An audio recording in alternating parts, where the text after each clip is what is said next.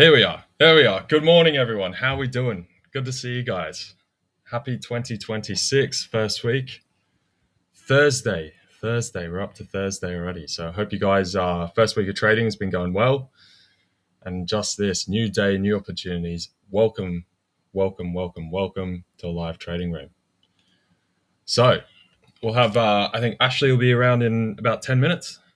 But we'll get started just now. So I hope you guys are going well. It's been interesting week so far. ADP came out last night, pretty flat, pretty by the by. So we'll see what happens with Friday's payroll. Now, first of all, I'm just going to put on some, let's get some background music here. Where are we? There we go. That's a bit better. Hopefully that should be going now. It's a bit quiet. There we go. Okay, that's better. Alrighty, guys. Morning. Happy New Year, Paulie. Good to see you, mate. We got Ackerman, as ever. The crew. Henry's here as well. How are we doing, Henry? First beyond anyone. How are we doing, Patha? Hope you guys are all doing well. Doing well. Louis, as ever, as well. How we going, team? So, today, guys, anything you want to throw at me, go for it, because very much in the initial week of the year, we've got, a bunch of, we don't really have full direction for the markets yet. So a lot of the trading right now is pretty technical. So if you guys got something you're looking at, you want me to check over, throw it at me, or any questions or otherwise. So I figured, first of all, we'll start off today with what we got on the cards for data. So we got a few of the Eurozone pieces coming out shortly. What about? That's 22 minutes my time. These times will be in my time, just so you guys know. So actually, yeah, that's 22 minutes, yeah. So probably not too much from there. It's a Eurozone piece of data. Probably don't really have to worry about that. It's all aggregated already. But the big ones later tonight, obviously we got trade balance for Canada, and then we got unemployment claims, going to be looked at very much ahead of NFP on the back of ADP last night, and then trade balance. So nothing else later into New York really. Consumer credit might actually have some relevance as a minor piece of data, given we're looking at the health of consumer at the minute, and whether that can sustain. So, hello. How we doing? Happy New Year, team, indeed. Loana, good morning. So, and yes, Thursday often is big move day, and ahead of payroll today, payroll coming tomorrow, NFP. So we will see if we get any moves coming into New York. We did have NASDAQ and S&P trying to establish a further run. So this is another one still trying to establish my overall direction for this year, whether I want to change that. As you guys know, all through, Q4, late end of Q3 last year, I was definitely still seeing first quarter this year and second quarter as quite positive. Now, we didn't quite get the Santa rally I would have liked to see.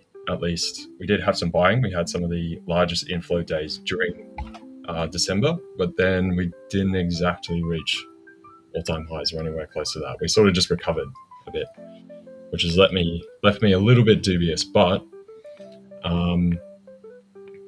I've got somewhat of a developing thought pattern around this now, so we'll get into that a little bit later too. Silver rebound. Oof. Silver's been that's an intense one lately. So we'll definitely go over silver. We'll go over gold. Also run over oil again as well, given the Venezuela situation right now. And we'll get stuck into it.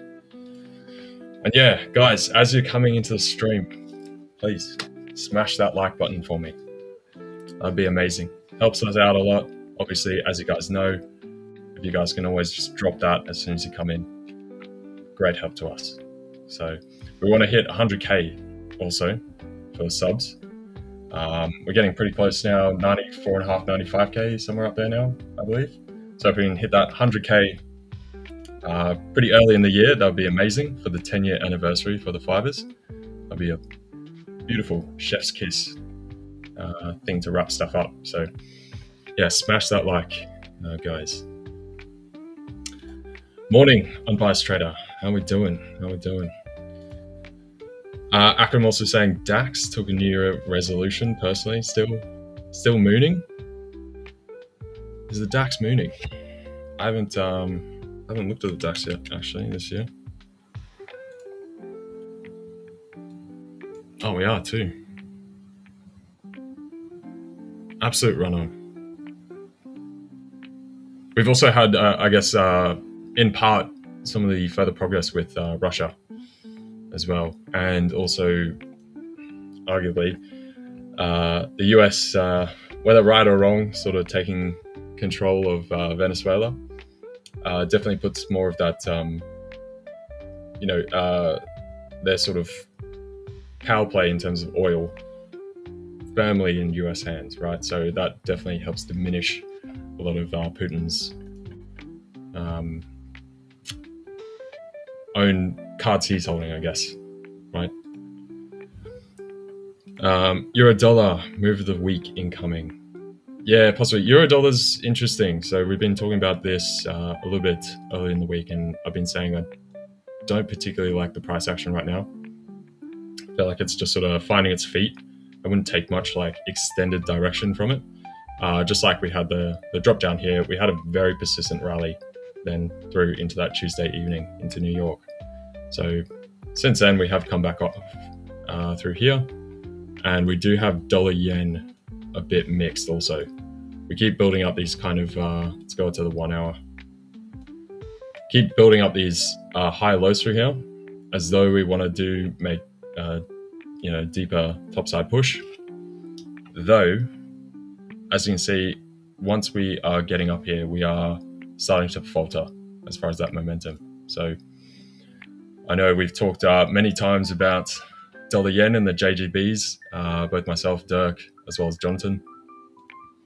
And right now it's been defying gravity for a long time. And as far as the technicals, charting wise, it does look as though we do want to keep pushing higher. And this is part of what I'm playing with as far as things like the Dixie. I was talking the other day, you actually get a move back up towards the 100s up here. Now, all things considered, we shouldn't really have that kind of a push, given the likely forward sort of macro picture, positioning for the Fed, everything else going on, rate trajectory. However, just like I was saying last year about that Q3, in that NQ3, Q4 timeframe, talking about the strength for NASDAQ and the S&P going into Q1, Q2 this year, we're also talking about some of the ISMs, PMIs, some of that other US data should actually start to rebound finally. That plus liquidity coming back.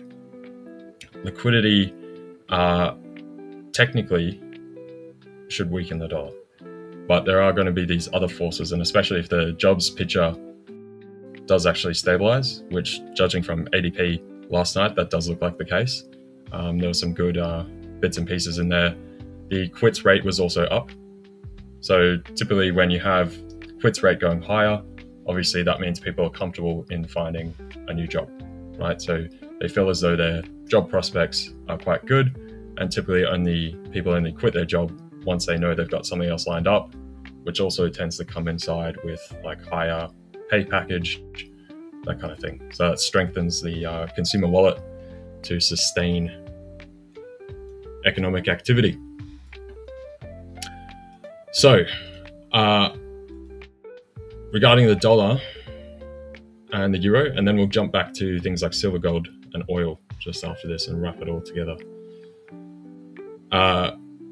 I'm kind of wondering or seeing I would have preferred to see a bit more strength in the euro before coming off. However, we failed to make any progress last night. Obviously, that was in part due to the ADP coming up quite nicely, and we've sustained that drop down here. So at the moment, it does appear as though we will actually get a bit of a deeper push. And then once we get, assuming NFP tomorrow does come out pretty healthy, right now all indications are that it will. But if not, obviously we'll turn right around. But NFP tomorrow is going to be one of the most looked at numbers, since obviously we've been missing jobs numbers for quite some time. And even the past ones that we have had, like in December, were a bit mixed, and you can't really trust the skew in them. Number of problems with the collection. Obviously, everyone coming back after the shutdown. Data wasn't collected entirely. So we'll see where we go with there. But at the moment, technically, this is kind of looking as though next standpoint, 116.20, which has often been a very active level in the euro since forever, even going back 10 years in this range. And then you've got your next point down around that 115.10 to 115 flat down here. So if we get this move back down to support through here, about 116.30, obviously a break is going to take us right back down to low 115s. So right now, I would say that's probably the direction for today. You've got another 30 points or so to the downside. See what the data comes out through week-on-week claims. And then tomorrow, either we look at this level out here, NP come out, smash down, or we run back higher. That somehow comes up for. That's kind of what I'm looking at right now.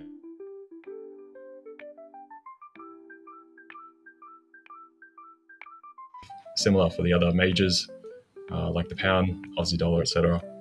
But that looks very much like the trajectory at the moment. We can see on the Dixie here as well, we're very much building up this bullish momentum, being very consistent. Short drawdowns through here, quite a decent sized rally after that initial drop. So next target on the Dixie is looking up towards 99.20 or so. Back in that, these bands were from last year. We go right out, it's basically right in that middle cluster from the downdraft we had. Now we're going to have to hide all that. But yeah, that middle cluster around 100, and it's right under this higher trading range. So right back into our sort of neutral area, just there.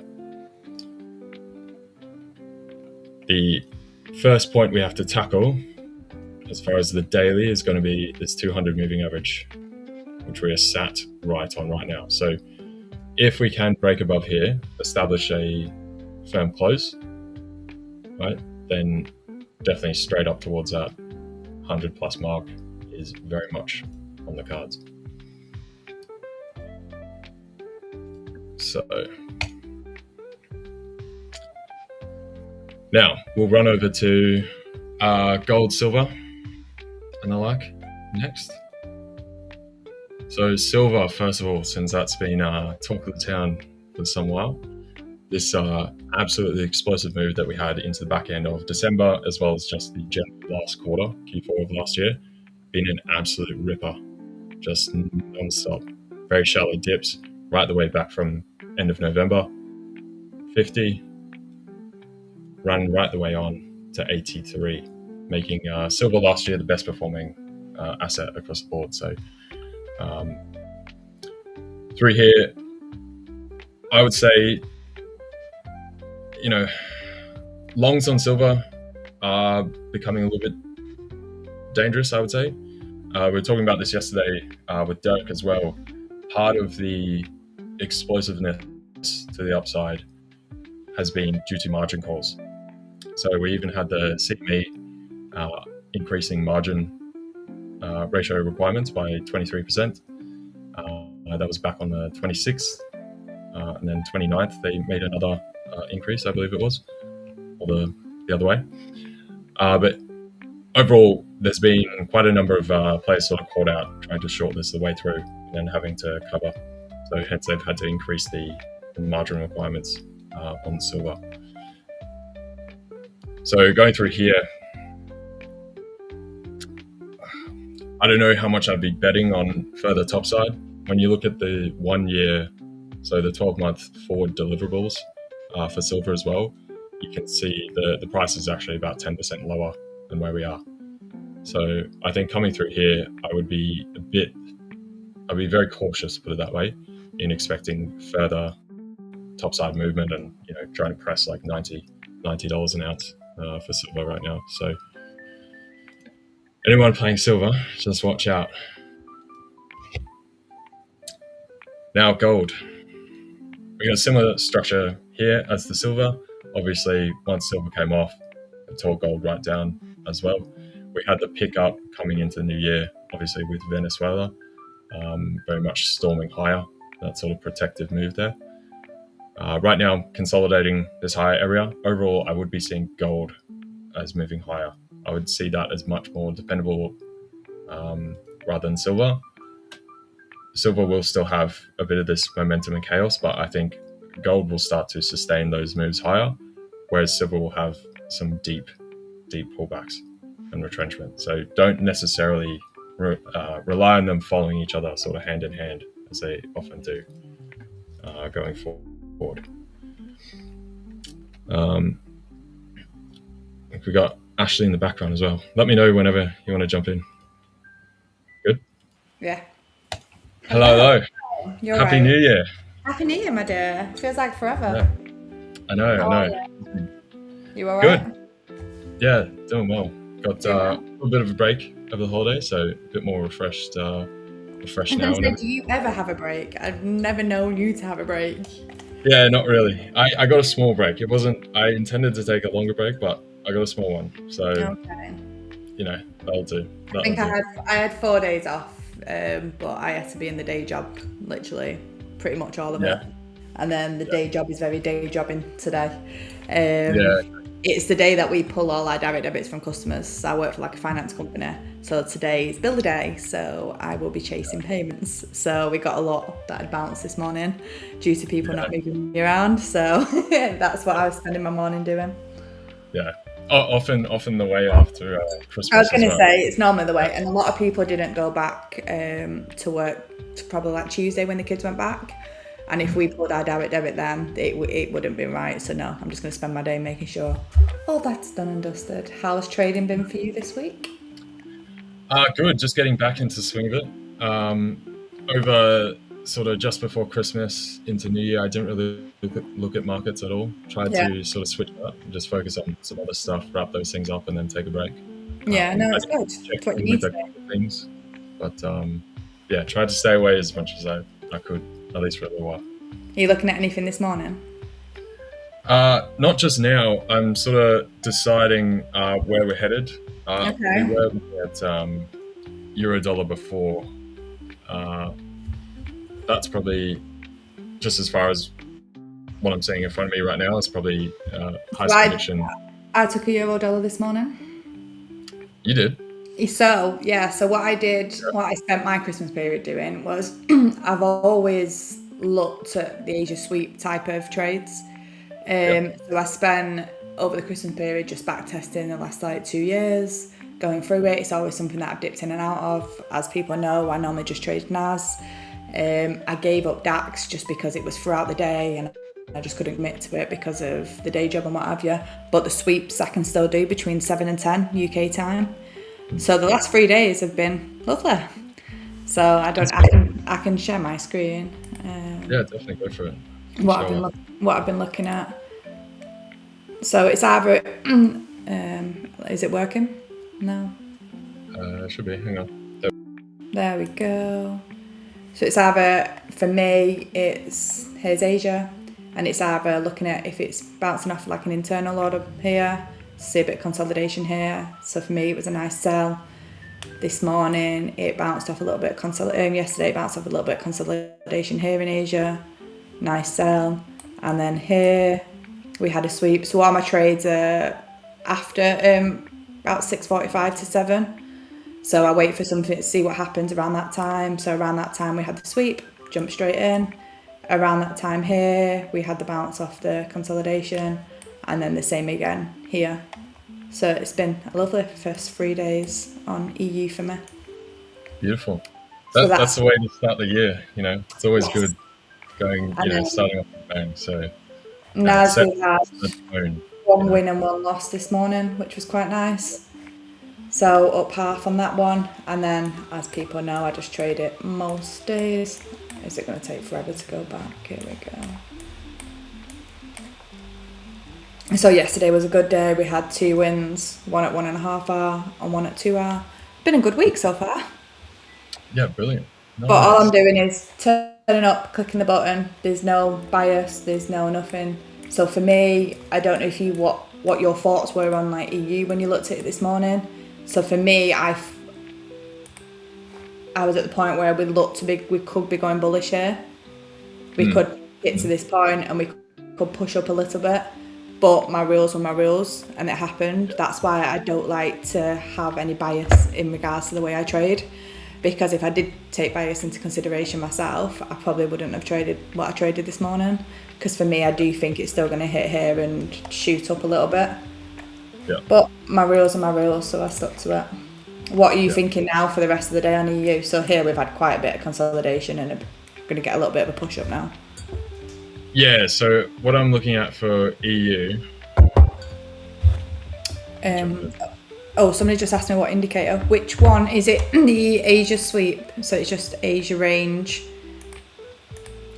The only thing that I use. So it's just Asian range. It just maps it out for you. I just find it easy in the morning to look at that instead of me going on there and it's doing it from midnight till 5 a.m. basically for me. It's just doing the high and the low. That's all it is. So it's easy to do yourself, but I just like to make it as easy as possible.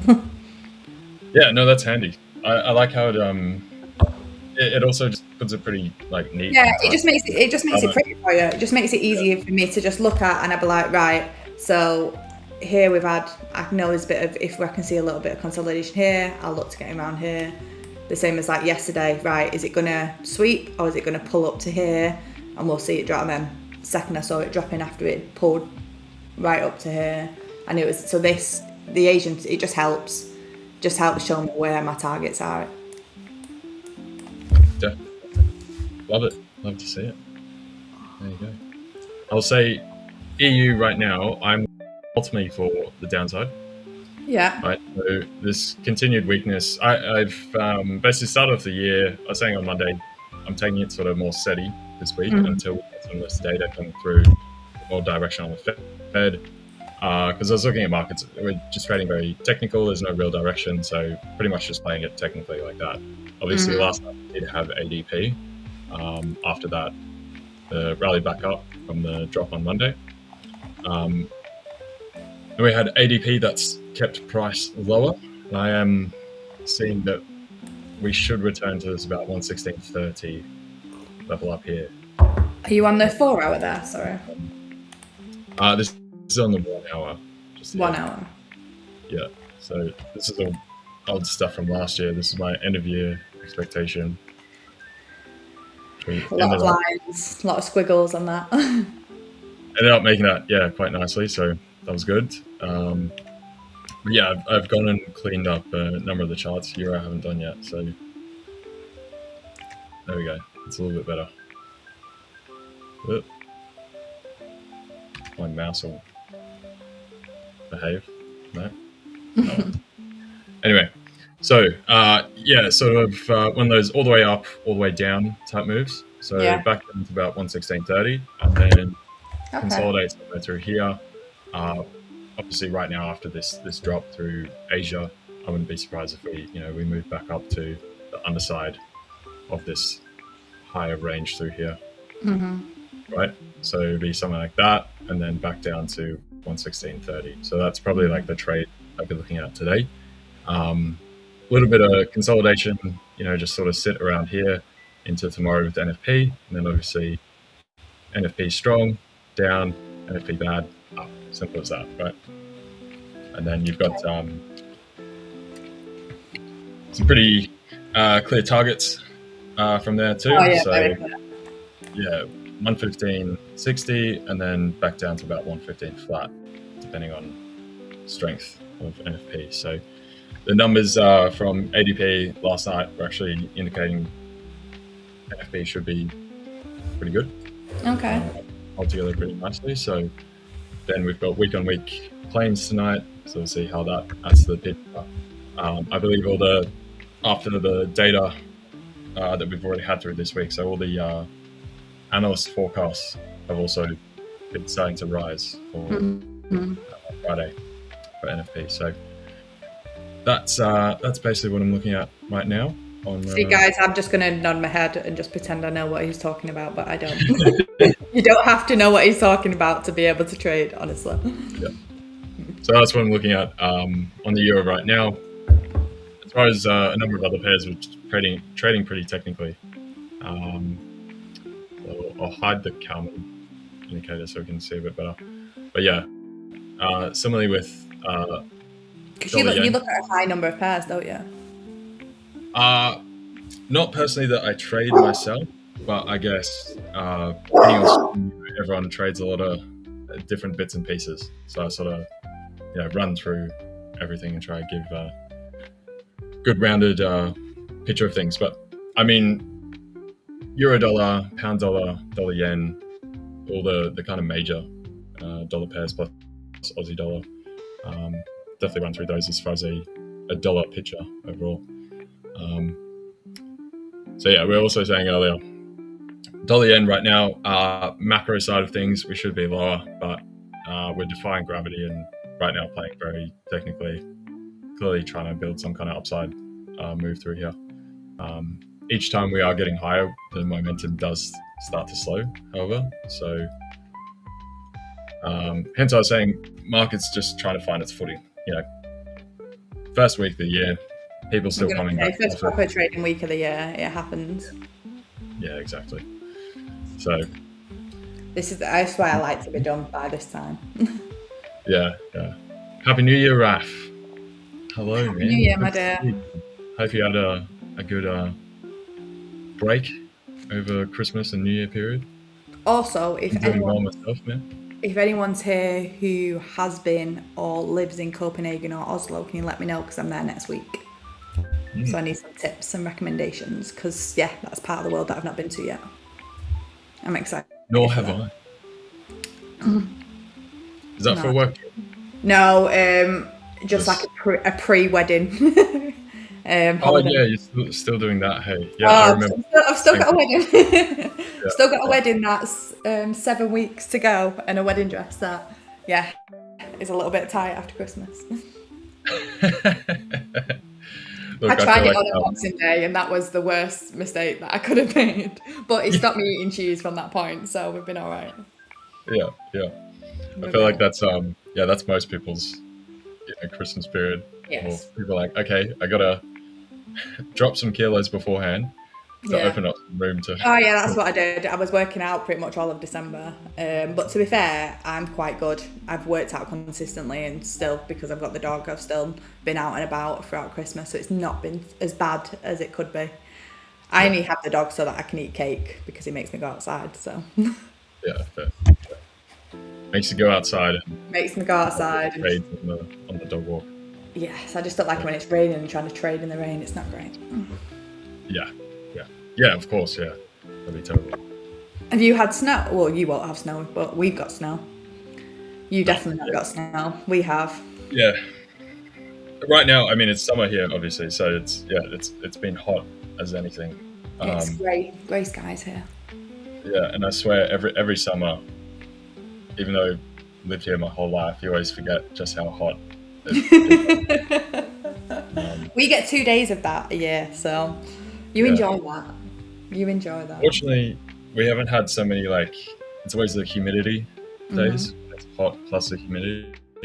Right now it's been quite warm, but not so much humidity. There's been a few days, but not for a little bit. So not too much, yeah. That's nice. I had a friend, she moved over there for a year, and she said the worst thing, it was just the humidity. Yeah. She was like, the heat she could cope with, but it was just the humidity for her. especially if you go further north in Queensland where I am. Terrible. I don't know how humans live there. It's insane, honestly. So, Partha was asking the Asian sweep sort of thing that you do. Does that sort of tend to repeat? Yeah, it's mostly you'll probably get 2 or 3 setups a week. Sometimes good to not be in a trade if you don't see a setup, so don't push it. So for me, I see a consolidation off a high or low of Asia, or I watch it sweep around about that time. So just have a look, but it probably happens 2 to 3 times a week. And then just work out so I go for 2.5 hours, so just work out what looks best for yourself. Who else is? Oh, what's Ethan put? If I'm in a trade that's in profit and volume becomes low and starts to show signs of a potential reversal, would setting the trade to break even be a smart move? That all depends on yourself. So for me, my back testing and forward testing shows me never to go BA, because it's plenty of times where it's come back up to break even and then push straight through profit. So it all depends on yourself and how you trade, etc. I think for your own data, you don't want to be picking and choosing per trade. And I think sometimes if like you've had a loss the day before, you might want to then put the next trade to break even to try and offset a loss, but you might have then counted out a winner because you've just gone break even. So for myself, my data tells me not to go break even. So it all depends, I think, for yourself, your own data. And if you've got any thoughts. Yeah, the break even ones are very interesting because I feel like most people tend to lean on not a good idea. Yeah. That's tend to always hear. I personally don't really ever do that. It's very rare. Yeah. There might be, I might only do that if there's like sat in profit, I'm confident on I've entered the trade hours before or something, and then there's like news up. I would do it if potentially, but even then it could smash for you. It could smash for your news and take you out by -2 hour or whatever else anyway.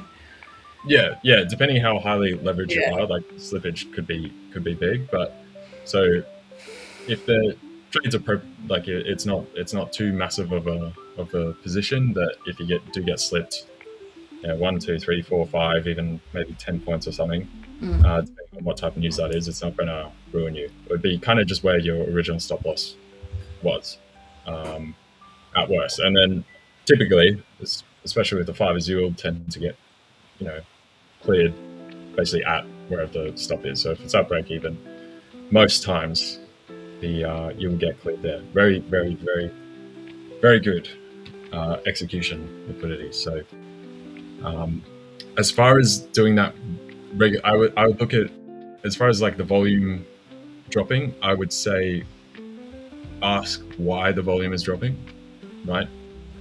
So is this like a trade that's gone into, say, over to the next day and volumes drop because you're going towards rollover and then into Asia? Or is it simply a break in time, an hour or hour and a half or 2 hours before a major news event, right?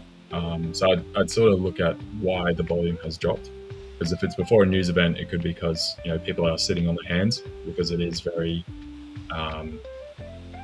questionable as to which way the data is going to come through.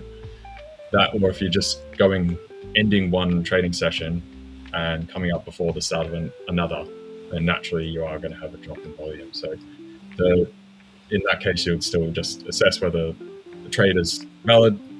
And at the same time, I mean, if you've got that profit, you can always lock in the profit and then re-enter the trade if it does continue, and you still see the setup there, and there's still a decent level to reposition from that you could jump back in. But I think generally speaking, most people say break even is not the greatest idea. Not something people do regularly. It always tends to skew results because, especially FX, it's very mean reverting. You do often find, price will come down, come right back to where you were, or right, even sometimes to where your stop is, all to go in the correct direction. So it's a similar deal to making sure you position your stop wide enough that you're not just getting tapped out by the general back and forth stochastic type nature. Yeah, put it this way, that out of the 3 trades that I took this week, if I put 2 of them to break even, 2 of them would have been Bs. So I would have been down to 1 win and 2 Bs instead of 3 wins. Yeah. So for me, my data shows me not to do it. There's a lot of time, especially on EU, where it will drop a little bit and then just pull back to where the drop started and then carry on. So it just all depends. Welcome a new girl. Hi. I'm never normally on a Thursday, so I'm on a Tuesday usually. And Thursdays are my least busy day at work, as so I thought. But things have changed up in the new year, so we will see. Yeah, and then the final piece of it, I guess, is like if you're trading sort of very actively, you know, like if you're scalping, then going to break even, yeah, probably definitely not a good idea, because that's going to flux all the time, and then you'll just be racking up commissions. If you're trading kind of intraday, like session to session. Yeah, people forget that as well. There is a commission part of it as well, so you will have a small cost to that. Yeah, so sometimes you can get knocked out of the trade only for it to continue, which means you re-enter the trade and then you've doubled up the commission, and then that's going to have an effect on your P&L. And then probably as well, when you're re-entering the trade, you're not going to re-enter at the exact same level. You'll probably have to see it continuing a bit, re-enter slightly worse in terms of pips. Now Yeah, lost that. your stop loss size is either going to be bigger, or I've done that before where I've come out of the trade at break even, gone back in because it has turned to my level, but I've not moved my stop loss. I've just got back in, set it at my, and it stopped out and then carried on continuing. So off something that should have been a win from the start off, I got a break even and a loss. Yeah, exactly. Oh, we took a 1.1R, and I think I'll reassess the charts maybe. Well done. Yeah, have a look at what your data suggests. Go over a year or so and just see what's better for you, because you might be losing out on quite a few winners. It might save a couple of losses, but you might be losing out on triple the amount of winners. Yeah, and that's it, because ideally, because if you're taking the top tier quality trades that you find in the day, you know, if you sort of scrap one on that, you got to like find another trade, and then you got to be able to qualify that it's actually of that same caliber or not. You know, sometimes a good trade does change, and you can notice that and just jump out. But yeah, typically there's the slight drag because of the you know, commission, re-entering trades, etc. often tends to bring people's stats down and change the overall profile. So there you go.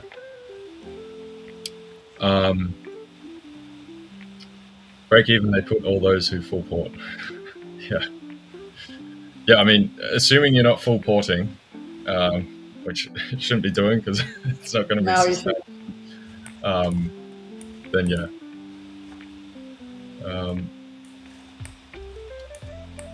Cooley's asking you, Ash, have you tried?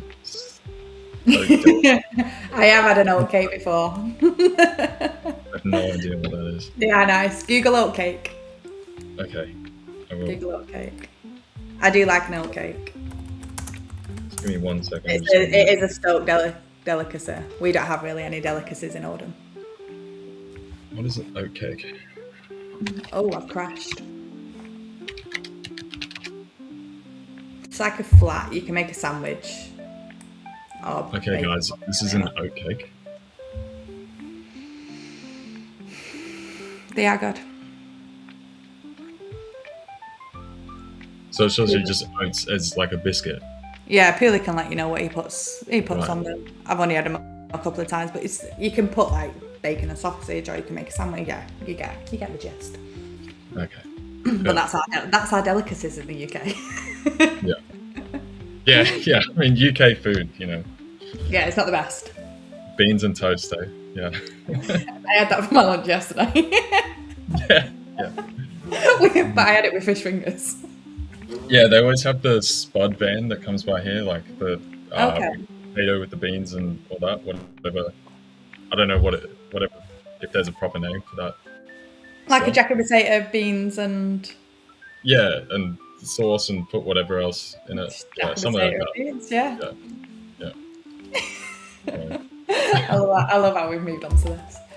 Yeah. So yeah, Solomon was asking as well before, what are the main assets you trade?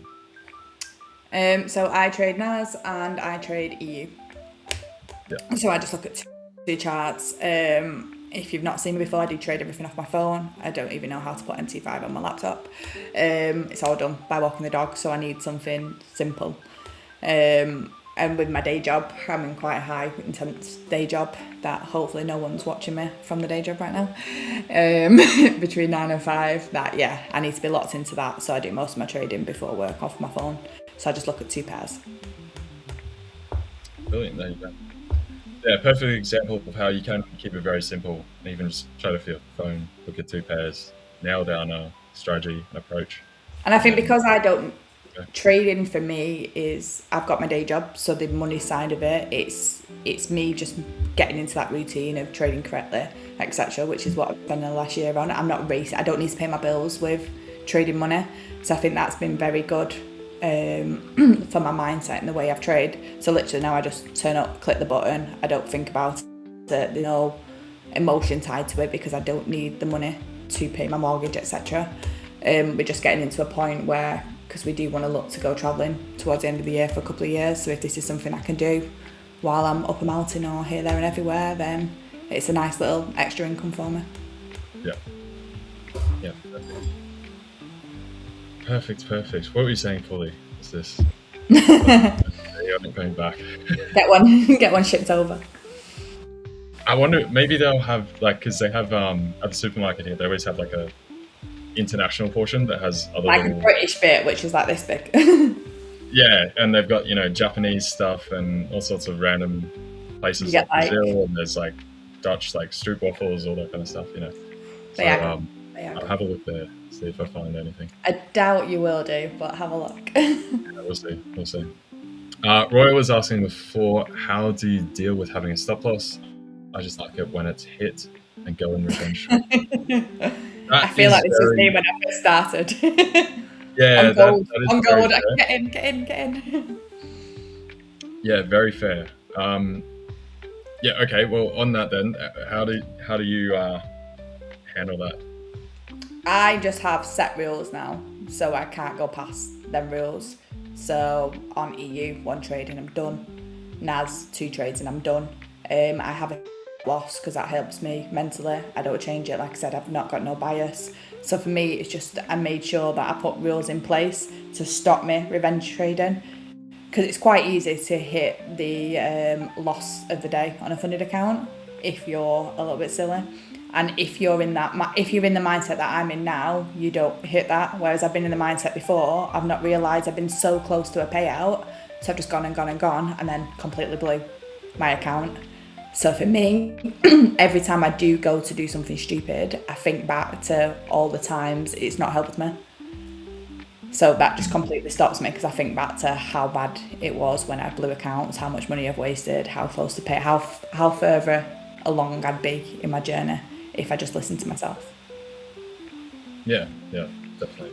I think I've also heard many people often say they don't want to place a stop loss because they feel like they're basically saying they're going to be wrong, Oof. But then that's the wrong idea, because you're always going to be right in trading, right? You're not always going to be right. Yeah. Big dogs out there are not always right. Yeah. It's a probabilistic thing. You just, you have to get good at losing money, right? That's part of trading. Every good trader loses money. That's the nature. It's a buy or sell thing. There's always a winner and a loser. So you got to remember that anytime you make a profit, someone else was on the other side of that. And that doesn't always mean they lost money, because they might have been in profit and they've exited a position. You're in a buy, they were in a buy before, they're now selling, and then you've taken the other side of that trade. But there's always then going to be a mix of people in and out, either losing or making money. So the idea of you trading is basically just to have those stats in alignment, that on average you make more money than you lose. Correct. So your stop loss there is also to help you in case of, one, it sets up a good structure for you. because ultimately what you want to do is build a systematic approach, have some kind of rules and structure in place that you can rely on and basically repeat continually. Now, you might have multiple of these kind of approaches that you can combine together, but ultimately that's also going to help you actually analyze your data, your trading, and make sure that it is actually profitable and running in the right manner. Because if you have stuff just freely open, you're going to be getting out of stuff at various levels all the time. It's much harder to analyze and backtest everything. Yeah. There are some situations where you might not trade with the stop loss necessarily, like if you're scalping, but that's generally only when you're very, very active on the chart and you're right in front of everything.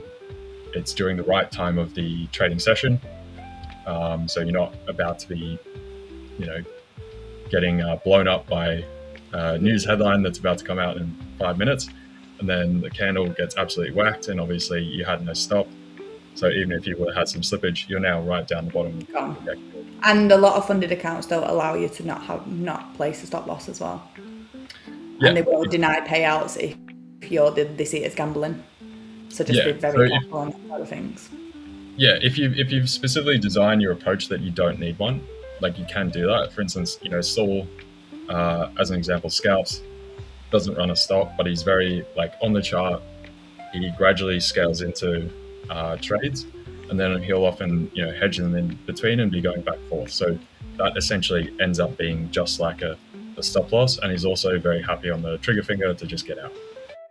Right? Yeah. So it's very. You've got to be there. Whereas if you miss getting out, it could have ran off with you. You've also got to be very careful when you're looking at your losses and your stop loss.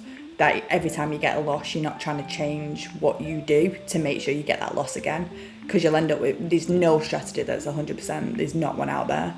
You've just got to find one that probably, like LJ said, find one that's probable in your favour. And that's what my problem was for start of last year, is every time I got a loss, I tried to do something different the next time to make sure that didn't happen again. But then that meant that some of my winners that I had previously turned to losses. So there's never going to be it. So you need to find a pattern, find something that you can stick to and is probable in your favour across a certain amount of time, and then give it 3-4 months without touching anything and see what happens. Yeah, precisely. So I think in particular though, the main portion of that your question there, I would say to highlight, is the revenge trading part, right? So the primary thing there will be to get comfortable with losses.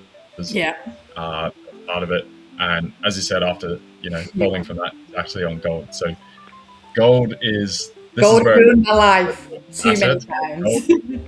Gold, everyone hates it. Gold is very notorious for running stops, running a bit further than general support levels, where part of that reason is gold, there's much less liquidity going through the gold market in active trading, versus say something like a euro dollar, pound dollar, any of your major FX pairs, right? So once you reach those sort of levels, there will be far greater number of orders, etc., to sort of absorb price action at those levels, and it won't tend to wick and push quite so far.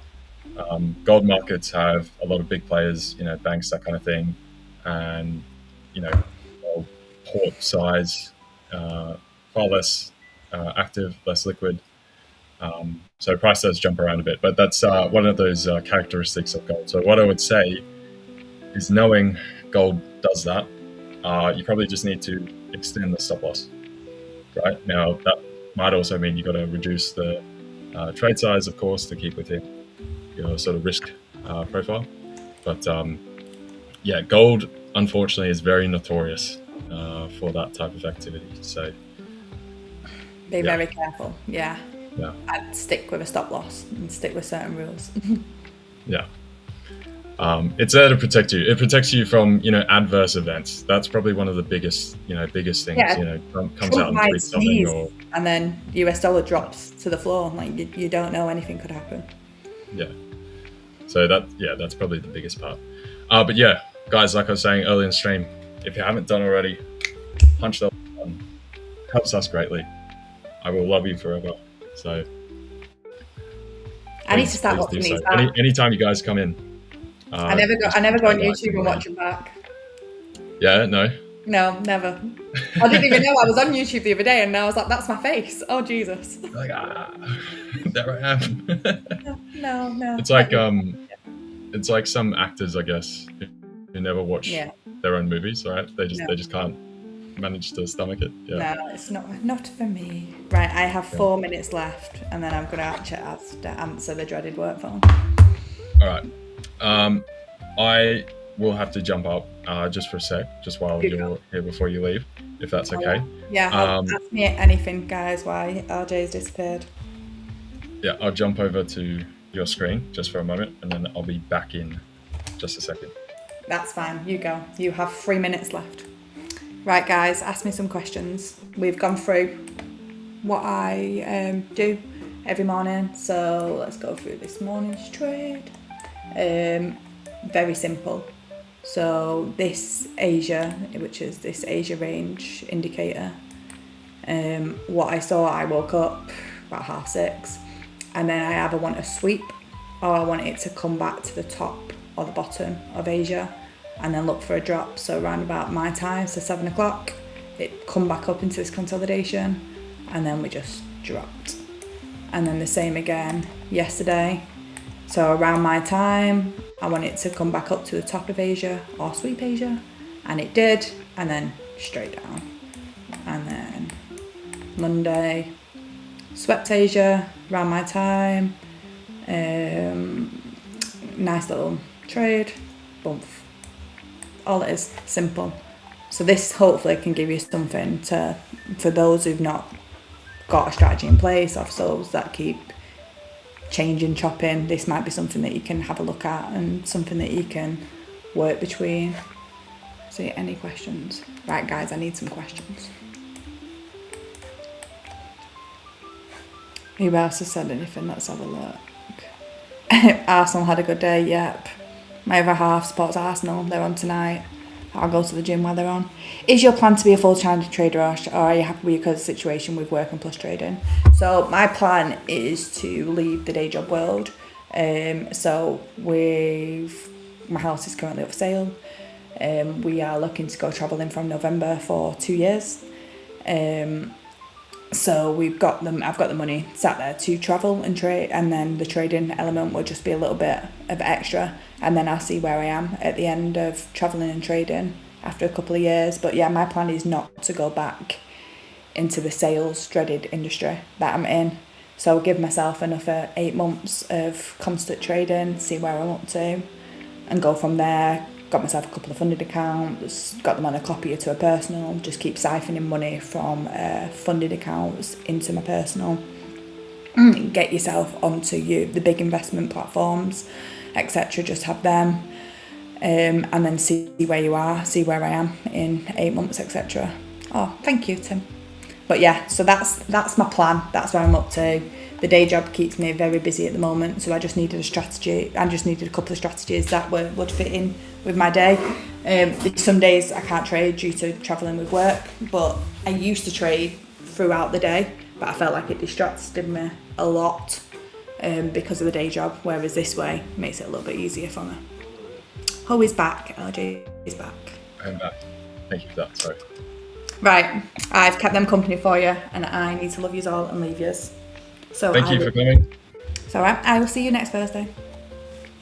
Adios. Bye, guys. Enjoy. Enjoy. Hope everything goes well. Bye. Love you. See you later, Ashleigh. Alrighty, guys. Let's jump back over. Here we are. Now, where were we? Let me just scroll up. Pound yen. We can have a look at pound yen. And then universal asking, I'll bring up pound yen whilst we answer this as well. Oops. Let's go to the other chart. There we go.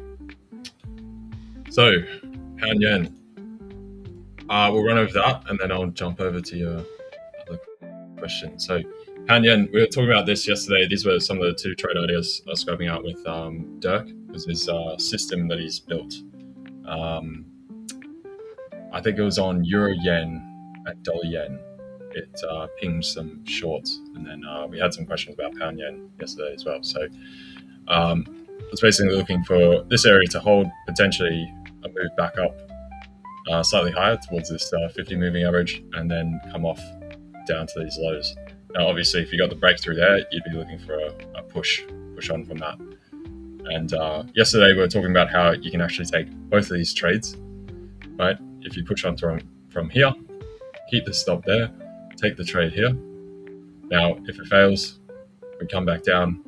This profit is was about a 4-1, I believe. Yeah, 4-1, and then that guy 1.85. So either way, you end up with net profit. So either half point or after you take out that stop, it's about a 2.5-1 on the back end there. So as far as today, where we are, pound yen right here, you can see obviously after the big run up, we've basically just come back and retested the sort of general support through here. Pound yen, I would say we do continue to the upside. Dollar yen across the board, dollar yen still going up. Yen across the board, it's still showing quite a bit of weakness. Now, the other yen crosses, so outside of dollar yen, have definitely had a much stronger sustained move to the upside. And you can see through here, if we just get rid of some of this to make it a bit clearer. There we go. Zoom it in just a touch for you guys. So after this dip, we do still have basically these sort of higher lows, except for the exclusion of this, but we did match basically the low wick from here, just a touch above. So right now, this is still looking decently healthy to continue to the upside. Obviously, any failure below here, you'd be just looking for a move back to where we started, the impulsive run higher, right? So a break below the structure, the sort of support, you see some momentum coming in. I'd be looking at turn short. From here, we're building a pretty good base, and potentially you'd see further highs created up towards 213. So that'd be the general direction for pound yen. Right now, that's obviously on the hourly we're looking at there, so that's your larger time frame support. And then breaking into lower time frames, first point of call would be back up testing through here, the equal highs through here, and you can see the 200 moving average now coming down there on the 15. So 211.10 or so is probably where I'd be targeting if you wanted to get long from this standpoint, and you'd run something like this. I'd probably want to get in just down here on another slight dip. That's sort of what I'd be looking at on pound yen. And then obviously conversely, you get a breakthrough here, you'd be looking at shorts, right? So simple as that. It's probably the way to go for pound yen right now. You can see the same deal on dollar yen. We've got these high lows coming through here. And then the pound overall has been reasonably strong of late. Obviously, pound dollar right now is off after ADP yesterday. Same with euro, all the majors. But the pound has been faring pretty well recently. So, all right. So universal, and then I'll catch up with the rest of chat. I'll try and power through it. So we're up to current, guys. Hey guys, is trading single asset more feasible than multi-asset trading? Because I only trade gold in the last 16 months. I've seen many phases like US elections, wars, etc. But you have to have a lot of patience with single pair, but it is worth it because I can manage it well. Yeah, exactly. So depending on your approach, particularly if you're more actively trading, so either scalping or intraday, it can be very good to have less pairs, right? If you're jumping around pairs all the time, you'll probably be missing trades. You can get a lot of contagion with cross correlation mix if you're not keeping up with that as well. So I would say locking down to a few core pairs, or even one, or even two, is very good. Many people trade that way. As Ashleigh was saying, she just does NASDAQ and the euro, right? So, and she even just trades off her phone. It's sort of 2-3 trades for the day, and then that's it on each, right? Obviously, she has the full-time job and everything on the side, so you can definitely do that. You can definitely fit it with a bunch of the other things you have going on. If you're swing trading, for instance, then you might want more pairs.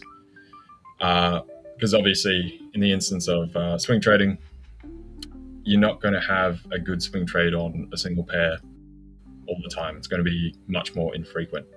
So even with swings, you might jump around a bit more, but that too, sometimes people will just be looking at a couple pairs, and if there isn't a trade, they just will sit out.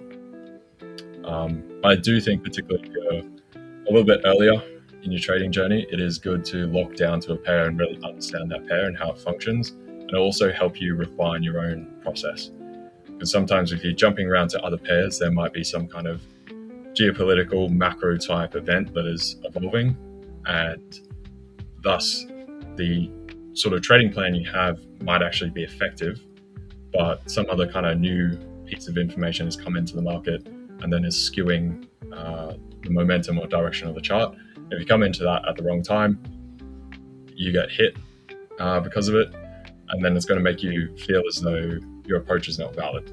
When if you stuck to a single core asset, understand the environment, interest rate data type trajectory of that, you'll probably be able to build a solid foundation. So yeah, if I'd say start with one asset, expand from there, go to 2, go to 3, and then see how that works. If it's still working for you, keep up with it. If it starts to degrade, then obviously pull that back. That's probably how you find that happy medium. But you can definitely do 1 or 2, or you can do 10. Either way.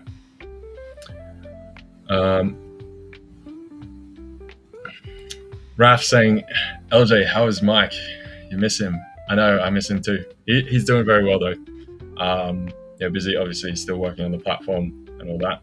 But I very much miss him streaming as well. I wish he'd come back, but unfortunately doesn't have the time for it right now. So who knows in the future? Maybe there'll be something. But yeah. Sniper, what's my opinion on gold movement? Seems falling for that gap on Monday. Yeah, so we'll run over to gold. Now, gold right now, sort of consolidating. I've got an eye on the sort of double top that we had through here, this kind of W type pattern.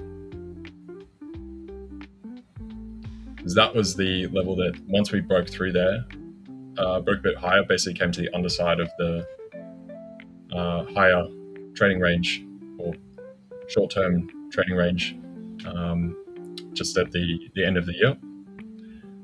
Tapped into, failed just short of that, pulled back, retest, continued higher. Right, so this I would say is our current key level to keep an eye on. The general downdraft through here had a bit of back and forth in silver, and same with the back and forth as far as the dollar component. So obviously we know with gold, dollar does play a role sometimes. The correlation strengthens and weakens. However, it's not something to say that dollar's always playing into gold. Often you have other domineering events, whether it's the geopolitics, Trump, all this kind of stuff, that will then just dwarf the dollar move there. But right now we're still sort of waiting in the winds for that. And as far as the geopolitical situation, we did have Venezuela, obviously, which helped propel us higher on that Monday, right? So I would say keep an eye on,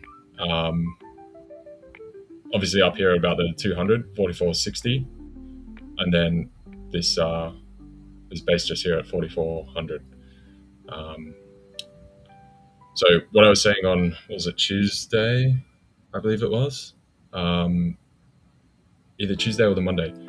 I would prefer an entry again on some kind of test, an ability to hold that 4,400 for some kind of higher move, and a potential run back at the highs at about 45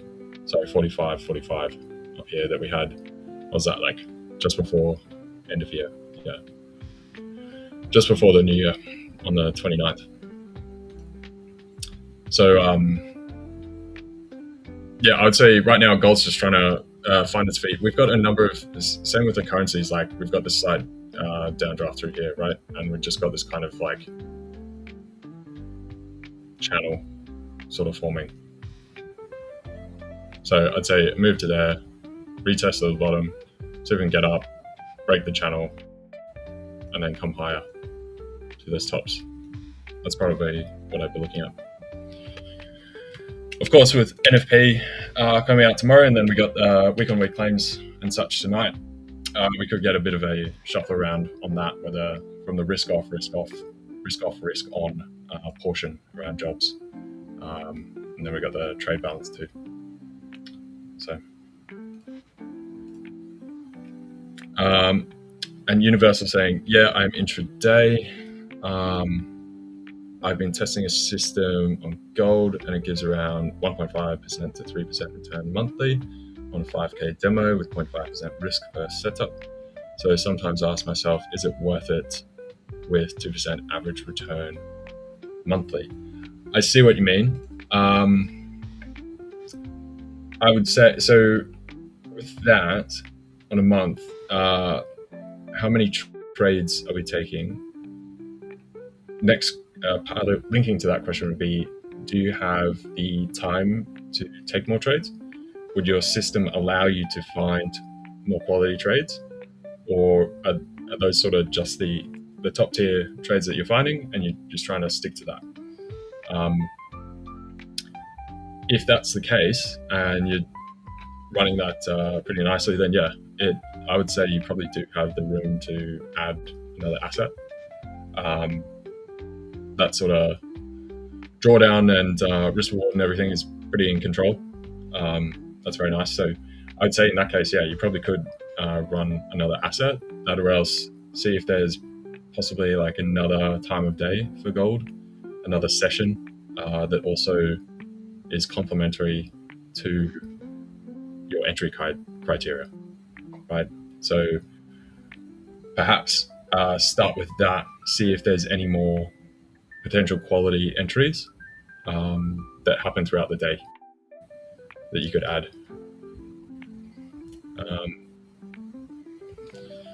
Morning, Scott. Morning. Good to see you again, man. Do Fivers have a board of directors? Yeah, I mean, you've got the sort of leadership team and everything. So I guess, that's your sort of board of directors per se. I don't know if anyone calls himself board of directors, but yeah, you definitely have your senior leadership, of course. Stock saying, morning, when is the futures launch planned? I'm not exactly sure on the exact date, but I know it's right around the corner for you guys. Very, very close. So I think there's a couple of pieces basically, yeah, ready to be unloaded anytime. So I don't know the exact date, whatever, but we're literally right on the cusp of it coming through. So Tim was then saying, I agree 100% on specializing. I trade intraday, mainly scalp sessions. I focus on the NAS. Would agree. This is more important the shorter the time frame you trade. Yeah, I would definitely agree. It's more important the shorter the time frame you trade. With the exception of sometimes if you're a little bit more sophisticated in terms of the scalping, running something with like some kind of cross correlation of pairs where stuff kind of balances itself out. So you're kind of different pairs, but you might have, pound dollar, pound euro, pound yen, and there's like a consistent pound theme, and then you're kind of playing them off the relative strength of the other tangential pair, something like that, where they, these trades will sort of offset each other. But yeah, definitely, particularly on lower timeframes, I would say stick to higher frequency trading, right? Definitely stick to less number of pairs. Otherwise, you'll be jumping around. Even just trying to go through the charts every 3 seconds, trying to set up the trades, set up the positioning, get the orders in, stops in, that kind of stuff. You'll be missing bits and pieces across the board otherwise.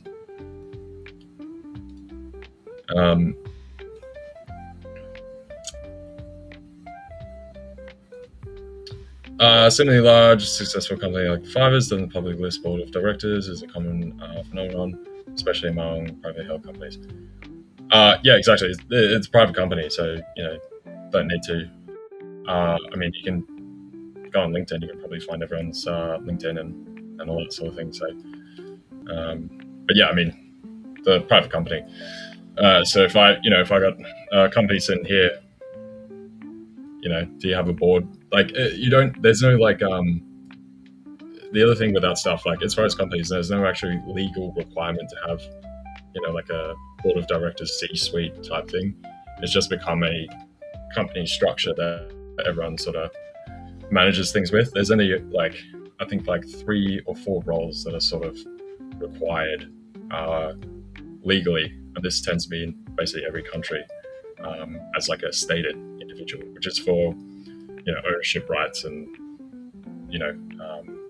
equity rights of the primary company, that sort of thing. So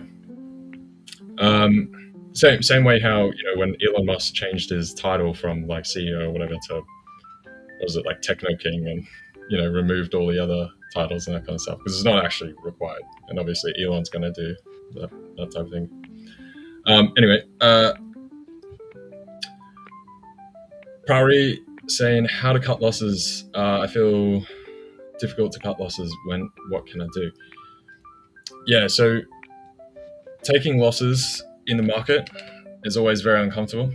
Obviously, as a human, just in general, taking a loss in the market feels like you are losing something, like pain, those kind of negative feelings in real life, just like if you lost anything else, right? It's definitely one of the more difficult things that most people have to overcome in trading, because it is very regular, very frequent, and it's very much right in front of you. So unfortunately, it is one of those things that you kind of have to get used to. One of the best ways to get used to cutting losses is, one, you're protecting yourself from any further loss, right? And the trouble is, many people, when they know they should cut a loss, kind of like you're saying, they find it very difficult, and then they let the loss get deeper and deeper and deeper and deeper until they're completely in the hole, and then you end up forced to take that larger loss, which often can be cataclysmic, instead of if you just did the thing at the right time and cut it early. Now, many people learn the hard way. They burn their fingers on the stove by doing that many times over, lose accounts, lose equity. You run your account right down. And so the way of thinking about it is, obviously we're here to produce returns, right? So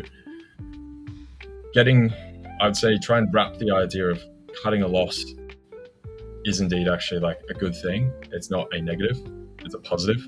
You're protecting something, and it's going to help you make more returns in the future. Because obviously the deeper your losses go, it takes more and more high percentage of profits just to get the account back to where it was, right? So it should always be cut losers fast and let winners run, right? And that's the old trope in trading. Very prevalent in stock market as well. People invest in a stock, they have belief in it, it's not going well, they sit on it, they hold it, it keeps dipping, doesn't go anywhere, and they end up sitting on that trade or it was meant to be a trade, now it's an investment, because it's been in drawdown. It takes like 5 years just to get back to a level, and then often then as well, just when it's flat, people won't want to cut it because now they have that thing of holding on for it for so long. They want to see some kind of gain. Often you return to there and it comes back down again. So it's one of those learning curves, one of those hurdles you have to get comfortable with, get familiar with it. And I would definitely say if you can try and do that as much as you can, knowing that if not, you'll end up losing the hard way. So with anything in life, it's always good to try and observe other people's mistakes or errors or the things that are going to harm you, and learn from it that way from other people, rather than having to learn it your own way, the hard way, because then that is a much more difficult road. But yeah, I would say if you can manage to realize and rationalize it, that this is a good thing, this is a protective thing, this is what you need to do as a trader, it's actually effective for your approach to the market. That's probably how I try and reframe it in one's mind.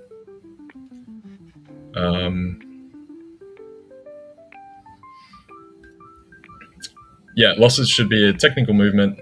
Action rules make you.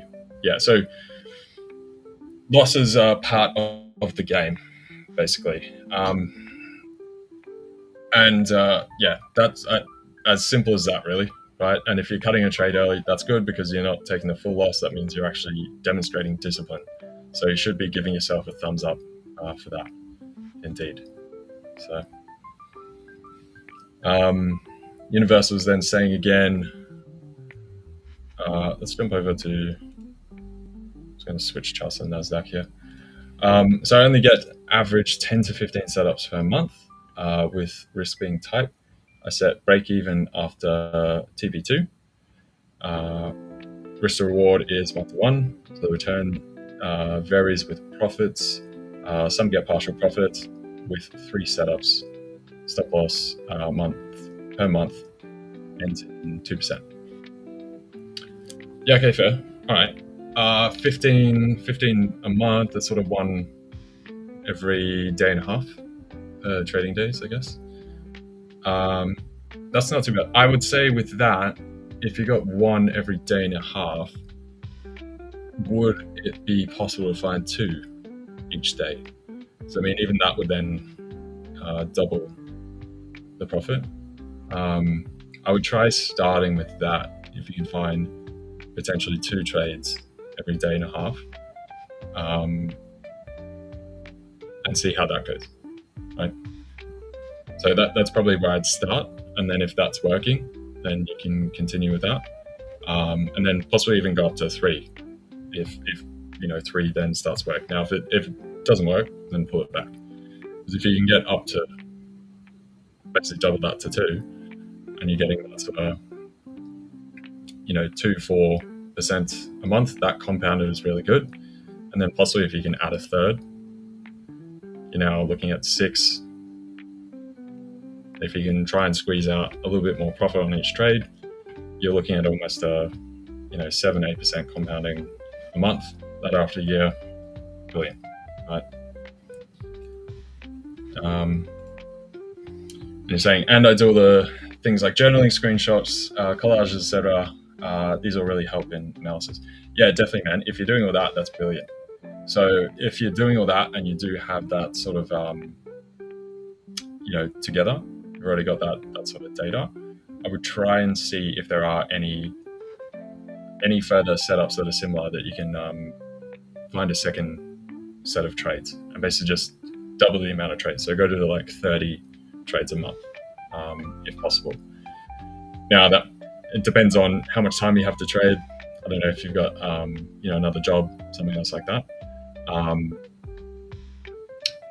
But yeah, if you can find it in the same session, that's great. Maybe you have to go over to the next trading session in order to find the perfect like A1 trades that fit your approach. But yeah, that's you've clearly got the data, so you should be able to even just use the backtest tools, right?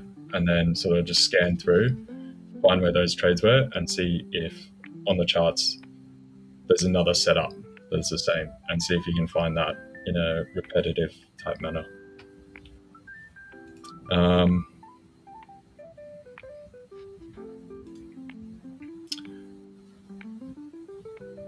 Akref was saying, do you think price will start pushing to a new higher high from that box? Okay, so that was from what we were on just before. What was I set on?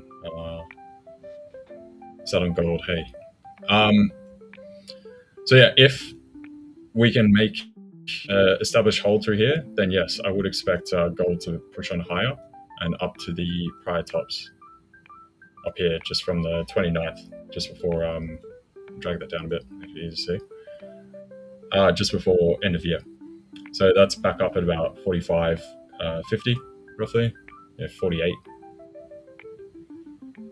Now, ideally, either this somehow is the low and we get some kind of momentum driving right through here, or I would look to buy from this level here. Right, so something like that. Now, if we get the momentum through here, if you're bold, you could enter here with a stop just below the low we just made coming into London, end of Asia, or I'd look for a break of this level that has momentum. So it's actually sort of decent momentum that you could reasonably establish that you'll break through that 4,500 again, and then move up to the 50 up here. Preferably, I would look for a retest of 4,400 to jump in. Yeah, ultimately, I think gold will just be finding whatever kind of base. We might get a consolidation, could even come wander back through here a little bit, but then upside is definitely my my base case.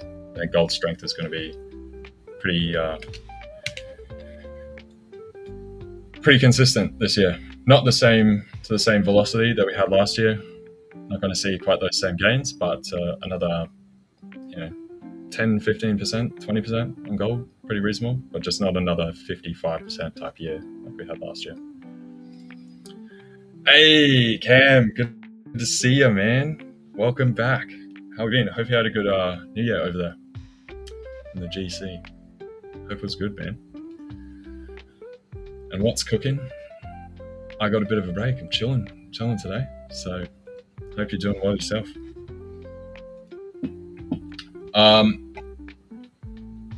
Talking about Altin. Wait, what's Altin? Were we not talking about gold? I don't know what Altin is. What's Altin? Can we look at pound yen? Yeah, we can take another look at pound yen once again. So I think before I was looking for a potential move higher with pound yen. We basically come back down into this relative support area after the drive higher from back in December. All right, we've managed to trade through here for a number of weeks now. It's been about 3 weeks, consolidating this higher zone and basically just pulled back into support at the base of this new near-term trading range. So I would be seeing a move higher on the pound, obviously on the pound yen. Obviously, if you go break below this trading range with some convincing candles, then you'd look to move short. The next target here, next hurdle rate, will be about that 211.10 to 15 up here. So that's what we're looking for on this trade. Now, if we can get above that hurdle mark, I would say we continue the march higher. The momentum to the upside is pretty good, pretty strong right now. If we go out to the daily, as you can see, for some time, let's hide this stuff. We've been running back up, and we did have the break through here of that 208.10. That was back on, what was that, start of December, right? So end of that first week. And those were the highs going all the way back to July 2024. So we've broken those highs. We're pretty convincingly held and moved on from there. And so I'd expect further upside momentum. And in general, the pound has been doing quite well of late. So yeah, pound yen, definitely more upside to go. And you can see now on the daily here, we also have that 10 moving average rising. So I would be looking to lean off that a further upside move. Just like Dirk often comes in, likes to look at the pullback to the 8 moving average. I use a 10, but it's it's basically the same thing. If you had an 8, that would be even shorter, so that would probably be sitting right on that candle right now. So more upside for pound yen. Ultimately, first point of call 211.13 there.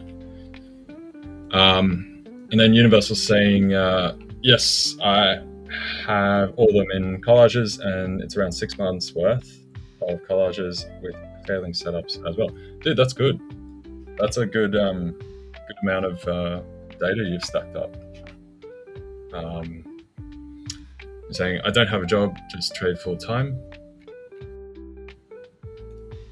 All right, so if you've got the time then, and you've got that data, I would say pass through it and see if you can find that second trade.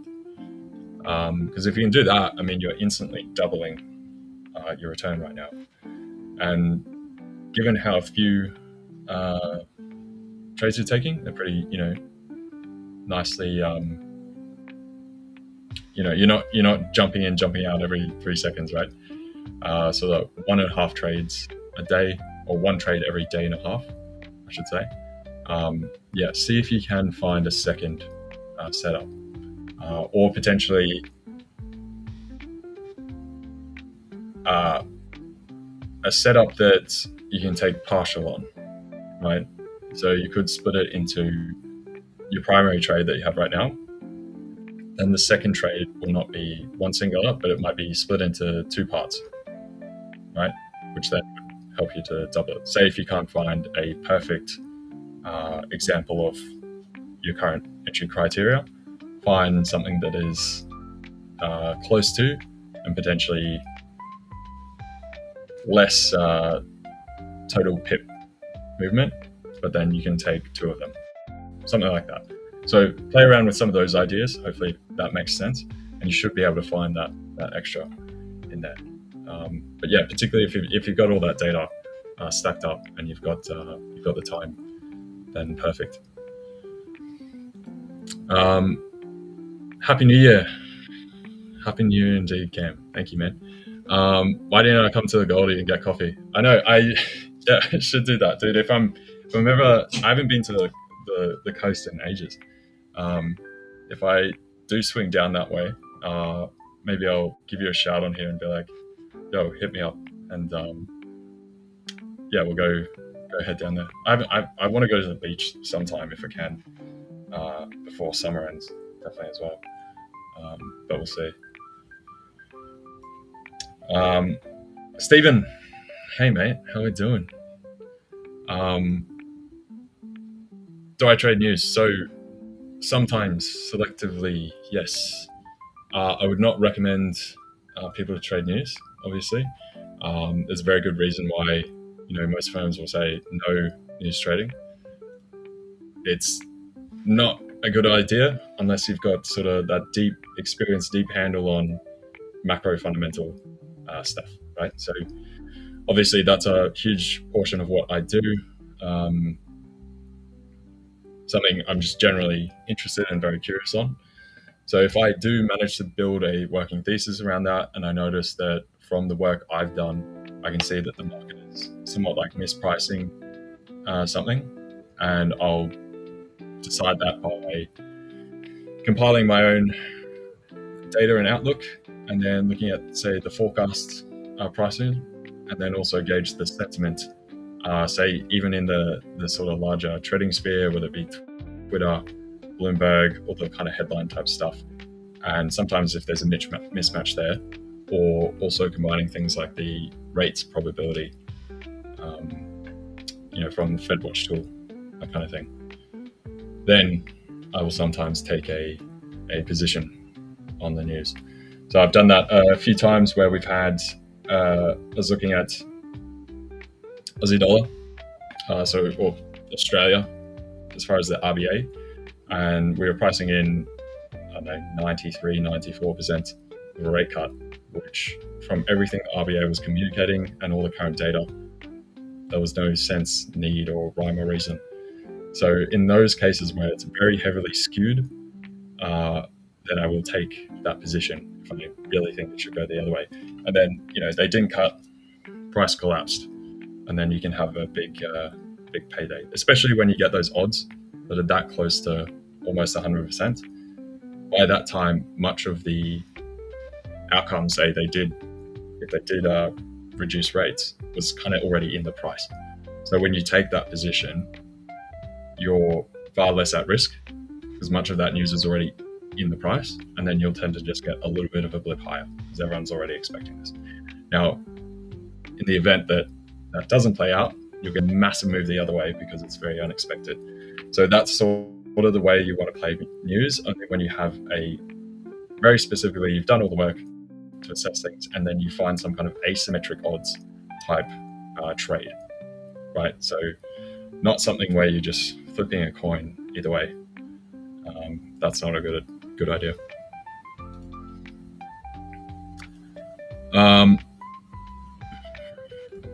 Way better than Sunshine. Yeah. Oh, dude, Sunshine, I haven't been to in even longer of a time. I used to love Sunshine when I was younger, as like a kid, right? I feel like it sort of died off a bit since. I don't know what it's like now because I haven't been in a bit, but yeah, I don't know. It just needs some new life. The Gold Coast has gotten a bit better. Gold Coast was a bit drabby for a while as well. It's improving, I would say. But yeah, good old Sunshine.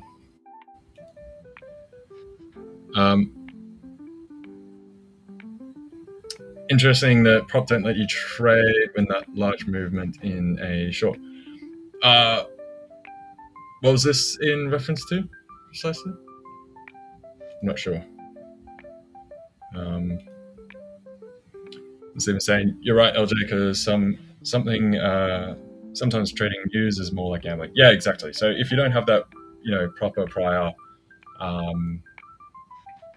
established work that you've done, and you've actually gone out to take the extra time, really be precise, calculate everything, make sure you actually know, why you're making this trading decision, and you've built the full thesis. If you haven't done that, then yeah, you're just gambling, right? Because it's just random chance. The same way, if you went to the market and started to trade, and you don't have a proper setup, you don't have a proper approach, a proper system, you have no idea where your edge comes from, and you decide to just take a random trade. It's just going up or it's going down. You're just gambling. So it'd be the same kind of deal as that, ultimately. We can throw in some of my other indicators here. I've got them all hidden. So these are kind of the pivot points for today. So you can see we came up through, touched the mid-neutral pivot, back down S1, and that was after coming up from the S2 earlier. So we played it pretty much point to point today. You can see it last night as well. Peak, ding, ding. So just hide that again. And then as far as standard div, we're right in the middle of this deviation. So just gradually trailing lower as far as euro dollar. Yeah. And Henry, happy to join in too. Yeah, dude, definitely. That could be cool actually. Have a little Aussie meetup. That'd be neat. Because yeah, we got so many of us in here, especially funnily enough in Queensland as well. It's not like everyone's in Sydney or Melbourne or something. So that's wild. Scott talking about euro dollar 116.44. I'm thinking it's not hit since 10th of December. What's your thought? Yeah, so what I am looking for on euro dollar ultimately is that move lower. So you can see here on the 4 hour, basically what we've been capped by here is this rising 200. So the 200 on the high time frames always plays a big part. But let's get rid of some of this other junk if we can. So I'm looking for a move down to about 116.30 on euro dollar ultimately. So from here, I'd expect we get a slight tick higher. Right now, where we are, not that far away from news. It's about an hour and a half until continuing claims, economic claims, and the trade deficit as well. So we'll see where that shoots us. It's probably why we're now just consolidating. Obviously, those numbers have become more important given we've been lacking the jobs data for a while, and especially ahead of NFP tomorrow. People will be trying to bake that in with the data we got yesterday from ADP to flesh out their expectation for NFP tomorrow. So what I would like to see is a move basically back into the underside of here, and then a drop lower back to the support where we ran up from earlier in December, just like you're saying on the 10th. So it'd be one of those all the way up, all the way down type moves, and then see where we get from there. A crack through there would send us back to 115. If we manage to hold this support there around 116.30 to 116.20, if we get a potential further small dip to make an equal bottom with the wicks, then we might see some buying pressure from there. But I've definitely got the tilt to the downside to revisit those levels. So yeah, I miss some setups because of daily chores, and I miss floating profit a lot of the time because of discipline, and they then hit break even, and I get a small profit while the risk is managed, but profit gets given back. Yeah, okay, so I guess I assume then you must be sitting in some of these trades for quite some time, which is, I suppose, why you get pulled away by daily chores or daily things that you have to do, and then obviously the market moves around and you miss some of the entry and exit points. If that's the case, I would say definitely try and set up some alerts, right? That's what I always have, just on my phone, something like that.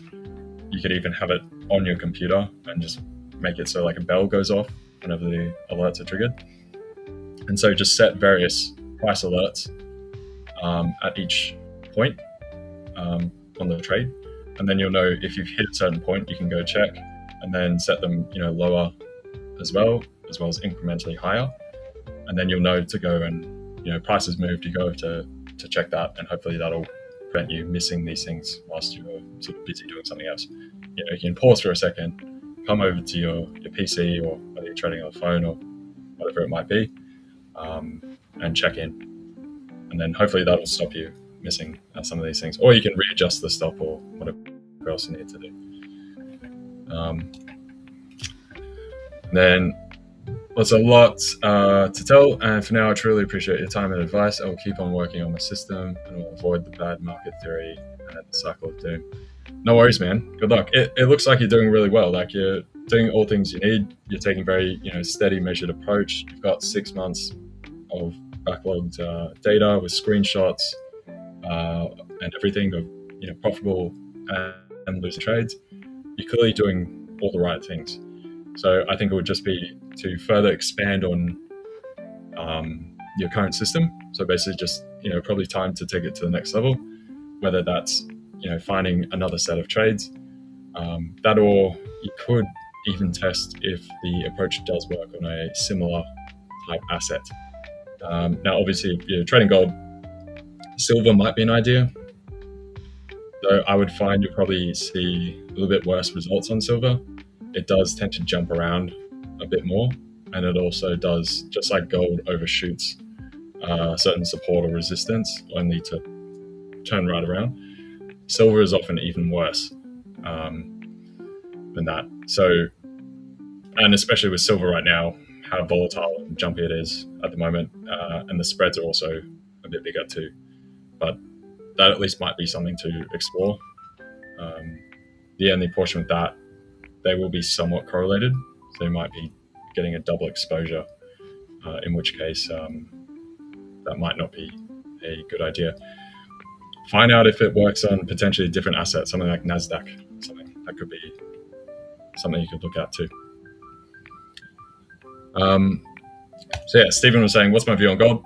So gold right now, I'm looking for a bit of a further dip into this 4,400 level to find some kind of support and ideally continue the rally up through here. So that's basically my base case, and that's where I'd be looking for entries right now.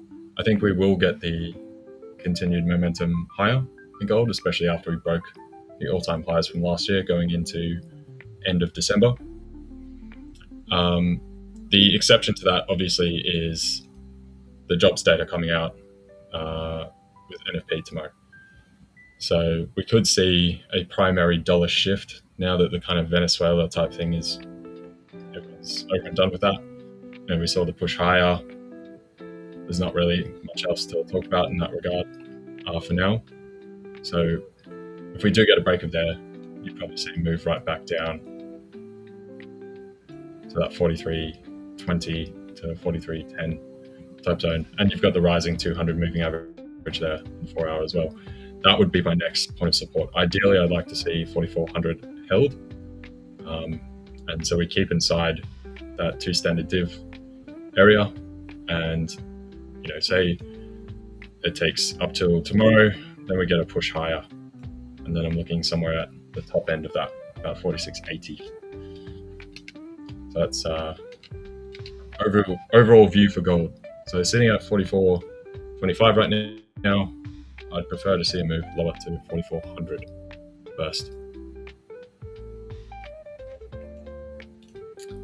And you see on the hourly, we're basically combating with some of these moving averages. That 4,400 is by this double head through here. And you can see this is a bit of a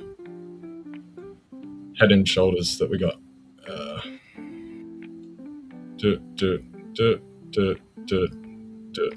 So target should be a little bit further up into this range, but standard head and shoulders extension,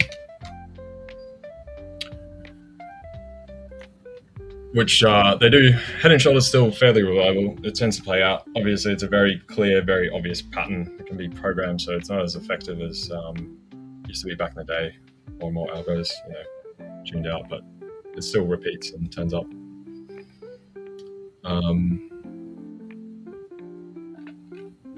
Let me scroll down further. Do I trade the news or strictly tech? So I trade both. So I do a lot of fundamental macro type stuff as part of my my trading, my approach to the markets, looking to understand the overall picture, direction, momentum of everything. So yeah, I scan over all the data, ISMs, PMI, CPI, week-on-week claims, the private payroll data, public payroll data, jobs numbers, rates, rate probabilities, bond market, the whole bit, right? So yeah, as far as my approach to trading, I definitely take a very big portion of that there. I also just enjoy it. So part of trading it for me, it's something I enjoy. It makes it more fun, more interesting than just looking at charts and doing things purely technical. Gives that sort of intellectual side of trying to figure out all the moving pieces on the chessboard and the puzzle of everything. So I'll combine that with text.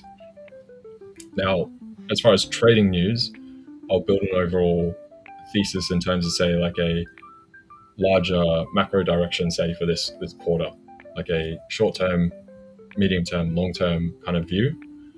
That might be the next week based on the current data coming out, the next month, next 3 months, 6 months, 12. And then I will tend to trade technically, looking for setups that line up with my overall bent as far as the macro picture. So if I build the thesis that we should see dollar rising or dollar declining, I'll look for more technical setups that also match that thesis. And I'll tend to lean heavier on that and trade that as like a one-to-one with my full size of risk. Now, if I'm going against that thesis, because obviously, the market goes back and forward, we've hit some kind of support and we're due for a correction, then if I'm trading against the trend, basically I'll reduce the total exposure, risk exposure, because I'm going against that. I'll still trade it because there's plenty of opportunities to trade back and forth. So that's typically how I'll do it. If we're talking about trading news in real time as it comes out, rarely, sometimes, only very specific occasions when I can get some kind of decent handle on things, whether that might, sometimes that's CPI, sometimes that's some of the ISMs or PMIs, jobs data, and I guess Fed day. But that's only when I've done, we were talking about this before, when I've done an extensive amount of work in the background to make sure I've got a handle on exactly where things are. And then obviously I'll pre-position, find a good entry, make sure I've got the appropriate risk management, and tend to get a bit of coverage leading into the event. So I'll position it days, sometimes hours before, but it won't be like minutes before. I'll be looking for a certain support or a decent entry level to get in, that if in the event I'm incorrect, I'm not going to get burnt too hard, because I'm picking something up at support or some kind of base that has some good amount of coverage for even just the whippiness on a release, something like that. So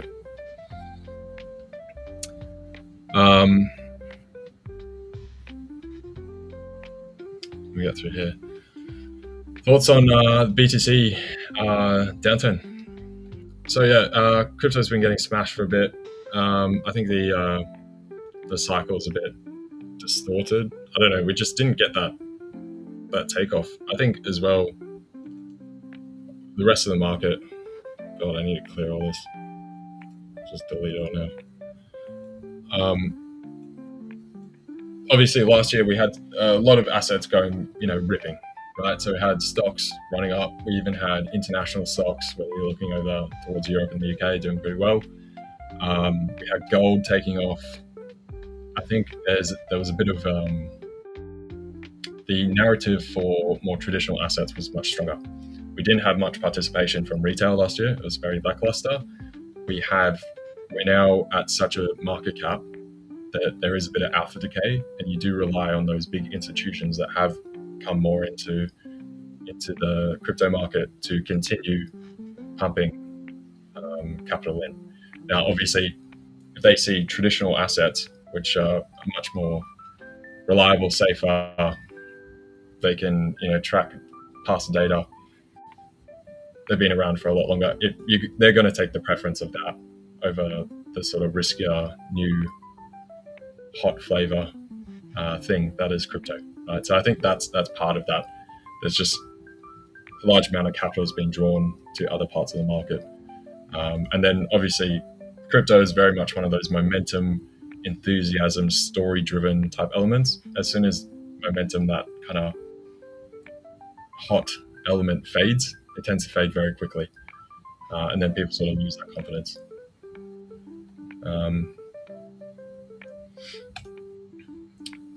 Tim was saying, huge new week, opening gap on gold at the bottom of this range. I think NFP will close that gap. Yeah, exactly. So that's what I was saying, at least down to, let's zoom that right in.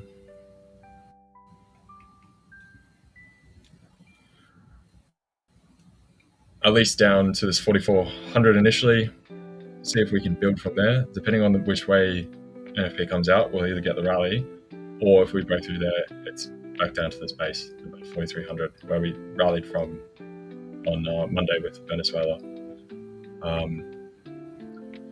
So either way, we did find nice support through here, however, so I wouldn't be surprised that if we do again get early support through here and then just rally on.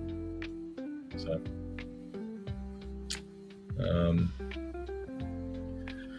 hi, Carlos saying, hi, apologies if this has been discussed already, but I'm planning to go long Aussie dollar. I think I see the formation of a double bottom, planning to go long on break of trend line on the 15-minute chart. We can definitely have a look at that. Aussie dollar moving higher this year is definitely my favored trade so far, highest confidence trade. So let's go down to I will say, firstly, while we're on the 1 hour, we're pretty much by the heads through here, right? So we did have that slight dip through, but this is sort of your general neutral support area in this higher range. And obviously the dip there was, we had some of the movement on NASDAQ and that sort of thing. Into the back end of the year. Let's go down to 15. So, I don't mind this double bottom here, I would say. I think you've got a reasonable look at moving back towards 67.20 up here. Overall, the upside momentum is very much there in Aussie dollar. There's been a very high willingness to buy any of the dips. They've been relatively shallow, and especially when you compare it to some of the other majors, euro dollar, pound dollar, any of them, Aussie dollar's come off in sympathy, but then stopped much shorter. And then there's been much more of a willingness to rally back up after those dips. So I do like that. I would say I wouldn't put it out of the woods to get another further push to 66.70. Obviously, we got the data coming up in about an hour from now. It is 1 hour, 2 hours from now. And ahead of NFP tomorrow. So there might be some extended caution. The other thing to notice with Aussie dollar is AUD yen has been influencing the Aussie dollar very heavily. They've been moving a lot in sync. So it's very much an Aussie dollar move over the actual, Aussie move over the actual dollar direction. So just like yesterday, as soon as the AUD yen started coming off, Aussie dollar followed very much in sympathy. Meanwhile, euro dollar, pound dollar, and everything was moving higher. I do like the idea of positioning off that double bottom though, because then at least you've got some clear and defined levels, and then trying to see if we get a push through here, which we are now trying to establish above that 10 moving average. But given this price action, it might be a bit slow and ahead of NFP tomorrow.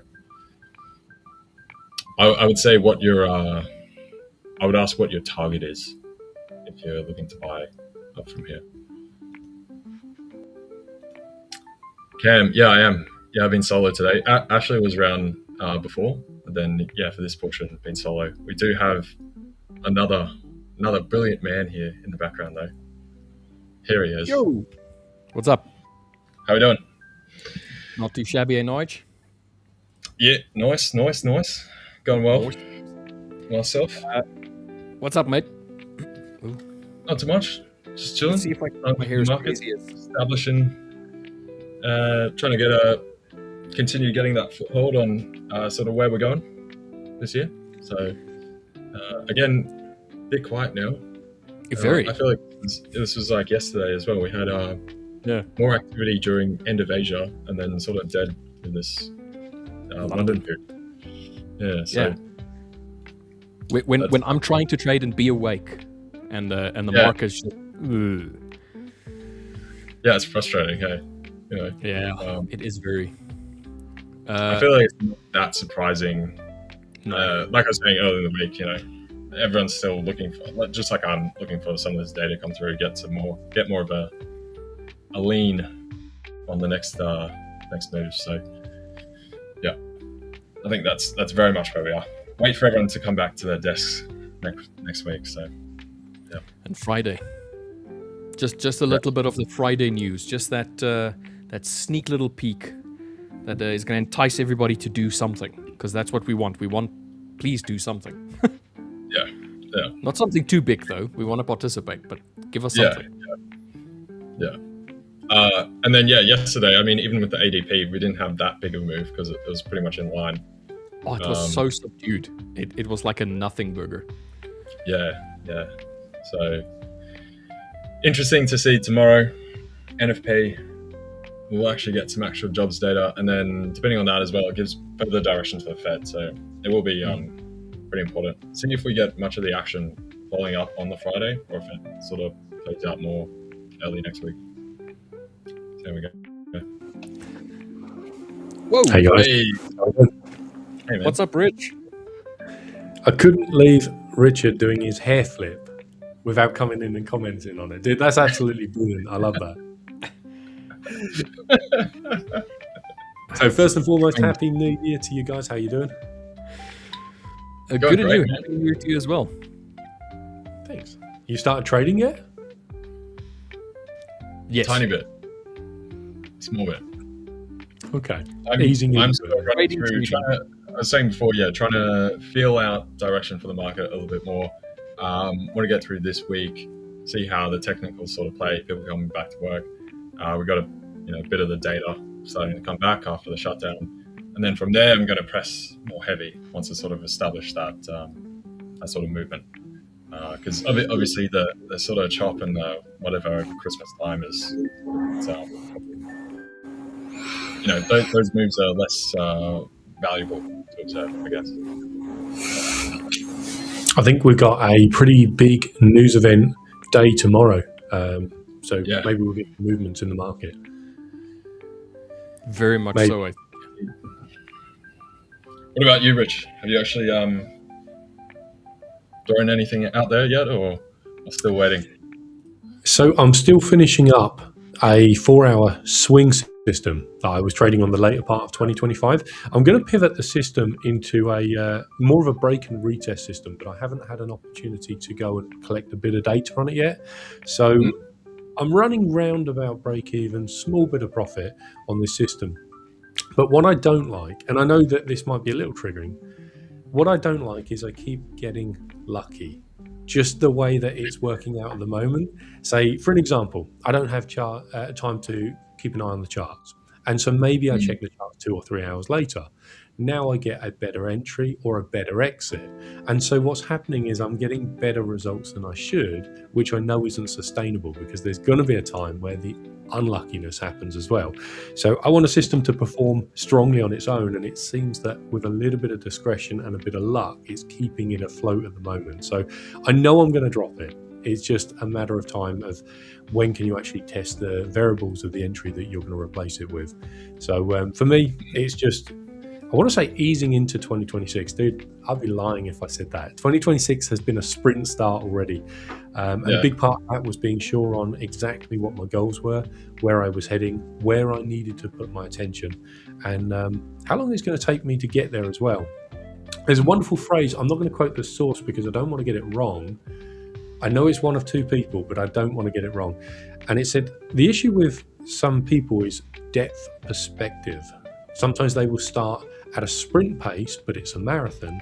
And other times they will go out at the pace of a marathon, but actually they could achieve that thing in a morning's work. And the same is kind of true with trading. It's, although the journey itself is a very long-term marathon approach, like we like to look at returns on quarters or yearly, but there's things that we can do that make significant change, and we can do these things in the space of a couple of days or even a week. So that's what I'm really challenging myself this year, coming into it and saying, look, some of the stuff, it doesn't need to be done in the next quarter. Other stuff, it needs to be done now. And I think that's something from 2025 when I did my review, just an observation. There was things that needed a bit of a switcheroo, which I was putting my time and energy into. Like, actually, they can wait. And there's other things that need to be a little bit more immediate. But what about you guys? Are you all geared up, ready to smash 2026? Just about. I'm unfolding. It's sort of like the slow. It's like I've put down the door on the trailer, and now I got to unhook everything and get in the car and gradually like wheel it out. It's that slow wheeling out, and then once it's on the tarmac, off. Right? Yeah, kind of like that. Yeah. I feel ready, but feeling ready and doing everything that goes along with trading and smashing the markets, they don't always align. So I feel pretty good. Everything is as it should be, from my psychology side and my trading strategy side. Everything is aligned, and now the markets just need to participate, and that's all I'm pretty much waiting for. I'm ready to go. It's just the market's not ready. Let's just put it like that. Yeah, perfect. There's this disconnect between coming into 2026 with loads of energy, loads of enthusiasm, loads of plans, loads of beans and just saying, I'm going to absolutely crush this year. It's going to be amazing. The thing is, we build this huge expectation. And I think the important thing with traders is that we have an idea of where we need to put our attention and that we just know our next step. We don't need to know our next 100 steps. I mean, how many times have we made a plan and we said, by this time, Rodney, next year, I'm going to be in a position where I'm X amount funded and had X amount of payouts. And then we get to the end of the year and so many things happened. It just didn't play out the way that we anticipate. I mean, a lot of traders I speak to, they're in that kind of loop of one more year and I should be where I want to be. And they'll be at it for several years. And it's just like one more year. And I think sometimes we get caught in the, so much enthusiasm in this is how I'm going to approach this year, but we leave no room for change. And it's like saying, right now, I'm the oldest, wisest version that I'm ever going to be. So I'm going to make a plan today and I'm going to stick to it for 20 years. If you imagine you did that 20 years ago, your plans would be completely redundant, right? So this is why I love the idea of like review systems and looking at like, what did I do right this week? What can I pivot and what can I adjust? So the most important thing for me was just recognizing this year I'm coming in knowing my next step. I'm not going to bring too much energy around it. I'm not going to bring too much expectations around it. I'm just going to turn up and I'm going to execute. And I'm going to allow my data to give me feedback on whether I need to pivot or whether I need to adjust. And that gets me out of the cycle of chasing the next holy grail because I'm break even. If I'm break even because I'm getting lucky, okay, the system isn't performing. If I'm break even because I'm getting unlucky, okay, I now need to work on me, my time management and how I show up to the charts. So excitement carries expectations. That's something that, you lose funding accounts. It sucks if you have an expectation that you're going to pass. If you didn't have an expectation that you're going to pass and you lose it, it becomes reliable feedback. And therefore, we're more likely to carry on because it's not as painful. So I love that you've come in neutral and you're like, I know what I got to do. I got a plan. I'm just waiting on the market. It's probably the best pain-free state to be able to approach the markets. If not, we're in for a bit of a rocky time, and it's hard, right? Because you're teaching yourself to not care about something that could be massively financially rewarding. It's natural to be emotionally invested in it, and this is what I think it takes time for traders to develop, that mindset of, you know what, I turned up, I did what I was meant to. Took 3 losses, 2 losses, whatever the case might be. I'll do the same tomorrow until my data tells me otherwise. It's not an easy thing to learn, and I think that's one of the bigger shifts that we sort of bundle it up in psychology, but it's one of the biggest shifts that takes traders time to adjust their mindset, and a lot of it begins with expectations. So I'll be curious. Traders in chat, what are your expectations of 2026? Forget what I just said, and I want to know what your expectations were. Have you got expectations that you are going to absolutely crush? You're going to get millions and millions of dollars of funding and get ridiculous payouts? I mean, let's hear them. Let's hear them, and we can step through them collectively. I'm going to buy a helicopter and a yacht. Buy a helicopter. I was about to say, I want to buy something ridiculously expensive this year. yeah. All right, guys, I'm going to have to say peace out, and I will see you guys tomorrow. So, or wait, tomorrow's Friday. So Yeah, I'll you'll see see you guys it in the tomorrow Discord. in your version, in your stream, and then poker night. Yes. Poker night. I think we disappeared. Yeah, we disappeared. I see screen. Yeah, my screen. Yeah, I see my screen. let's go. See if, I think the stream rejected the idea of LJ leaving. I think that's what it really did. there we go. All right. Anyway, I'll say bye, and then we can replace me with Rich. All right. See you guys. Peace out. See you in the Discord tomorrow, and good luck with NFP as well. See you guys. All right, cheers. Catch up soon. So we're still faces, right? Yeah, we're just seeing screen, but we're not seeing us. Hopefully everybody can still hear us. I believe they can. Yeah. Let's get a little bit of feedback in chat if you don't mind, and we'll find out. There we go. There we go. Okay, now soonish we should be. What's going on here? Okay, I'm going to unshare my screen. And then reshare my screen. Okay. Okay, let's try again. Lovely. Just see we're getting some feedback saying we can still hear you. We can still see you. Wonderful. Wonderful. Okay. While we're sorting out the screens, I'm just going to pull up one of these comments. Getting funded on a 5K account. This is my second year in trading. Last year, it was a year of learning and testing strategy. So getting funded for the first time being the challenge for the year. Awesome. Absolutely. I love hearing traders succeed, especially in the prop world where they're getting funded for the first time. There is this behavior pattern where we see traders that just think getting funded is going to be the milestone. If I can just get funded. I'm going to share with you a quick story. The very, very first time I ever got funded. We're going back probably close to 5 years ago now. And it was a big account. It was a $100,000 account.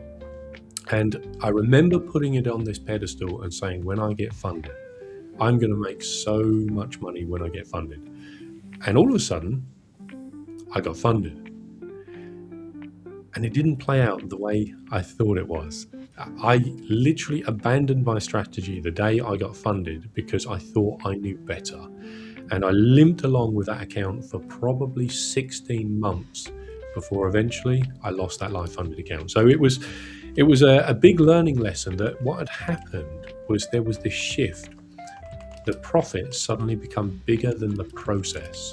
And I was quite early on in my trading journey, so I wasn't too familiar with my process. It wasn't locked into a point where it was what I did. I wanted to make money. And eventually, when I got live funded, the profit became way bigger. And the potential of profit became way, way bigger. And actually, the more payouts I got, the worse of a trader I've become. So just a little bit of feedback there that we want to keep our eyes focused on the process, regardless of the size account that we're trading. And it does take time, so don't be too hard on yourself, but it does take time mentally for us to accept that risk and be able to trade consistently with bigger capital on the line. I know the blueprint is exactly the same, but when it comes to actually trading your edge, like trading your process, the blueprint is consistent. But when you go from a 5K account to a 20K or 100K, the P&L potential is a different mental pressure. So don't be too hard on yourself if you're trading smaller accounts right now and you're finding that transition to a bigger account is something a bit clunky, something a bit awkward. Let me see if I can add. No, that's what we're looking at the moment. Yeah, I see Remy is like jumping in and out of the background, so I think maybe there is a bit of an issue with the software, ever so slightly. Okay. But hopefully we can fix that out soon. While we're waiting for that to catch up, let's have a chat let's catch up with chat and see what they're talking about New Year's resolutions and getting funded for that very first time as well. I just shared a quick story about my experience of it, and it was not what I thought it was. It was something that I had to work on for probably another 12 months. And then eventually I got funded with more allocation, and the payouts just become a byproduct of the system performing. And I remember getting like a sensible payout and just going, cool, that's just what my strategy does. It's just, I had an expectation of it, and I got in a circle of performing well, and then all of a sudden the market shifted and I was doing everything the same, and I went on this 7-month break-even period. And for the first 3 months, you couldn't tell me I was doing anything wrong. I was so locked in on my processes because I had such a good journey to that point. After about 5 months, I was doing everything a trader should. I was trading my plan. I was following my process. I was managing my risk. I wasn't doing anything outside of that. I was doing exactly as my proven strategy said I should do. Like a robot. Literally that. And I remember through this period having over 70 consecutively caught and perfectly executed trades in a row. Now, that doesn't mean to say they made money, but it was over lovely, we're up and running. But it was over 70 consecutively perfectly managed and caught trades. Now during that time, that was a 7-month break-even period. And after 5 months, I was starting to get itchy feet. 5 months had gone by, I'd sat there every day trading the market, ready to execute on my edge, and not been paid for it. 7 months. Now we talk about the reality of being a full-time trader. That was my reality of it. So after 5 months, I said, well, what if another 5 months happened? So I started to probe my edge for more information on ways that I could rework the framework. And then what I did is I back tested all the information I needed whilst continuing to trade the system perfectly. And it took 7 months for me to finally say, okay, the markets have shifted. Let me use my new insights, my new framework, and I'm going to pivot with my edge. And then I was able to pick up my system. But the first time to build that strategy, dude, it took me like 6 months. But the second time took me about 6 weeks, because we get better at learning how to build a process in trading. Once you have the blueprint, you can build upwards much, much quicker. So yeah, if you're stressing in trading and your system is currently not performing, first thing we want to focus on is, are you executing it perfectly? And then the next thing after that is, how long do you give it before you say, okay, the data is giving me enough information. I need to make a small adjustment here, or a small pivot. Hopefully we've got the screen share sorted now. Yeah, no, it's all good.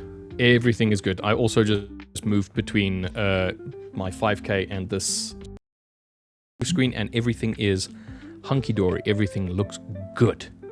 I was about to say, Rich, when it comes to expectation, I think there's this very interesting comment about expectation, and that is, if you expect nothing, you will never be disappointed. And that I think when people, you're either going to receive nothing from your expectation, which means that you achieved your expectation, and if you get something positive, it's a good thing. So you won't be disappointed. But there's a lot of fallacies around that whole expectation. Expect nothing and you'll never be disappointed. But the thing that I'm trying to get to is that expectations, I think a lot of people overvalue expectations. They place this dream-like scenario in place that you're going to hit all of your goals and you're going to, be the next, I don't know, like top trader in your trading sphere. Not necessarily unrealistically, but at that point in time, it's very grandiose, it's very large, it's very much above where you are currently. And then usually what happens is saying Instagram isn't real? It's not? No. Sorry, mate, carry on. I need to go. I need to go and resend some messages that I've sent. The idea is just that when it comes to expectation, people blow it up. And it's that you always want to try and achieve something that's a little bit out of reach, so that you're always chasing it, so that there's always this yearning to try and move forward and to try and reach this goal. So if this goal is always just a little bit out of the way, you have that drive to achieve it, because you want a goal, but you don't want a goal that is like immediately within reach. Like literally, I just need to walk 5 minutes and I've reached my goal. You want something that's achievable, you can put time into. But the problem with that also is the other side of it, where people overinflate it, they blow it up, and it gets to the point where they overvalue that expectation. They almost say, well, because I believe it's going to happen, it's going to happen. So if it doesn't happen, then what? They crash. Because you've blown this balloon up all the way to the heaven, and then it just pops and you come crashing down. So managing expectations, I think, is a critical thing when it comes to doing anything, pretty much. You need to kind of understand where you are in life. You need to understand what kind of person you are. And even if you don't yet at that point understand who you are and what you're trying to achieve, realize that it's the small, consistent steps done imperfectly that leads to success, rather than you taking these massive leaps perfectly. Because these massive leaps that you're taking, these perfect steps, are going to leave gaps, and the road itself that you're going to use, that you're going to walk on to take these large steps on, are going to be uneven. There's going to be rocks. There's going to be all kinds of scenarios that's going to be thrown at you throughout the year. So I just think managing expectations is one of the things that a lot of people should maybe give a little bit more attention to, rather than the expectation itself. So love what you shared about your first year and that the expectancy that you had, but then also the realization that this was just not achievable in that moment. It was achievable for a short time frame, but there was other aspects to it that you needed to adjust and get used to. So love this story. Yeah, I want to build on what you said about expectations, right? Because we try not to fall in love with the expectations. If you're trading a 100k account at 1 or 2% risk, I mean, we can see it in chat. I see a comment saying that I funded my 10k account in 2 weeks. Even though I withdrew the money, but suddenly I lost my account. Now I grow it step by step and I'm pulling it back and it's hard, but I believe in myself. Now, there is a lot of peace to be had in setting expectations around things that are in your control. For an example, Richard places this next trade. I expect this trade to win because I have a proven profitable edge. The market is going to move how it moves regardless of Richard's expectations. Therefore, any emotion that Richard invests in that trade, if it wins, he's going to feel super, super excited. If it loses, he's going to feel the opposite, right? So if we have an edge and we say, well, look, this edge aligns with my plan, I'm going to execute on it. Now, naturally, we constantly bolt things to the idea of winners. Like if Richard's trading a 100k account, 1% risk, and he has a 3-hour trade, whilst that trade is running at 2 hour in profit, he's $2,000 in profit. It's so easy, and this is a natural condition for us all, to start looking at money and spending it mentally before it's even landed. And the problem is with that is if we go $2,000, I could close this trade now. I could pay for a holiday, or I could fix my car, or I could, whatever it might be, right? We start attaching these ideas to it. The problem we have with that is now all of a sudden the profit has become bigger than the process again. And then we're closing the trade and it's not in line with what our edge should produce. And so we create this gap between the result that we got and the result that we should have got. Even if that trade falls all the way back to stop loss, if it's in line with our plan, that's how we replicate the results of our strategy. So it's super important that we recognize these moments where we start putting expectations on trades and we start putting our own expectations on things that we can't control. One thing that I've done, and I'll give you a little inside look, is I have no expectation of 2026. But what I have done is deliberately aligned myself in a way that if my trading plays through, because I follow my edge, which I do, it will be a significant month, quarter, and year. Now, every time I stop myself from looking at, hang on, so I'm trading, say, $500,000 worth of allocation. I'm trading at 0.5% risk. That's $2,500 a trade. If I have a 10-hour month, that's $25,000. My cut of that will be round about £14,000. What would I spend £14,000 on? Now that pattern is the most disruptive pattern for a trader. Aligning ourselves with the right allocation. Almost. Absolutely. And if we align ourselves in a way that, hey, this could happen, we need to cut it off at the knees when we start thinking about what we would spend the money on if it did happen. So we can align ourselves in a way that's worthwhile. And I think that's something that's super important. It's a loop that I fell in a little while ago, is I didn't align myself in a way that was significantly important. So even if trading worked, there was no upside. If it didn't work, there was next to no downside. But I allowed myself to fall into this loop of trading for the sake of trading. As LJ said earlier, we're trading because we want to try and get a return on our time and a return on our investment from our trading. So there's something to be said for positioning yourself in a way that financially makes sense to you. And if it doesn't work, it's just data. You go, okay, I followed my system, it didn't work, I need to adjust. But if it works, you're positioned in a way that it will take care of you. But it's the expectation of when this works. So I position myself in a way that's significant, but I don't allow myself to think about if that significance played through and hit the bank account, what would I do with it? Because that is when I start putting the profit before the process, and then I start feeling the pressure, and then I start hating myself when I lose. I start loving myself when I win. And what I'm doing is bounding up my identity in the result of the next trade. I Yeah. love to keep my identity very separate to my trading. It is a practiced, learned skill. It takes a long time for traders to develop that disassociation and stop feeling really crappy when the next trade loses.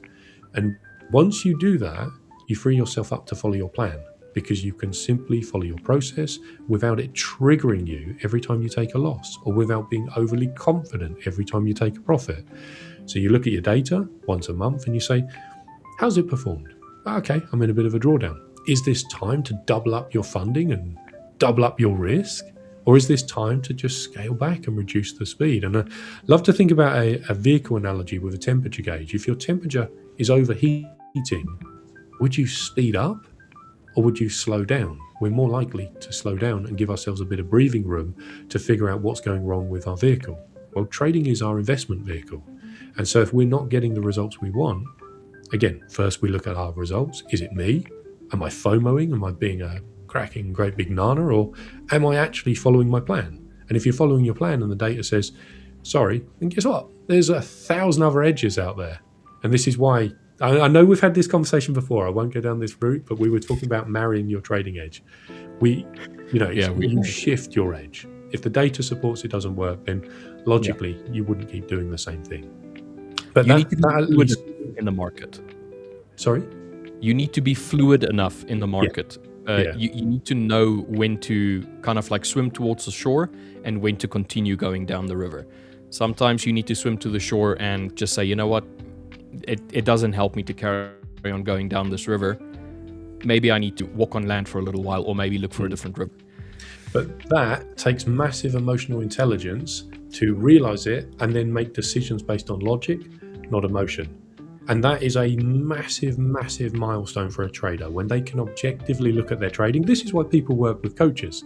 This is why people journal. They take everything that goes on inside their mind and they put it external, and they give themselves a different lens to view it from.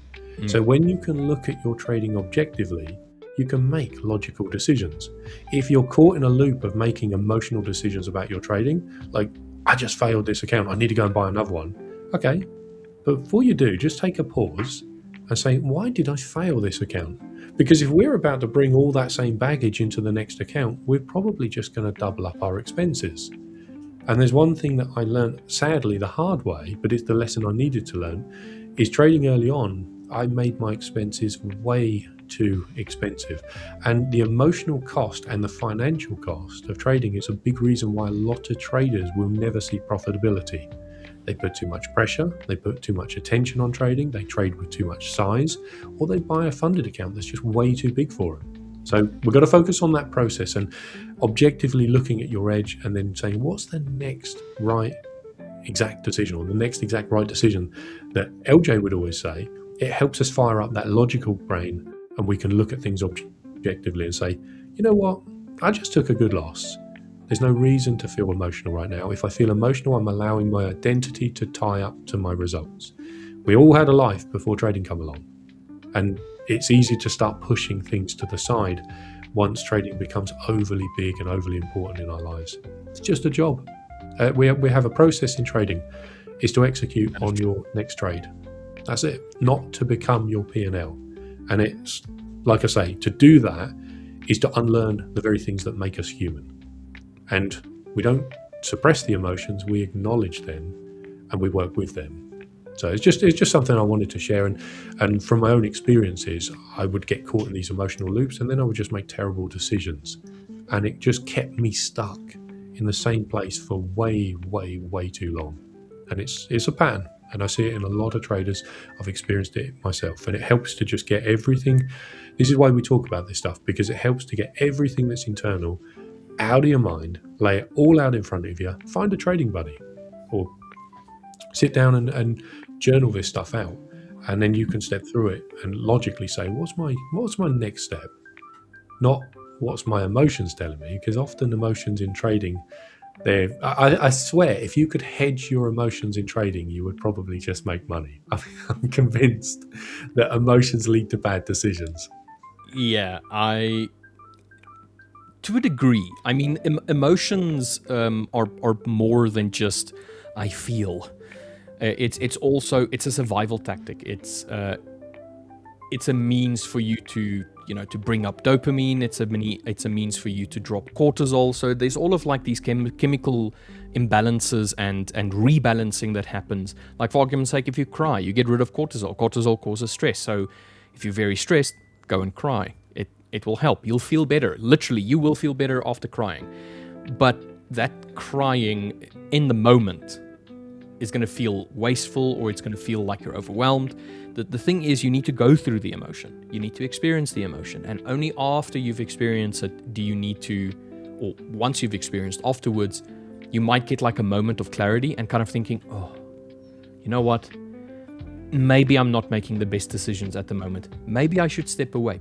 But it's so incredibly difficult when you're in the middle of the emotion, when you're in the middle of feeling that overwhelmed FOMO, oh, I really want to enter a trade. It's so difficult in the moment.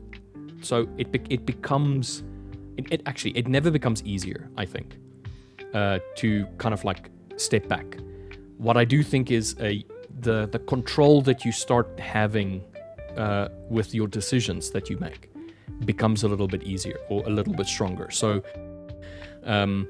you're still going to feel the emotion. You're still going to feel that like yearning for, oh, maybe I shouldn't enter this trade now, even if it's with, minimal risk. The point still stands that overwhelming feeling is it's always going to be there. It's just that decision point. Am I going to, and that's why I always talk about the idea of, if there's things that I can control, I will take control. I will take ownership of it.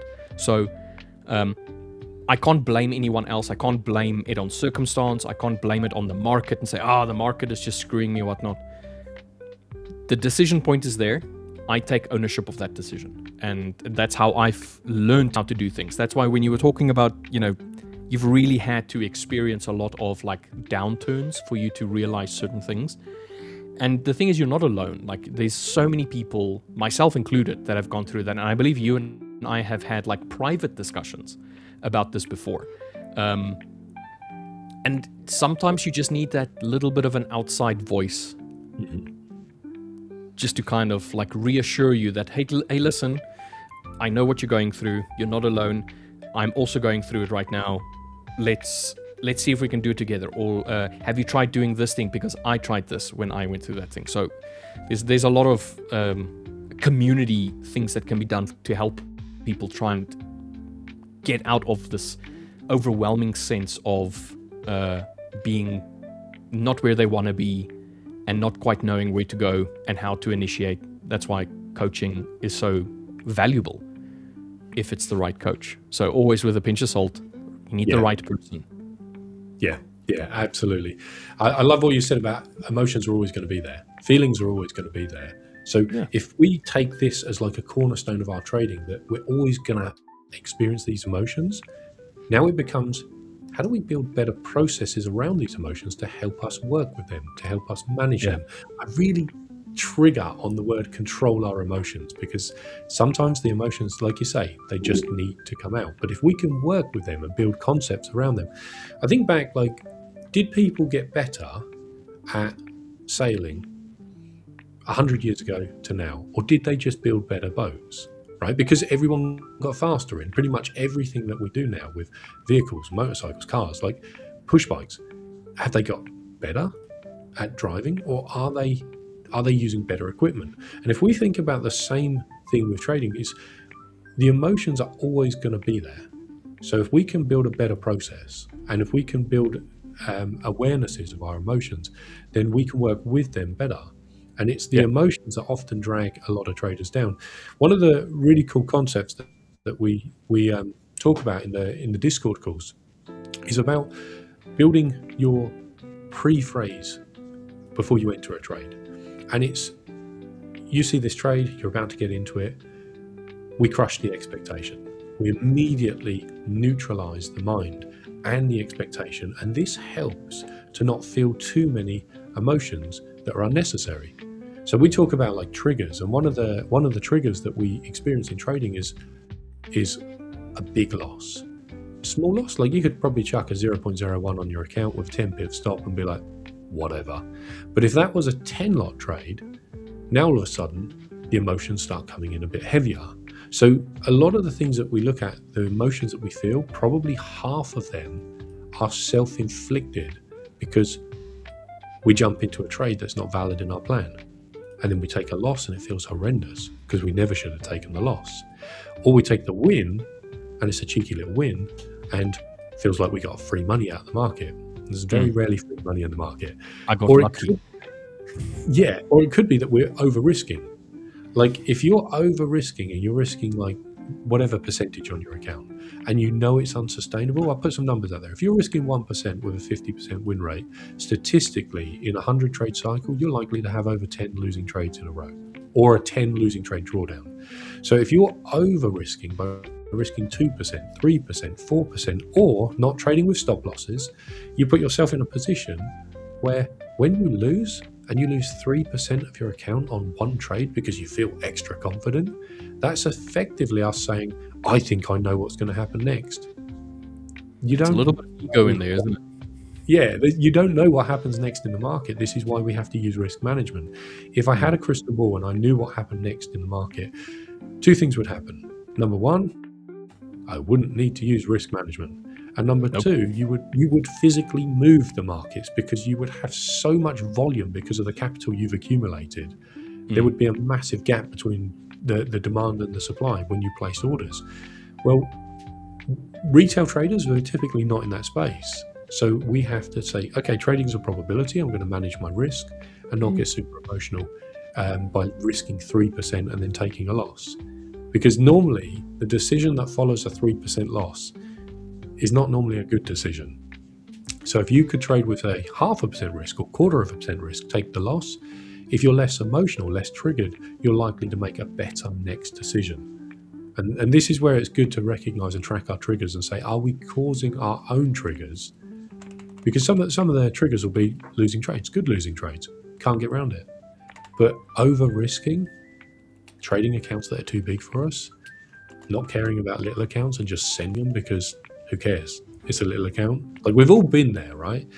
But actually, like getting rid of all the triggers and the unnecessary emotions that you bring on yourself, that's where I would say is a really good starting point if we want to try and make trading easier. Recognize where you push the boat too fast, too hard, and you're likely to capsize it on your own doing. First of all, get rid of that.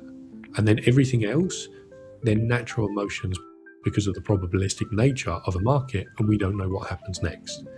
That's when we build processes to wrap it all up and say, hey, you know what? I'm following my plan. I know I feel nervous, I feel frustrated, I feel stressed, but I'm going to place my normal unit of risk on this valid trade, on the correct entry with the correct stop loss. I know how to manage it if it goes in profit. I'm just following my plan. And if it loses, it's one good data point. And my job is to collect the next 100 data points and see if my system tells me I need to tweak or carry on. And then it's so much easier to feel calm around that rather than just putting on a massive trade and just sending it, trying to pass a challenge account and then getting silly emotional when your expectations aren't fulfilled. So can we see how we've got two sets of behavior? One is a consistent, I'm trying to be kind to myself, create a framework that has longevity. And the other one is hold my beer, I'm going to send it, and I'm going to send a screenshot to my mates and say, look what I just did today. Like, yeah, check this move. Pretty much.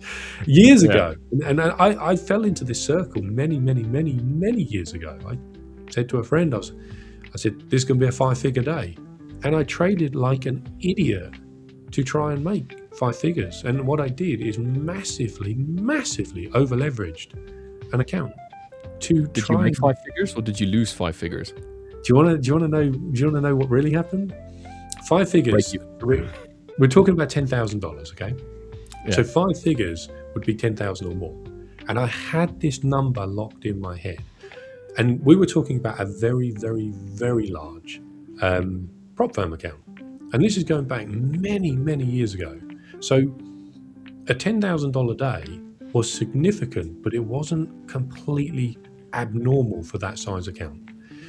Okay. But the way I was going about it wasn't very good. It wasn't very kind to myself. So I was up about $8,500. I was well past my TP target. My TP target was like $4,500. And I remember hanging into this trade and just saying, I will not close this until it shows $10,000 on the screen, because then I'm going to take a screenshot and I'm going to attach it to my previous message of time to have a 5-figure day. And then I'll be socially accepted. I'll be amazing, and everyone will laugh with me, and it will be like a massive meme. I will be the most popular kid in school. Literally that. And these are the things, and I talk about this very openly. There's no gatekeeping here, because these are the things that we all go through, we all experience when we're trading on our own, and we're thinking, how can I get to where I want to be quicker? This was before I had the insights that I have now, the experience that I had now. I had no business doing what I was trying to do at that time. I was trading my emotions, and it didn't work. On that occasion, the trade pulled back and I closed about $6,000 profit, but that account, through that behavior, got lost and never got a payout. So effectively, I spent a lot of money for a cheap thrill. They are the kind of things that we do in trading that keep us in a emotional loop and keep us stuck. Nothing about what I was doing was process-based. I was triggering my own emotions by over-leveraging a trade. There was a 73 lot trade. That's the size that I was trading. I mean, that's pretty big. So really, do I do that now? No. My heart can't take it. So I'm not trading with anywhere close to that size, because I know it's not sustainable and it's not practical for the allocation that I trade. So it's process-based. Things take time. And I talk about it just to bring a bit of awareness to it. We all have some stupid story that we've done in trading, right? And if you don't, you're probably still yet to make that stupid story. And the reason why we talk about this stuff and we poke fun in it is maybe it just stops one person from going through that and saying, do you know what? Actually, I don't need to experience that myself. Maybe I just need to focus on my process, not my profit. If a lot of people say the same thing, there's probably a bit of truth in it. And what you'll hear commonly in the trading space is manage your risk, get to know yourself a bit better through your psychology, have a system that you know works, that you've back tested or forward tested, and just glue yourself to that edge. And outside of that, everything else just becomes noise. And we get incredibly creative at finding new solutions to problems that shouldn't exist. I was about to say that. How to get funded tomorrow. I don't need to be funded tomorrow. But how to get a payout next week. I don't need a payout next week. I need to talk for yourself. Okay, it'd be quite nice. But I need to follow my process more than I need these things, because following my process over the long term gives me the biggest chance at sustaining those practices, at getting funded, at getting payouts, at scaling accounts. And I had to teach myself that on a primitive level, to believe the process more than I wanted the result. And so everything I do goes into how well did I follow my process today? And then it creates a gap. I either followed it, brilliant job, my reviews are very easy for the week, or I didn't follow it, and then I've got a nightmare 3-hour weekly review because I've got to step through every trade and talk about why I didn't follow the plan. But that's the work that I've put in, and it's building me into the trader I want to become. It's not easy, because it's not the stimulating work of watching 73 lots fly around in the market thinking I'm going to be the next, on the next leaderboard. So we there's discussed no future. this yesterday about boredom, becoming consistent. Is that boring? I don't find it boring. I don't find being consistent boring at all. I think it's true in the sense that we can make trading as scary as we want to make it. Really, you can make this a scary thing, and you can have your heart rate skyrocket every time you enter a trade. You can definitely do that. And if that's what you want, sure, go for it. I don't know, like go into congested heart failure at some point in your life because you're stressing too much. But the idea of consistency to me is not boring. It's something that I strive for. I want that consistency. I find the excitement in the consistency. It's that pat on the back saying, "Congratulations, Richard, you've done it. You followed your plan today. Awesome. You should do it again tomorrow." And then you wake up knowing that yesterday you did something that you've been battling X amount of time, and then if you can do it again today, that's exciting to me. That's like, wow, nice, dude. High five, you did it. Yeah. So, but do you reward yourself for doing it? Even if you took 2 losses in a day, do you look at it at the end of the day and go, Rich, you did a good thing today. I'm proud of you, mate. I was talking to my wife about that yesterday. And I think on Monday, I've only been trading NAS, and on Monday I did a silly thing. And the trade went in my way initially, and then stopped going in my direction. So this is Monday, yeah. So Monday I entered a trade somewhere over here in the middle of this candle. This is the New York / London session, so London blue, New York orange for obvious reasons. And it went in my way. It was exactly where I wanted to enter, exactly according to my strategy, and it just did not hit my 2R as per my rules for New York session. And it eventually came back and it tapped me out for a loss. I had a 0.25% win earlier in the day. I had a 0.25% win somewhere over here, which was a 1-to-1, which is according to my rules, and then a 0.5% loss in New York, which was also according to my rules. So I had a 0.25% loss on the day, perfectly following my strategy and my plan and everything. Speaking to my wife, at the end of the day, sometimes she sits here with me, and I explain what it is that I did during the day. She knows nothing about trading, but she's very supportive. So she likes to listen, even though she looks at me sometimes with like really glazed over eyeballs. And anyway, so on this day, just spoke to her about it, and I was quite chipper about it. I was like, you know what? This is okay. I lost this trade, but you know what? It's fine. I actually, I did well. I think I did well. This was a good day. Yes, the 0.25%. Should I have gone up? No. My strategy says this. I was happy with that. Should I have closed at 1.5? You kind of like get that like inner monologue that becomes an outer monologue almost. And then at some point, I turned to her and I said, nah, today was a good day. No, I'm good. You had a loss. It was a losing day. I was a 0.25% down. All good, man. I'm happy. It's good. So I think it's important to have like that, not only that inner monologue that you vocalize and have somebody that just sits there and just listens, that doesn't necessarily have to give feedback, except the occasional or, in agreement or whatever, like you just did now. But the idea is that that to me is like the rewarding part. It's the fact that there's somebody there that's listening to you that just listens. They don't have to give their feedback necessarily, and you can kind of like just get off your head and off of your chest whatever it is that was, bothering you, and then you can talk yourself into agreeing or disagreeing with yourself. But the moment that person, you look at them and they're agreeing with you, and you're like, yeah, no, it's good. So that's how I tend to reward myself, is by just talking to my wife about it, and then kind of like getting her eyes glazed over become non-glazed over eyes. So when they stop glazing over, then I'm like, okay, cool. She's centered and focused. This is good. So is that like your mental download for the day? Yeah, pretty much. The thing is, it's always my brother and I now you've had some dealings with MGN Thalantier is my brother.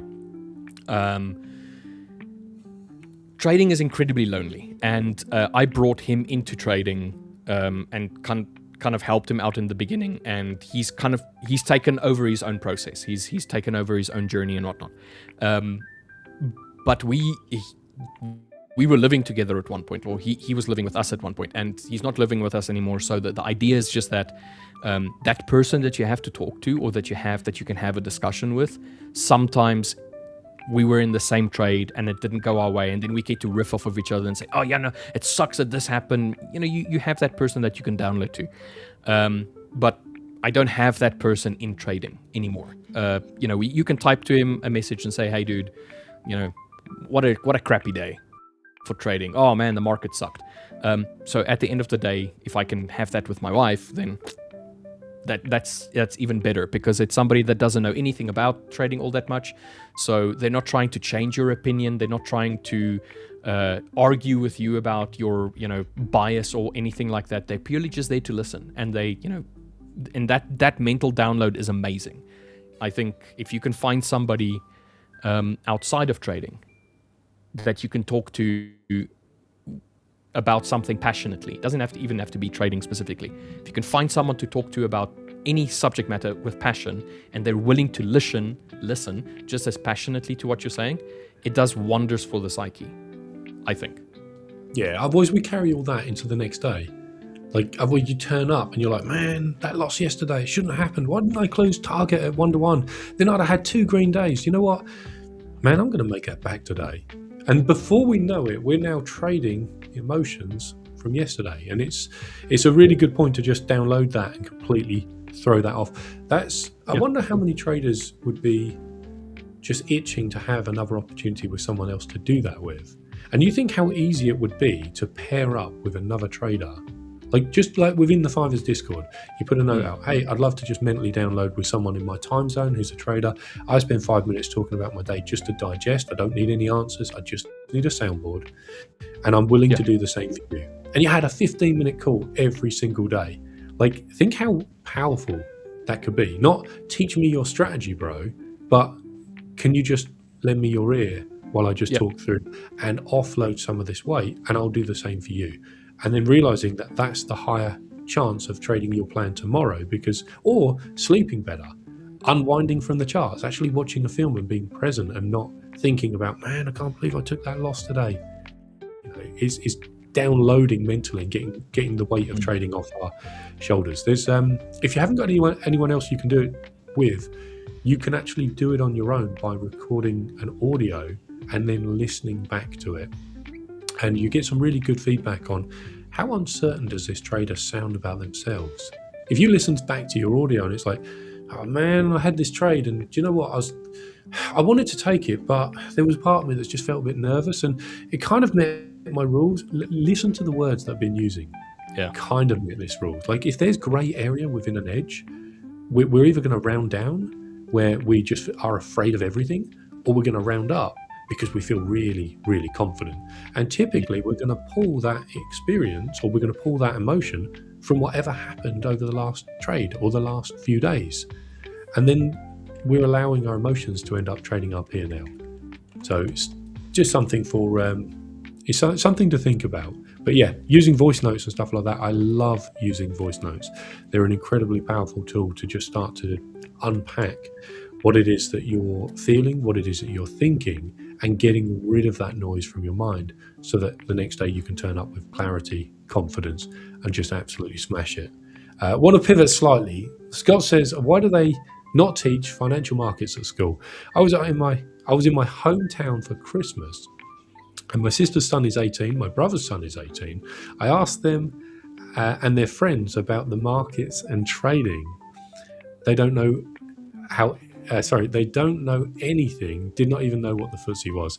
Well, this is why most traders don't talk about trading to other people, because for the most part, the feedback you get is either a bit of a glazed over approach, or it's a heavy opinion because they knew someone that lost something that they couldn't afford to lose, and they're putting that blame onto the markets. So understand that we're all here trading a financial instrument because it's you chose the strategy you trade, you chose the time frame, you chose the risk, the size account, you know, taking that accountability for your actions.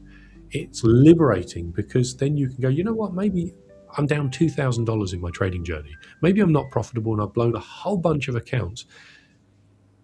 But I take ownership of that, because if that's in my control, then it's also in my control to slow it down and change it.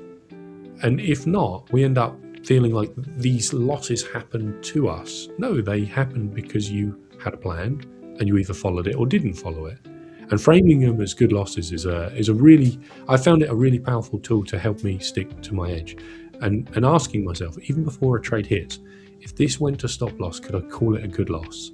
The amount of times I'll say, nah, I'm trying to force something here. And then I've got to want to listen to that voice, because the problem is when we want to force a trade, it's a biological thing. Emotions are a physical event that you feel physically in your body. When you feel FOMO, everything in you wants to go to the chart, start smashing the buttons. And so what we have to do is be aware enough of, hey, how I feel right now isn't helpful to my longer term vision. And then having the processes, now notice I didn't say discipline, having the processes in place that make it easy enough to not act on those emotions. Discipline only goes so far. And I feel like it's like a cup of water. Every time you use your discipline, you're taking a little spoonful of water out of that cup. And it might get to a point where at the end of your trading session, and traders talk about this, they fatigue the longer they trade, might get to a point where their discipline is all used up. And you know what? I'm just going to have a little dabble in the market. 0.01 turns into a one lot pretty quick. By the time you're scaling backwards into a trade for no reason, trying to get back to break even, again, we've all been there. And so it's just noticing like, okay, my shortfalls are, I'm pretty greedy when I trade. All right. So how could you build a process that helps you be less greedy? Not, I'm going to deliberately deny myself eating this cookie. When everything in you is screaming, eat the cookie, and it's put in front of you, like the market is always advertising every day. It's advertising hundreds of times a day on lower time frames. Can you imagine if that cookie was advertised to you 100 times a day? After a while, the benefits of eating it are going to outweigh the benefits of not eating it. And then we start getting all that pressure, and before you know it, it's either exhausting if you're fighting against your internal want to place a trade, or you end up doing it and now you're stuck in a loop of bad behavior patterns. So it's just super important to make sure that you build decent processes. At the Fivers, we're releasing a resource that is going to cover everything that I've experienced from my trading processes and how to build elite level processes in trading.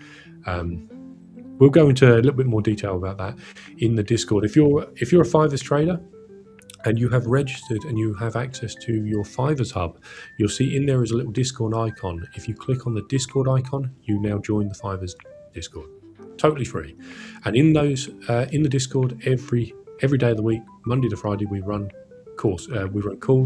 We have workshops from Victor. They're absolutely brilliant. You have Akram and LJ who do their calls. They offer insane amounts of value. I also do Q&A and coaching sessions. One of them is today, and it's in a little over 3 hours from now. So if you're kicking around in a few hours and you want to have an opportunity to hop in and have a chat about trading on a little bit more of a personal perspective, you haven't got to unmute your mic or anything like that. You can just listen along. That is what we do. We've been doing that for years inside the Discord, and it is a really, really good resource for traders just to get a little bit more exposure on their pain points or their pleasure points, the things that sort of help them and hold them back. And we just have a big chat about it and open up the floor to that. So if you're interested in it, that'll be later on today at a little bit over 3 hours from now.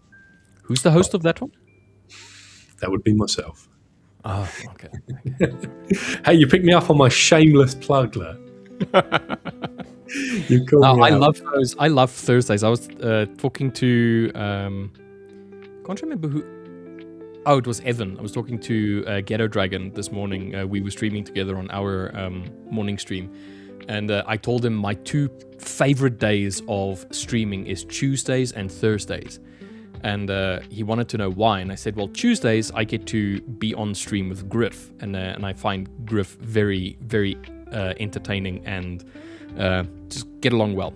I love everybody at the Fivers, not equally, but I love everybody. And then Thursdays, because Thursdays is this. It's rich and rich, so you get rich squared. On stream, but it's also the time when you start doing your performance coach. And then I see there's this other person that's in the chat now going yo, but he doesn't matter right now. It's just us, so we want to keep the focus here. And then on the Discord you have your Discord calls, which I also find incredibly insightful, but also like a moment to also just be there. Just just be somebody in the chat. You don't have to be on the screen. You don't have to, you can just. Who's this person over here that's trying to get our attention? It's almost working. Are you being distracted by this young man? I'm being very distracted by him. I wish he would go away. Go away, Will Davies official. No, but in all seriousness, Will, I do miss you, mate. Like the morning streams are not quite the same without you, and the afternoon streams are also very lonely. I need my streaming buddy back, mate. Come on. He'll be back soon. He'll be back before you know it. Do you know what day he's going to be gracing us with his presence? I believe it's next week, Monday. But he's being very aloof about whether or not that's actually going to happen. I will be back on Monday. Yeah, but is it really? Are you really going to be back on Monday? You're going to find an excuse not to be here on Monday? Nah, Will's a man of his word. If he says he'll be here Monday, we'll be here Monday. No, CC, I absolutely adore William. It's just he's been away, and I'm lonely without him. I need my buddy back, but I'm unwilling to admit it because I'm a man. I won't cry at all. But back to the point of today is there is one thing that I wish that Rich would do on Thursdays, and that's kind of like stick to his time frame and say, you know what, I'm going to stream from 4 o'clock until 6 o'clock, and then I'm going to stop, instead of going 1.5 hours over it and then still indulging everybody with all of their questions. No, I'm joking. The amount of value that you get from Rich's performance coach stream is top class. I appreciate it, dude. And yeah, you've called me out on it. We're meant to have an hour session, and I want to say, sadly, to the detriment of people that I make commitments with, I often end up being in there for sometimes nearly 2 hours. So yeah, today I'm going to try and be a little bit tighter. Who am I kidding, dude? I'm going to be in there for hours. Yeah, I was about to say, it's just like you can promise me the world, mate. Let's see it actioned first. I want to see the world right in front of me, and then I'll be like, yes, Rich delivered on his promise. No, you always do. You always deliver on your promise, but you're a very busy guy, and I do know that you try and help everybody that's there. So the best thing that people can do is just rock up on a Thursday as well as a Friday, because you do both days. And just, if they don't arrive today, arrive tomorrow. Oh, and also I did want to mention, if the button to join the Discord doesn't work in the hub, contact support. Just contact support and just tell them, hey, listen, I bought this account, please verify it. I would like to join the Discord. That's all. Yeah, brilliant. And then look forward to seeing you in there. Just to give you a little bit of an insight today, we're gonna just touch on life balance and trading. There's something that I'm covering within the course, and I wanna just give you a little bit of an early glimpse. I'm not going to give you all the information, but there's something specifically that I want to touch on, because coming into 2026, now's the opportunity to try and do trading right. There is one thing to trade. There is another thing to trade well. And the difference isn't necessarily having massive green days. The difference, from my experience, is not having massive red emotional days, which is why we put a lot of emphasis in talking about good losses and how to frame a loss and how to look at your mindset, your expectations before you even enter a trade, because all of this just de-weights the importance of that next singular trade. And if we can de-weight the importance, we're less likely to be emotional, we're less likely to take action on our emotions thereafter. And it all, you have to go through it to understand the value of having processes around your emotions. And then once you've unlocked the benefits of it, you see the difference it makes to a sustainable bottom line financially. So it's super interesting when you would show I don't show P&L statements. Sometimes I show equity curves, but when you show this stuff and people say, well, I want results like that, they're not accidentally achieved. They're achieved because they're following a consistent process. And so this is why I always talk about the how to fish, not look at me, bro, I caught this massive monster fish. I mean, we poked fun in it earlier, but for the most part, I love talking about how to set up the rod, how to actually catch the fish. And because then you're building a sustainable skill set that could be your answer to unlocking that next chapter of your life. It could be. If not, you're stuck in a loop of feeling emotional until you burn out with it, and then typically that's where traders quit and say trading is a scam. Go ask 10 people what they think about the financial markets. If they've heard about it, probably 90% of them will say it's risky and it's gambling and it's dangerous and you're going to lose a lot of money. And typically, where does that opinion come from? It comes from their own personal experiences. So if a lot of people are experiencing the same kind of thing, we don't want to be like them. And a lot of the stuff that we've spoken about on this stream is how to unlock that potential for that next chapter sustainably. So super important subject, sustainable life trading. Sustainable life balance and trading. A lot to unpack on that one. It's a very, very vast and very colorful subject, and it does branch out quite a bit. But luckily, we've got people such as yourself here, Rich, that has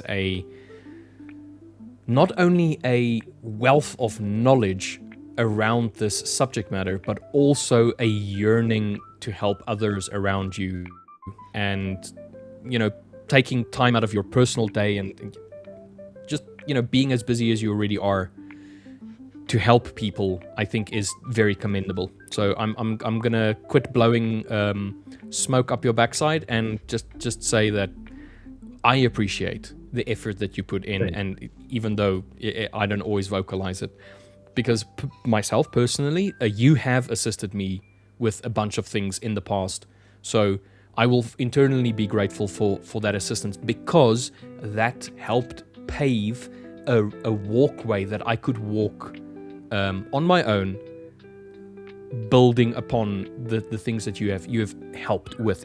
They may have been small things at first, but the impact of knowing how to approach or maybe deal with it a little bit better has had massive impact and changes on the way that I've done things. So anybody in chat, if you haven't already, go and get yourself a Fivers account. We still have the 2.5K high stakes account for $12. That will be until the 12th. So you can get that. That's as cheap of an account as you can get. It's a 2.5K. So you're not going to, break the bank with that kind of investment, but it can be a stepping stone in the right direction. And then get yourself into the Discord, get yourself into these live streams, not the YouTube one that I'm referring to, but the Discord ones. And then you can also participate in these very, very informative sessions. A little bit more personal, a little bit more intimate. Dude, I appreciate the feedback. The credit, man, is on your shoulders, because you had the same information available to you as a lot of other people. You just chose to engage with it. And that's the secret sauce to all of us as traders. Are we watching traders pull out massive returns from the markets and then creating videos about it because it's cheap dopamine, because it feels fun, because it looks engaging, because we can dream about one day that will be us? Or are we putting in the work of actually setting ourselves up by following correct processes or proving our edge actually works? Victor has some incredible workshops around quasis and technical analysis workshops. So even if you're struggling to find a technical edge, or you want just some ideas on how to potentially build a framework, Victor's got you covered with that stuff. There's a big variety of stuff that happens within the Discord, as well as it being an amazing community. But dude, I want to just shout you out for actually putting in the action steps and putting in the work, and the results compound over time, right? We all get the same book to read. It's just whether we choose to read, I'm just going to skim through the content or the context and not read the book, or whether I'm actually going to go and study and put in the work. Because really all we do with a lot of the coaching sessions is we open up a light for that next step, but it's down to the trader to decide whether they want to engage with that and take on the next step. And sadly, when we've had calls and I shared screen with it whilst I do it, sometimes we have charts on and we've spoken about a few trades. Sadly, the trading technical analysis, when it comes to, okay, I would do this here, I'm not trading in this call, but this is a valid trade for me, they get a little bit more traction. And I think we've got to start zooming out and saying, rather than just looking for that next single win or that next resource on who's going to give me a signal, it's looking at how do you build a system for yourself? How do you map out your mindset in a way that helps you to actually follow that process? So we can do some technical stuff in there as well, but typically technicals, schmecknicals, right? Like once you've got your edge, you've got your edge. You know it. You're like, well, this is what I'm looking for. It's no longer as exciting as it used to be. I do love building systems and strategies. Like I properly love backtesting it. You give me a random concept on like a 4 hour, and you go, what do you think the results would be on this? I love. It's a real skill to extract data from going through candle by candle by candle, and all you're doing is recording 1s, 0s, and 2s and 3s. But the insights on that is like it's exciting. And I always find I build a profitable system. Like I've got edges that I trade, right? But I'm working on other systems. I like to constantly build and diversify, and I'll build a strategy. I'll build a lovely sample size, 20, 30, 40 trades. And I'll finish on a high note and go, wow, this is, 40 trades. This is up 15R. I might have something with this. And then I go to bed. The next day, I continue, do another 40 trades, and it absolutely tanks like 15R. And I'm like, are you kidding me?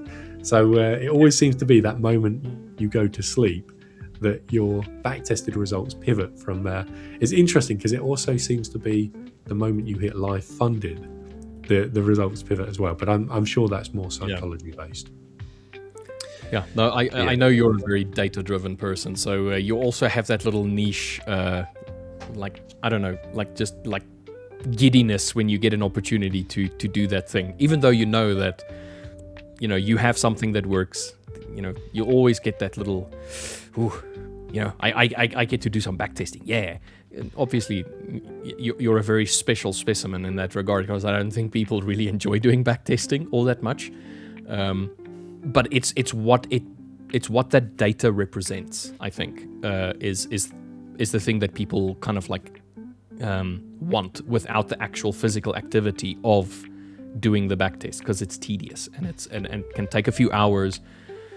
But if you just sit down and you do that and you put in the work, you'll be surprised to see how quickly you start seeing that information play out in the moment rather than in hindsight.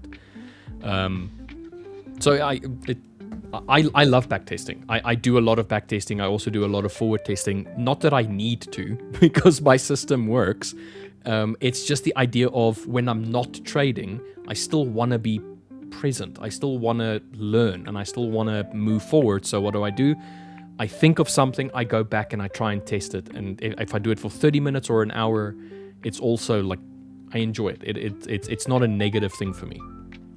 Is also one of the best ways to build confidence in your system as well. So not just recognizing the setup and training your eye for it, but when you have a spreadsheet with 200 trades on it, and let's say it's a one-to-one system, and your net gain on 200 trades is like 60R, you put yourself in a position where you go, well, the sample size is so big, the chances of this just being luck is massively reduced now. So when you know that you've actually found genuine technical edge in the markets, which there's a conversation to be had around, is it easy or is it hard to find a technical edge? I think it's hard to execute on a technical edge, but when you backtest the data, you bridge that gap and you make the unknown much more known, because you give yourself an exposure to dozens, if not hundreds of sample size.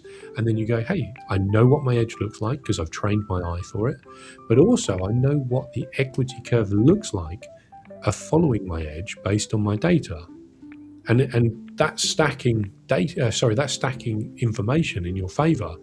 And when you can stack so much information in your favor that it becomes idiotic to not believe it or not feel confident in it, then typically you end up just following your edge with a bit more consistency. And that's what builds longevity and sustainable careers in the market. Not watch me, bro, have a 10 grand day and just send an account for a meme. That doesn't do anything. All that does is excite the dopamine levels. They spike, and the next trade makes you feel flat because you're back to $200 risk. So I'm on a journey of building up allocation to increase my lot size, to eventually bring it to a larger lot size than that massive punty gamble trade, because I don't like that the biggest position I ever placed was from a standpoint of an amateur of just look at me. So now what I do is I look at my allocation and I look at good risk management and I work out my lot size, and I'm like, it's so far away from 73 lots. It's going to take me years to get there. But that's the good thing, because you're building a track record, you're building confidence through your execution of doing it as well. And again, like we said earlier, it takes time for the mind to level up. Like body dysmorphia, right? If people are really, really big growing up or really, really small growing up, and then all of a sudden they go on this kind of, what do they call it? Glow ups? Where they just lose loads of weight and they kind of really physically change. But inside, they still feel like they look the same way as they did previously. And it can take years for that to catch up mentally. Well, that same behavior pattern, it exists in trading. Yeah. And just be mindful of that. Next time you try and jump from a 100K account to whatever it was that I was trading and trying to yeet an account through the funding phase. And I'm glad it never worked, because imagine you suddenly arrive and get funded on this huge account and you think, that's me, I'm set now.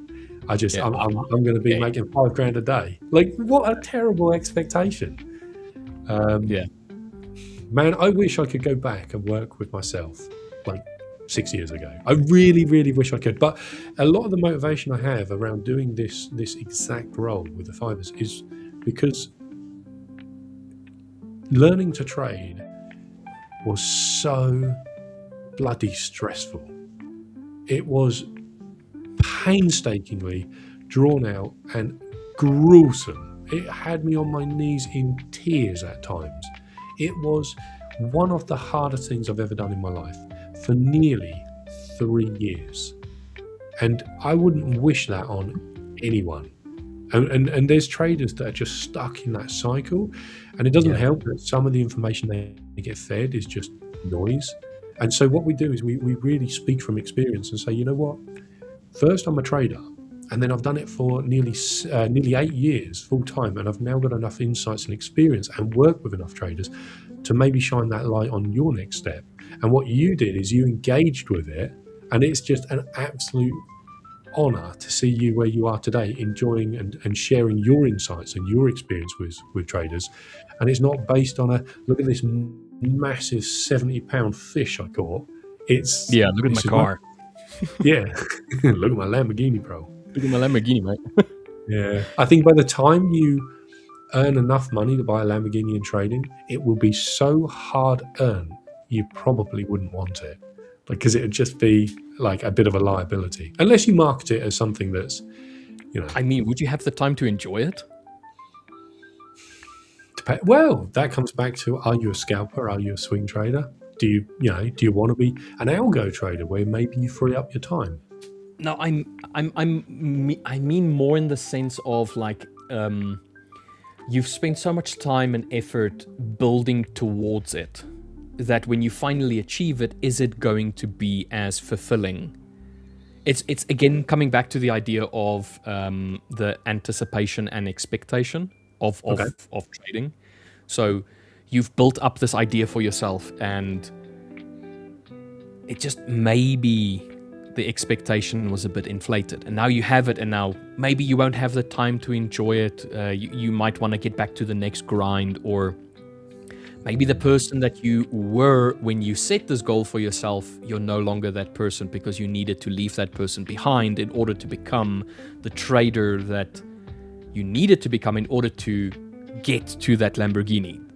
I don't know if this is like a very convoluted way of explaining it, but if you spoke about like if you went back a few years, like 6 years ago, and did not really like redo everything, but like changed your approach, or I never view it like that. I always see it as I needed to go through what I went through in order to become the person that I am today. So But that's the butterfly effect, isn't it? If you went back and you changed what happened to you, you wouldn't be the person you are today.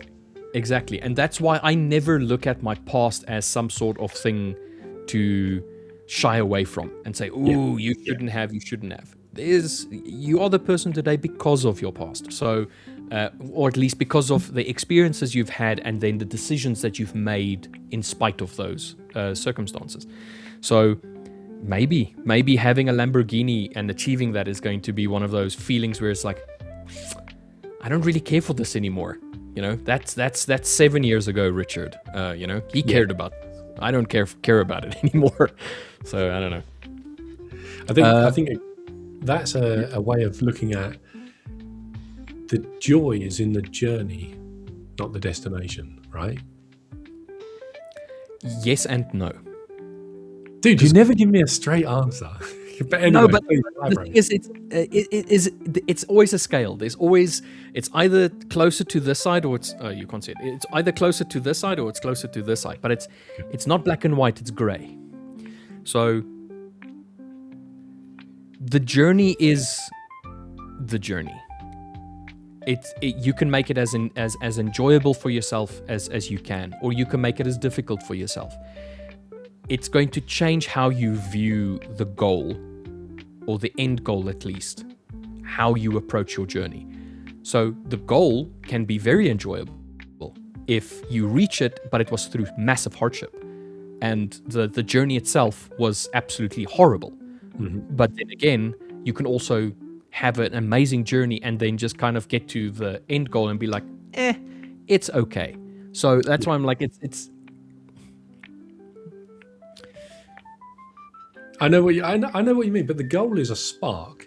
The journey is a flame. Like the journey is something that you're going to be on for so much longer than that, having that wow moment of buying that car or going on that holiday or whatever it might be, right? So if we don't fall in love with the journey and we have a really crappy journey, the chances of us reaching the goal, sustaining that, like if you go to the gym and you hate going to the gym, the likelihood of you going to the gym in 3 years' time is more than likely not high. But if you enjoy the process of, hey, I enjoy going to the gym, it releases endorphins, I feel good about myself, I enjoy following my plan, I release endorphins, I feel good about myself when I review it and go, hey, I did a good thing, even if the trade didn't play through. If we can enjoy the journey and make it a bit kinder on ourselves, then I think the goal for me personally fell away, because there was a time when I was like, not Lambo, I was like Audi R8 V10, I think same engine, but I was like, oh, imagine having one of these. But after a while of trading, I wanted to just trade my process more than I wanted the money. And that's when I knew I was really locked in as a trader, because I wasn't fantasizing about having these things in my life to fulfill my life to the next level. I was just so locked in as, imagine how disciplined or consistent you would be. Imagine how you'd feel in yourself, how confident you would feel if you were following your edge. And I don't know, after... Maybe it's because I don't have a Lambo. Maybe if I had a Lambo... Yeah, I mean, like, your opinions would change if you had one, mate. Yeah, no, I wouldn't, man. It'd probably be 20 grand for a set of brakes on it or something. Oh, no, thank you. No, thank you. Okay, but then again, if you can own a Lambo, do you really care about the price of brakes? Maybe. I don't know. If you can have a Bugatti, are you really going to be concerned about how long a tire lasts? No. You're not going to care. Fair. Yeah, maybe I've just got cheaper taste, I think. Maybe I like the simple pleasure. For me, coming into this year was not about accumulating more stuff. It was actually about letting go of a lot of things that bind me and make me feel trapped. And most of those will be decision making and behavioral patterns. And I was like, you know what I would love to finish my trading session 5:30, switch off, knowing I traded well, and have complete open mind for the entire evening and the weekend and sleep well. Not carry the weight of trading and bind my identity into my results. So it was actually about learning how to let go and saying 2026 will be very simple. It will be, hey, I'm a trader that executes on a process and I follow my plan. But let's create the GoFundMe page for Rich. Which Rich? There's two Riches on this panel right now. You're going to have to do two. And you can't get away by Richard's Lambo. I'd sell my Lambo and buy challenge accounts. And that's not financial advice. But that's the chapter I'm in at the moment. And I wouldn't want more. I wouldn't want more allocation and more funding. I just want to get closer to my process, and have the mindset to be able to say, this is a good trade, and take that loss peacefully. And I recognized that I was entering into a chapter of my mind where losses would make me a bit more emotional, and I paused trading. And I said, okay, I'm not going to trade right now through this chapter because life is very busy. Life is very full on. And this was the later part of last year. So I sized down, I kept my accounts active, and I said, okay, I'm going to bridge the gap between getting back to the point where I can execute and feel totally fine with a loss. Because I knew in that chapter I wouldn't feel fine, and I needed some kind of gratification for winning and losing trades. So there was a part of me that was like, you know what? You're just going to make yourself feel excited and feel crap. I don't need to feel extra excited and extra crap on the day. In fact, what I need is a bit more peace and a bit more calmness, and recognize that helped me put trading on the side. And so we'll come back to that. And so 2026 is about picking back up that process in the right way. Otherwise, it's just juggling a seventh ball, and I'm going to start dropping plates, and I don't want to be doing that. So it's again, trading well or just trading. And last year, I traded. It was a green year. But I want to trade really well in this year, and part of that is really disassociating my identity to that. And how we do that? We build in other areas of our lives. We bring that balance back to the scale. And then maybe at some point join a poker game on a Friday night with some of us. You know, Well, maybe get to that point. Will's not going to be there tomorrow, is he? Oh, he bloody well better be. We don't. LJ is there, and LJ's in Australia, so LJ's going to be there. Wait, isn't it going to be like, I don't know, 3 o'clock in the morning for Will? Yeah, that sounds very much like a he problem. Yeah, but it sounds like he's got his excuse ready. From what I hear, you're a bit of a card counter. You're pretty good with the numbers. That's what I hear. No. Professional poker background. No. That's all. That's hearsay. That's hearsay. No. I was a semi-professional poker player for a while, but we're not playing real money. We're playing simulated, much like the evaluation accounts. It's simulations, and it's purely just to wind down the week and just have some banter, maybe have a glass of wine and just chat. And that's generally how it goes on our Friday night poker sessions. It's just a bunch of people. You don't have to talk about trading. You can talk about whatever you want to, and it's just for the fun of it. Pure unadulterated fun. So that's all it's about. That's why I say even LJ, he rocks up like 4 o'clock in the morning Australia time. And he popped in the other weekend just before the 2026 Trade the Pool and Fivers collaboration event. He was doing some stuff until 4 o'clock in the morning. He was like, oh yeah, the guys are busy playing poker. He jumped in on the Discord. We've got cameras, drinking wine. And he just joined us. So that's exactly what I talk about with 2026 is switching off from work and doing fun stuff, having downtime, having leisure time, having that balance as well. It's when we lose perspective as a trader, when we lose balance, not just in trading, it happens so gradually. And it's like that phrase, you know, how do you boil a frog? You put them in lukewarm water and you slowly turn the temperature up. And I've noticed that the same behavior pattern happens in my life is where things slowly start to move in a direction that all of a sudden you get this moment of, wow, how did things get to this extreme? I need to react now and I can't. I'm too tired. Yeah. But it's the poker game. Dude, count me in. We'll make it happen. We'll make it happen. I said 2026, didn't I? You did say 2026. So I'm holding you to it, like Mr. Wells. Your name is on the list. So we will be playing tomorrow night. Be there if you want to. Don't be there if you don't want to. But know that your seat is booked. Wonderful. Okay, all right. I'm going to have to see about flying off. Richard, it was an absolute pleasure. Chat. Thanks for having us on for a little bit. Remember, we've got the Discord calls if you want the technical workshops. Victor is your man for that. You've got LJ, you've got Akram that do their wonderful workshops and the duck race as well. We've also got the coaching session, which is going to be later on today. I think it's going to be in about 2.5 hours from now. So just a reminder, if you've got access to the Fibers Hub, you'll have a Discord icon in there, and then you're welcome to join the Discord, and you'll see some of the great stuff we've got going in there. But I'm going to have to shoot off. Thanks, Richard. It's been an absolute pleasure. It's a pleasure, Richard. Have a good day. Catch you later. The Richard thing. Oh, mate, it's never going to get old. There we go, guys. That was Richard Wells. He is the Fivers performance coach. Whoa, we have a Victor in as well. Hello, Victor. Hi, Rich. How are you doing? How was Rich? Rich was well. Rich is well. His name is Richard Wells. So he's always doing well. Rich, do you have a rich conversation with Rich?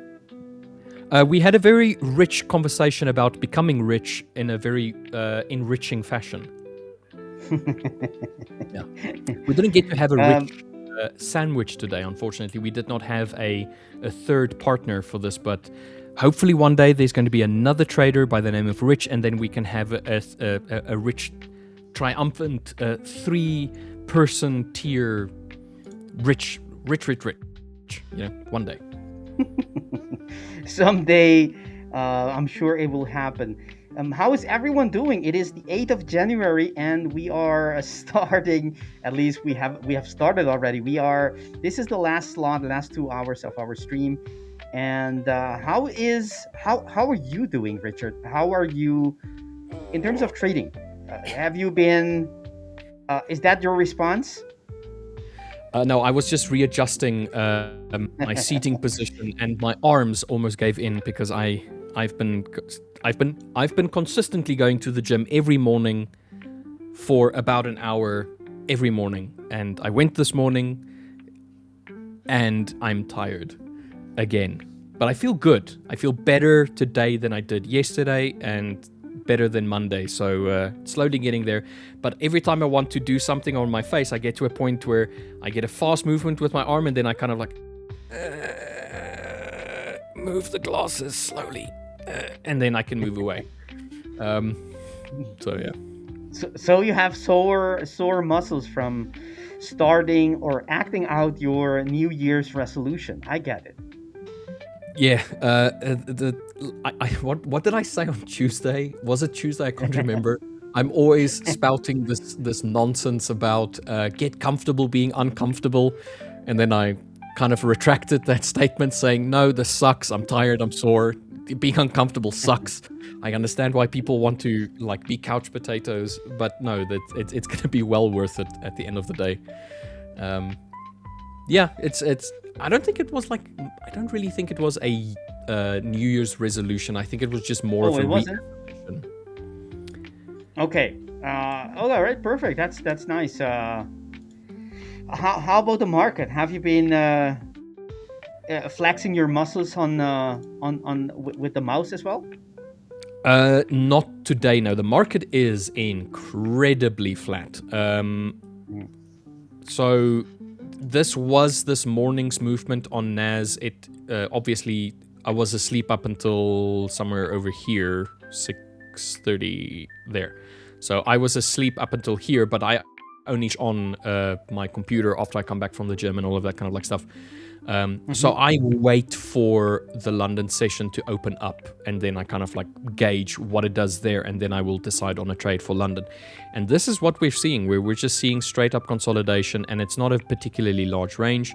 I'm not really seeing anything right now that is very interesting to me on NAS specifically. So I think we're waiting for the news for some sort of movement. I did, however, get a very, very lovely trade last night, which I'm very happy about. So worked out, textbooked, let's say. I textbooked this trade. Very happy with it. But yeah, today, no trades whatsoever. Yeah, the range on euro dollar has been also very muted. Only 14 pips, if I measure correctly, since the beginning of the London session. So basically, nothing. It's a fraction of the usual London sessions range, which can go up to about 42, depending on the time of the year and what the ATR is doing on the daily. But that's so basically a third. Do we have a special reason for that? Because I know, obviously, today we have a news coming out in about half an hour. Probably that is the reason. That is the unemployment claims in about 25 minutes. But I think the elephant, well, maybe it's not the elephant in the room, but the big news that we're waiting for is NFP tomorrow. But do you think that is already happening today? The watchful waiting stance, is it because of NFP? I don't think so. If I were a fundamental trader, I would probably give you that answer, but I am unfortunately not one. I'm feeling it's possibly because people are just waiting, whether it's for the news or whether it's not the news. I think people are just waiting.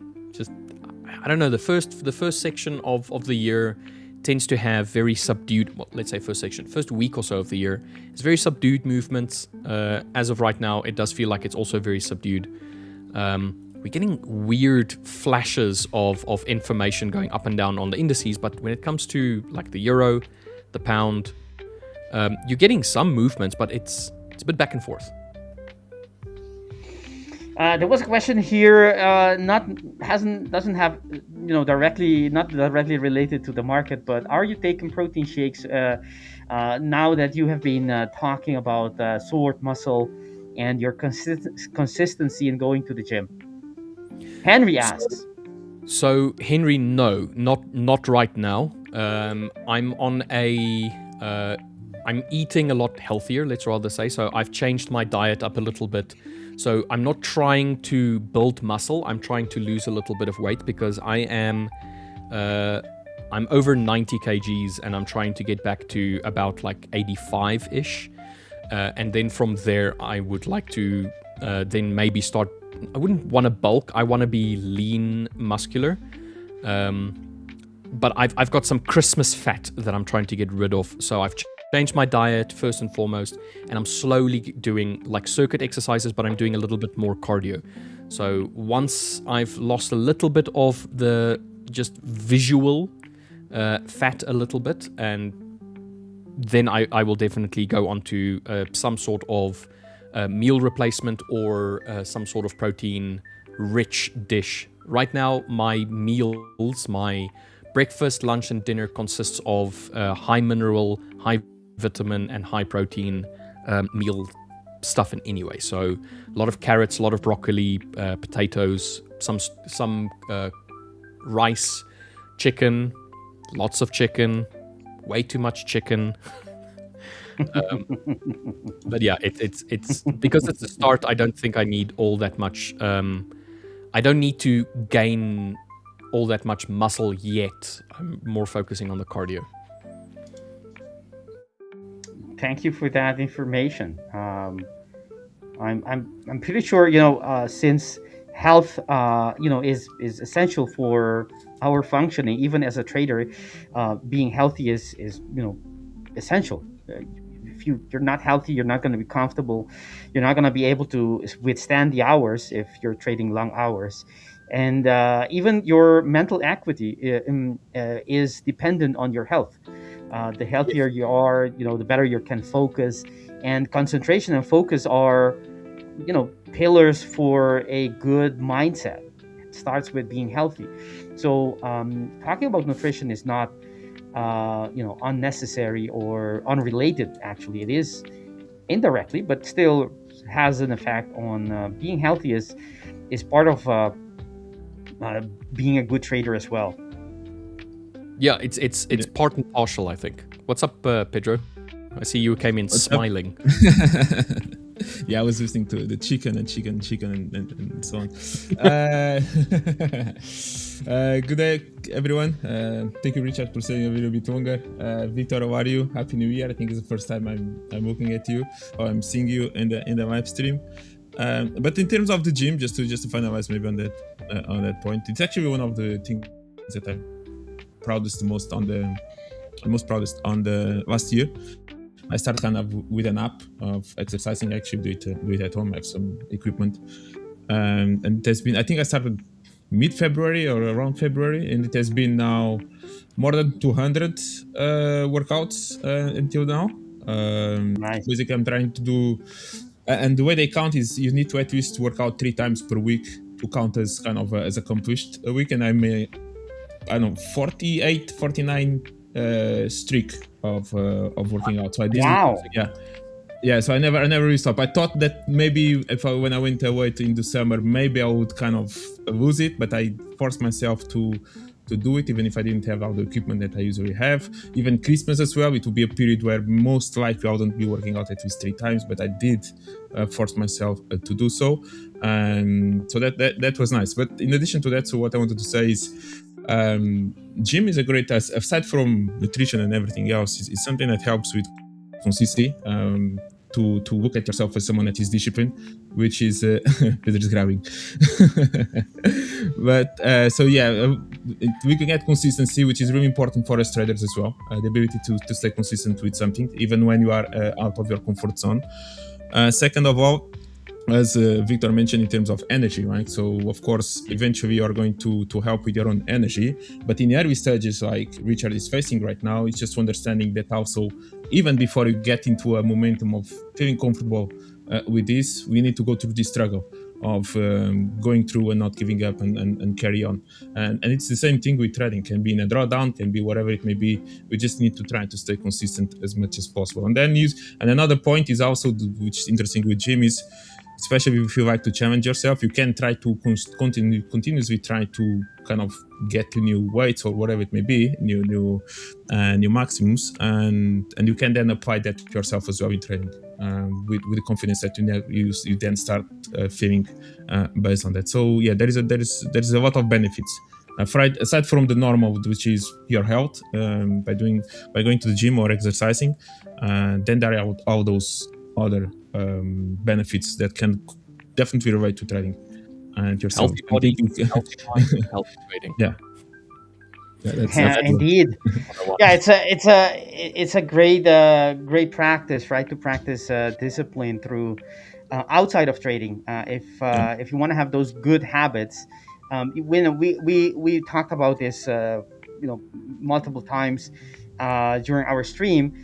You typically, on the charts as a trader, you are not very different than the person you are outside of trading.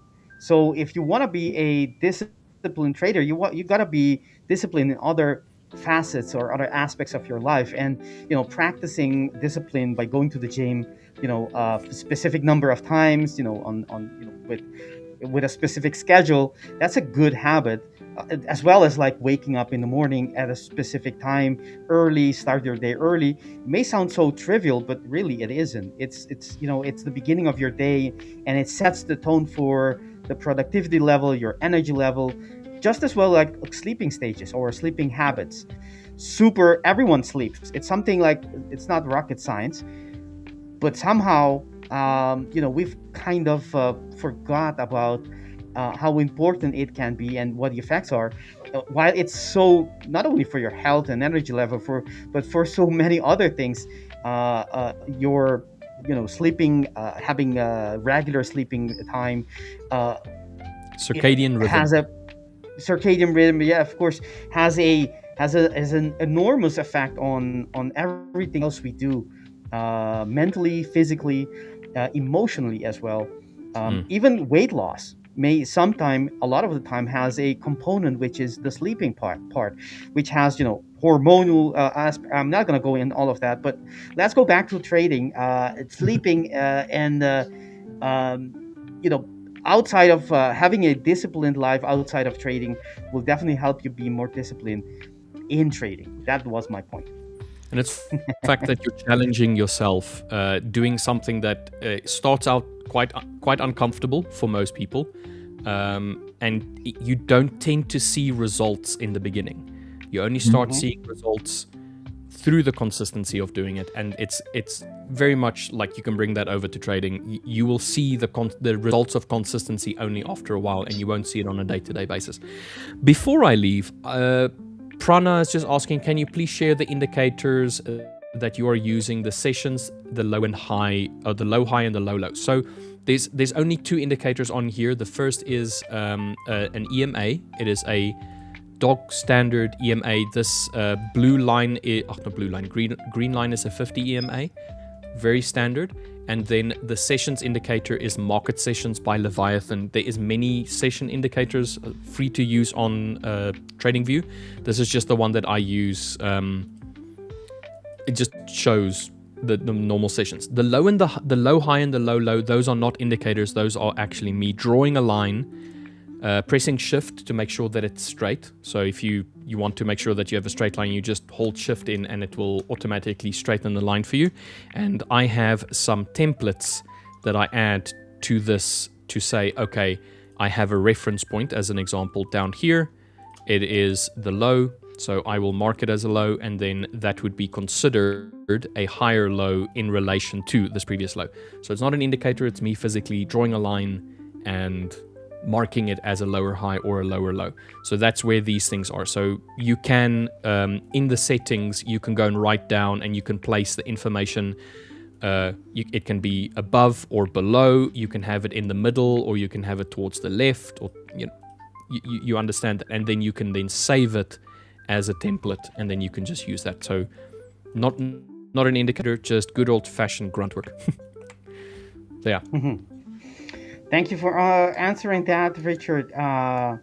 Somehow when you said physically draw it, I was picturing you physically drawing on your screen, but that's not the case. It is, physically as far as in moving the mouse. Yes, there's right now it's very physical for me because I have to move my arms to do it, and they incredibly stiff. So it's a very physical, strenuous exercise for me at this point in time. Anyway, it was a pleasure, guys. Thank you very much for having me. Thank you to everybody that dropped us a like. We'll leave it over to Victor and Pedro now to carry on the gauntlet for us. I'm going to, as always, love and leave you guys. Yeah, just that. Gonna love and leave you guys. Much appreciation. All right, guys. Cheers. Have a good one. Thank you, Cheers, Richard. Thank you very much. Have a good one. All right, Pedro. How has this new year opened for you? Quiet at this point. Still quiet. I haven't opened any trade yet. I had Aussie dollar on my radar the beginning of this week, but no opportunity just yet. I'm following also the US indices to see potentially if there is a short. I was looking for NASDAQ to go a little bit higher to take the highs on the left, but it never did it. So I'm still waiting eventually for that. Aside from that, I'm still just waiting. Kind of a slow beginning of this year so far. Trying to see where maybe the opportunities may happen. Yeah. What about you? How is everything? Did you continue to trade like during the Yes. festival periods and everything? So how is everything so far for you? I've been trading, constantly, although I don't have the same amount of time available. So I, will just take less trades. But it's been slow, I would say. Still profitable. I did have a bit of a rough patch at the end of the year. But the first few days have been actually quite good. Since have been having solid. The thing is that the expansion of the ranges that comes after the holidays, that's where I thrive on, and I know that I'm profitable when it's compressing the volume, when it's a little bit depressed, but it's not as profitable, and I can see that time and time again. So yeah, it's been great. Actually, there is the market is on a lower time frame, the market has also been compressed the last couple of hours, as we have been talking about. Probably the news is coming out in about 11 minutes, perhaps, or perhaps it's before NFP. This is the day before NFP, and maybe the market is, waiting for this NFP moment to set the tone for the rest of the month. And that could be an idea, right? The first month of the year, fresh money are coming to the market, fresh capital or fresh ideas. So it could have everything to do with that. There is a little quasi at play, the little reversal that we will be looking at during our stream.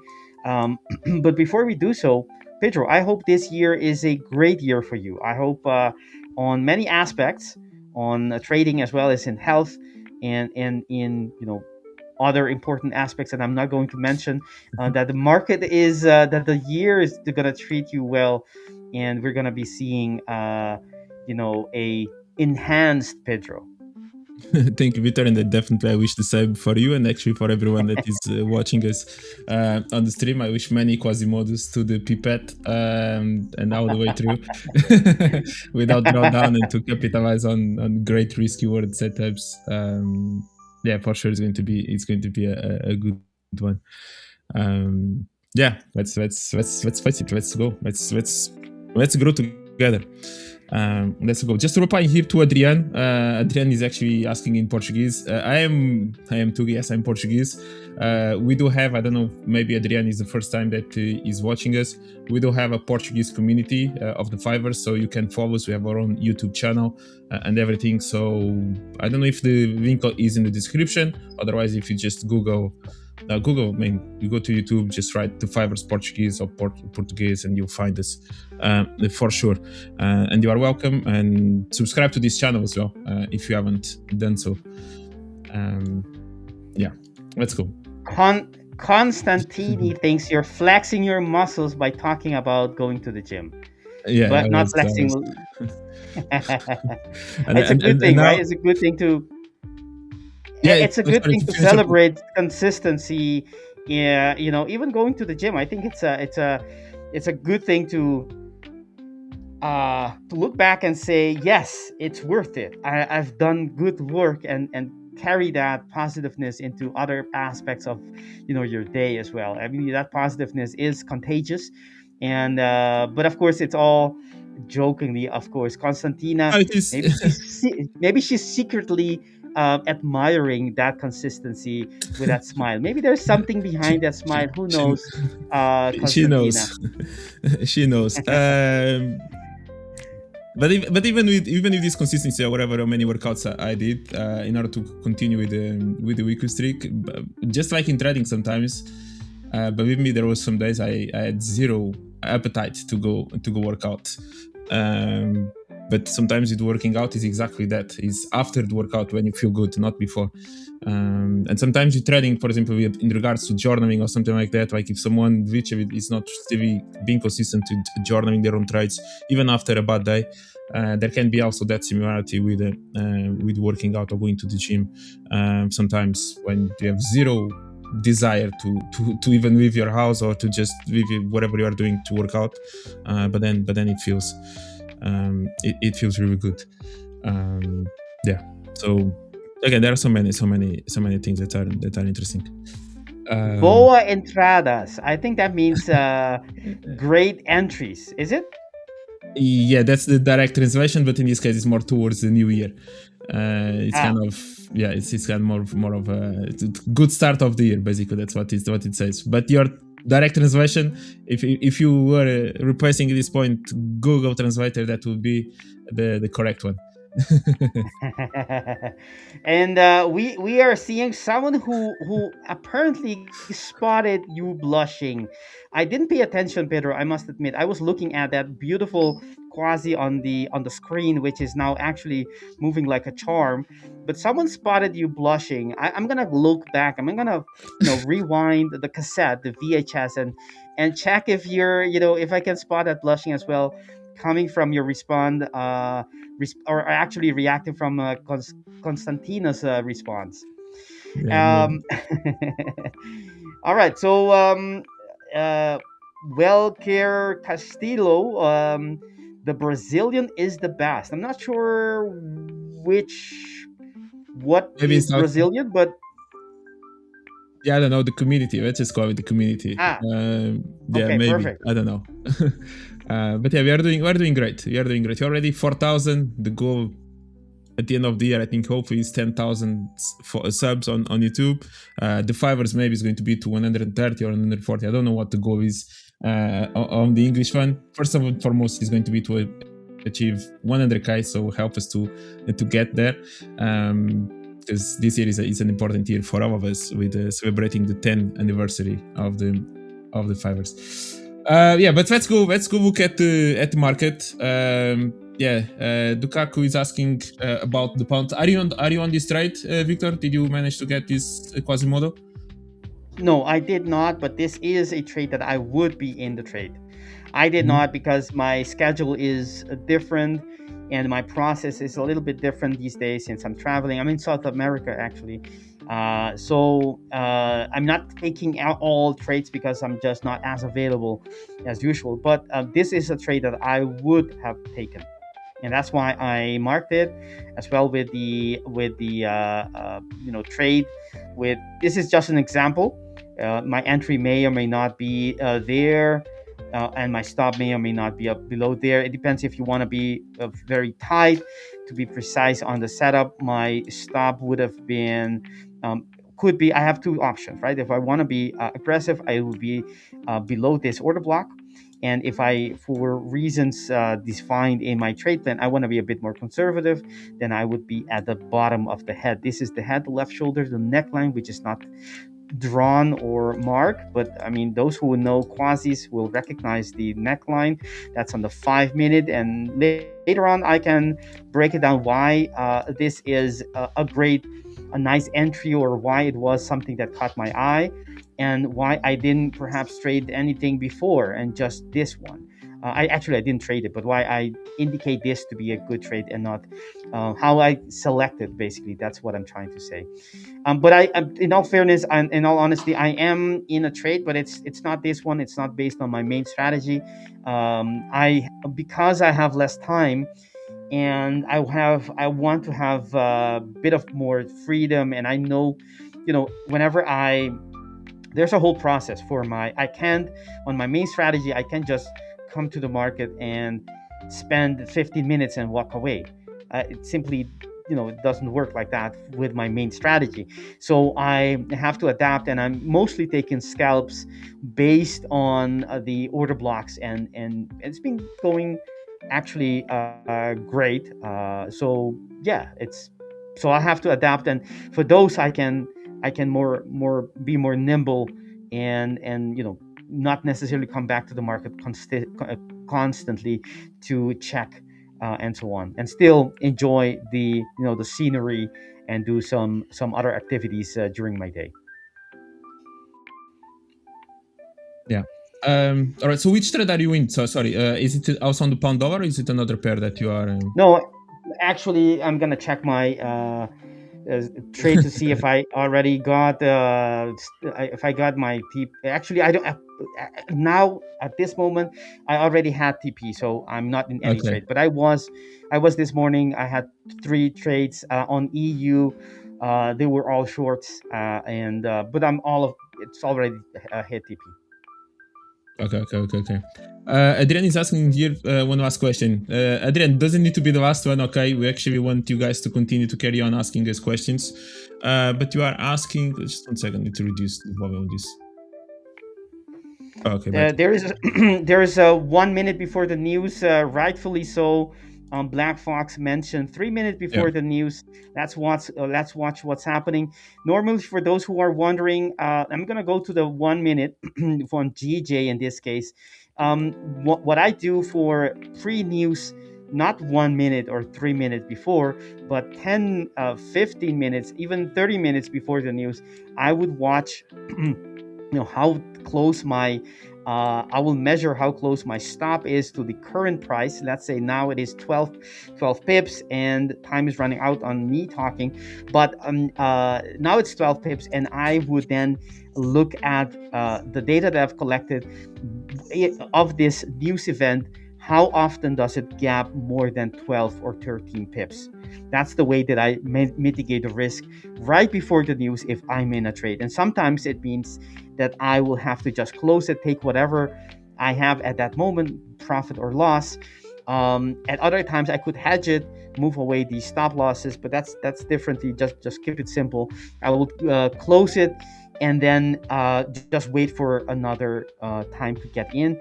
I do not expand my stop loss. I either close it, or if there is enough room, I will just leave it, meaning not touching anything, leaving everything intact and absorbing the risk. The news is out, right? Let me double check on Forex Factory. I think it was it's out just now. It is out. Yes, it is out. It is 209. a little less, less than expected, but not much less. So I think that's why the market isn't reacting as much. We will have to see whether or not it is not really much of a reaction, I must say. Let's check the sessions.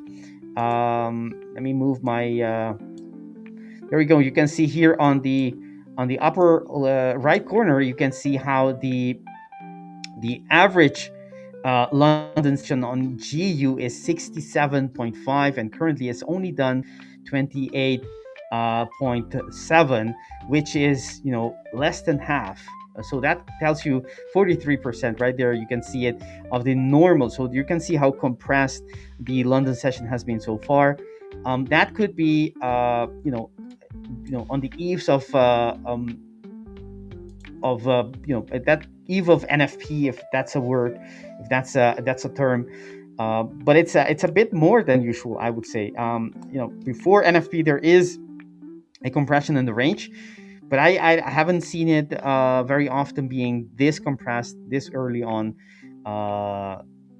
before the day before. Yeah.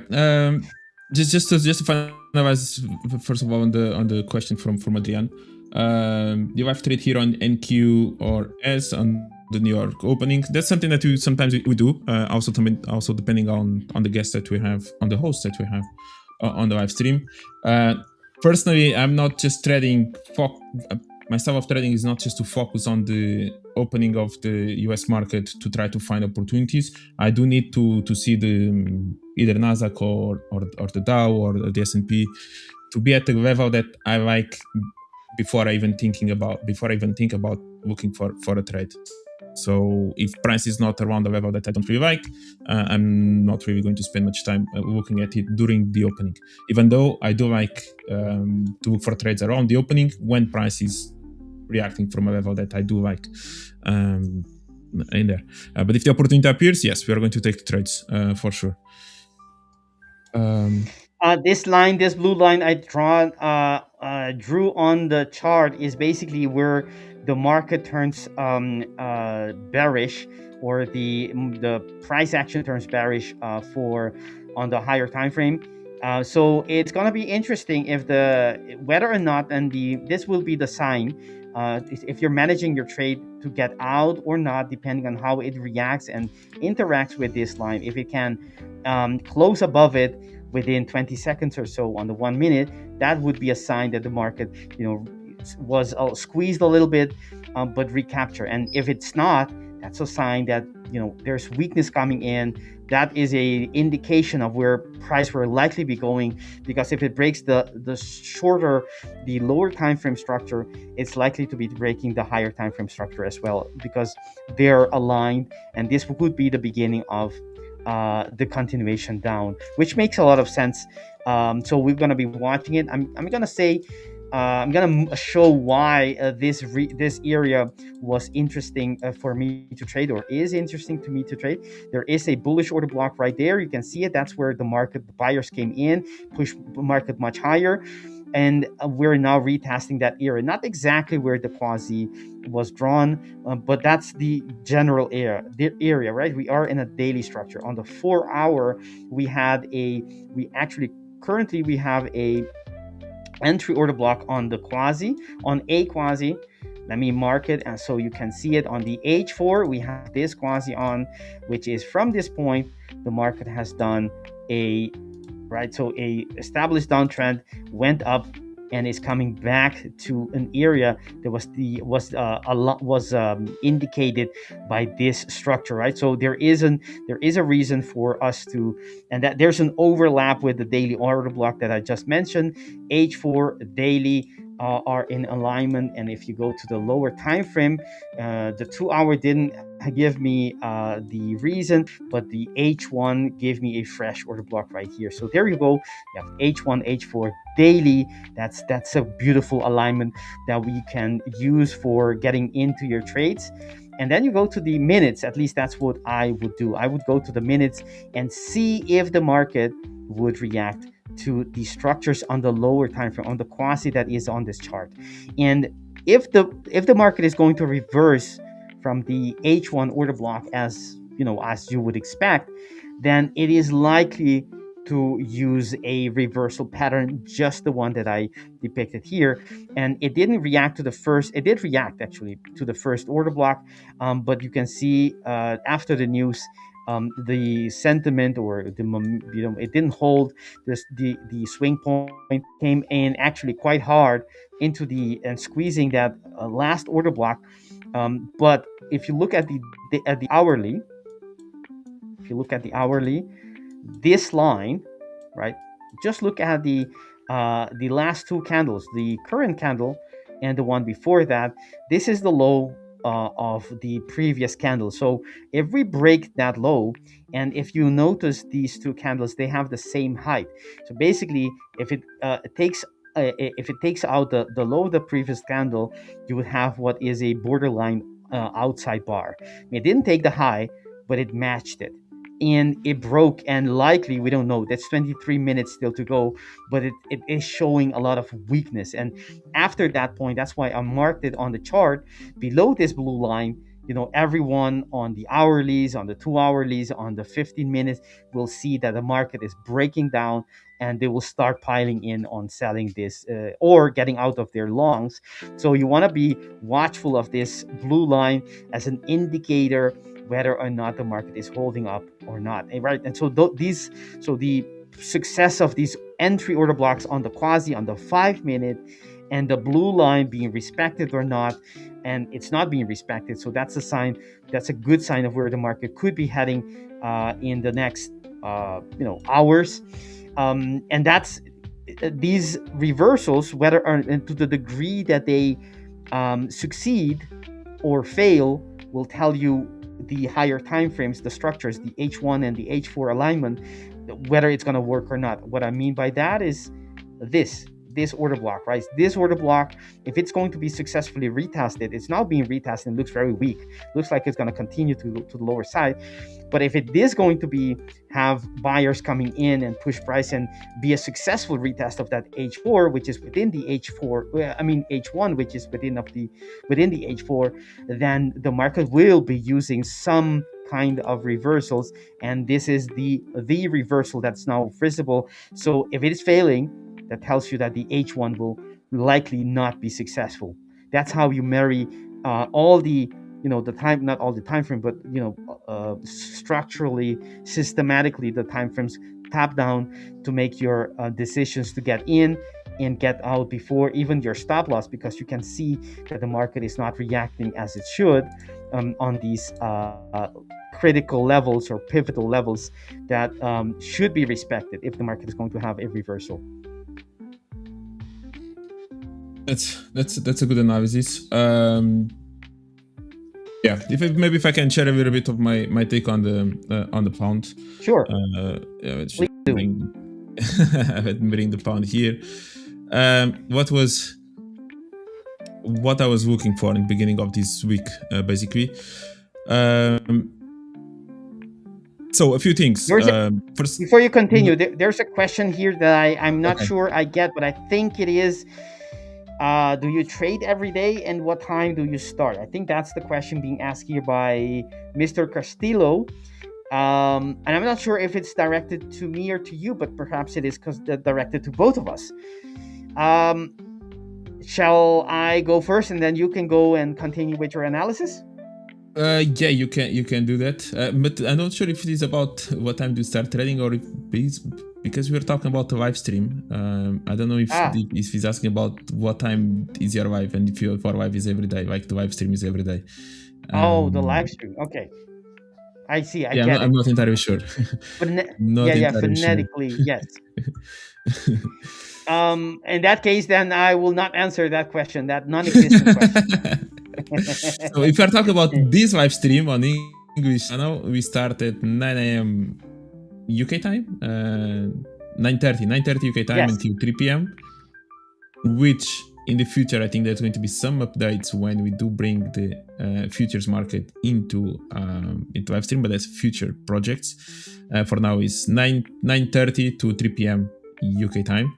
And then if I talk about the Portuguese one, we started the live stream at 5 p.m. So basically 2 hours after we finish this one, we start with the Portuguese live stream. It's in a different channel. It's a specific Portuguese channel of the fibers. Yeah. And you were absolutely right. It was about the stream, not about our actual lives. Trading.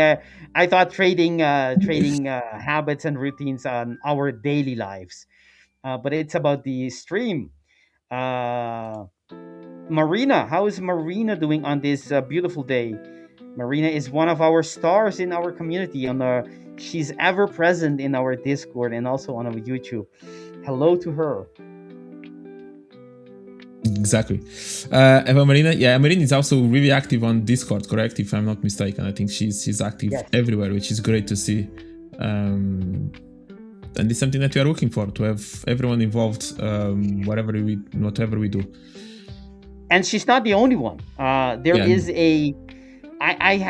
We have in our Discord regularly. There's about, without exaggeration, easily, I would say, I think over 50 members who are regulars. I think it's even more, probably around 70 to 80, because not everyone is present every day, but they're regulars. You see them perhaps 4 or 5 times a week, 3 times a week, and they're there every week, days, if not every day.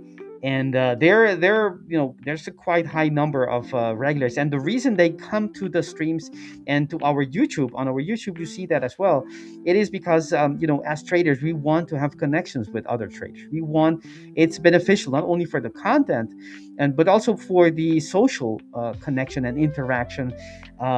There's a lot of benefits in sharing and receiving feedback from your ideas, your opinions, but also just hanging out is fun when you're doing it with people that share interests like trading, and who knows, you might be discovering new connections, friendship coming out of those connections. Very beautiful to see that happening in our community, and that's why the Fifers is the best prop firm. I know I'm talking someone here representing the Fifers, but I mean, if something is true, and I say it's still true. It doesn't make it less true.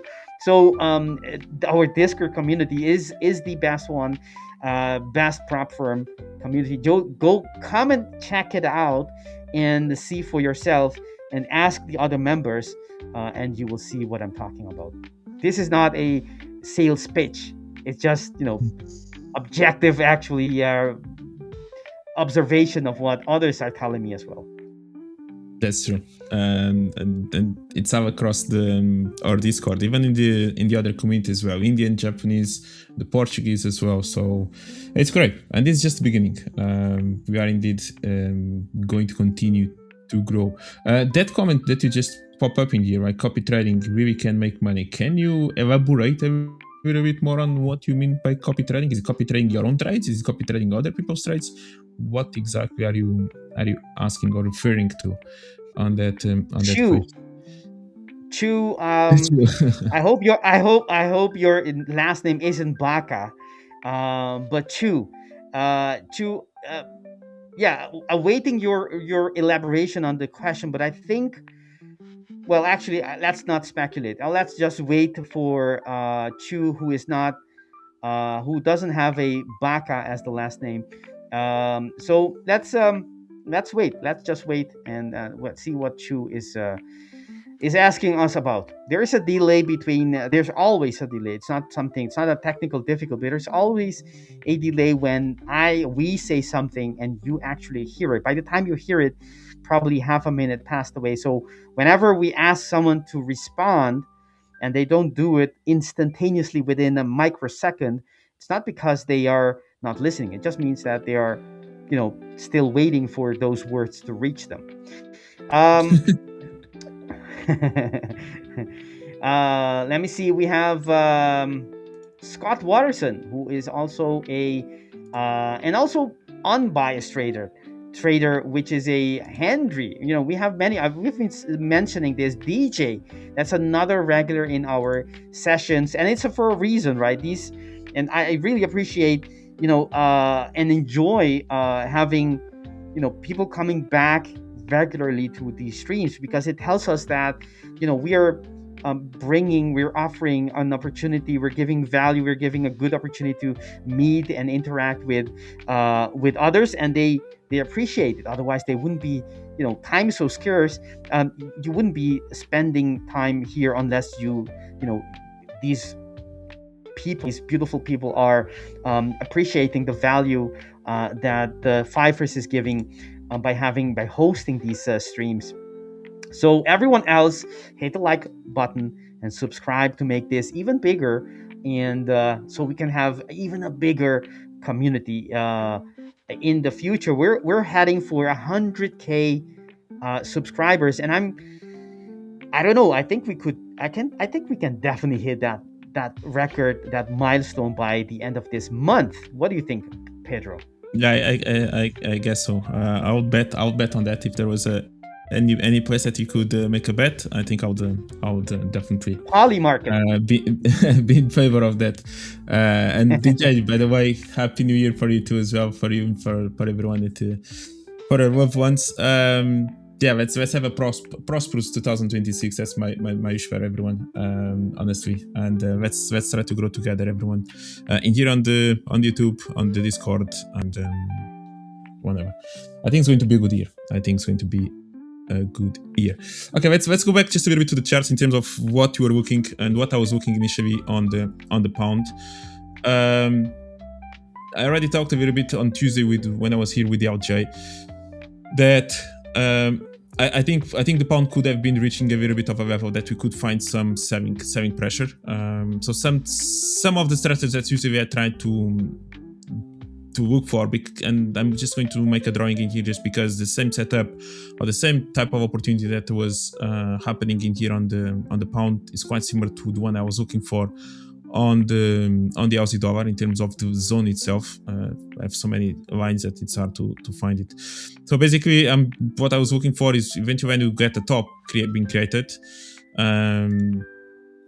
Okay, let me just create this kind of a top, and then price kind of starts moving, and there's a point where we kind of start having, I call it compression. So basically, price never really managed to go above this level, but we visit this several times the previous high, and then kind of continues to drop, and it then eventually drops much more. And eventually, when price, let me just maybe draw this one in here, just to make it a bit more similar to what we had on the pound. Okay, wait 1 second.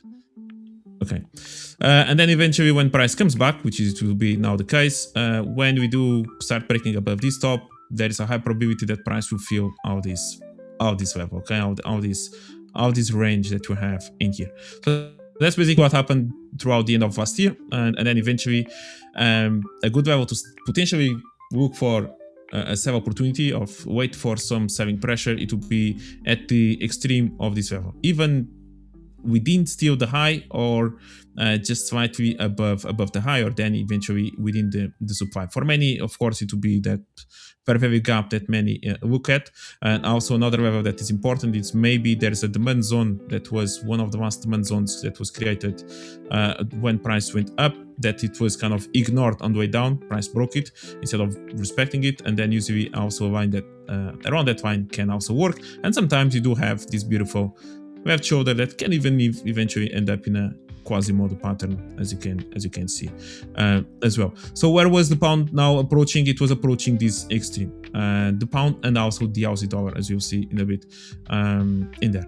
So now that doesn't mean that price will react from here and go all the way back to test this lows, like whatever low price is coming from. It may not mean that. Maybe price, the only thing it's going to do is maybe react from here, maybe go back into this level, or just respect the previous low, which basically where we are right now, and then eventually continue.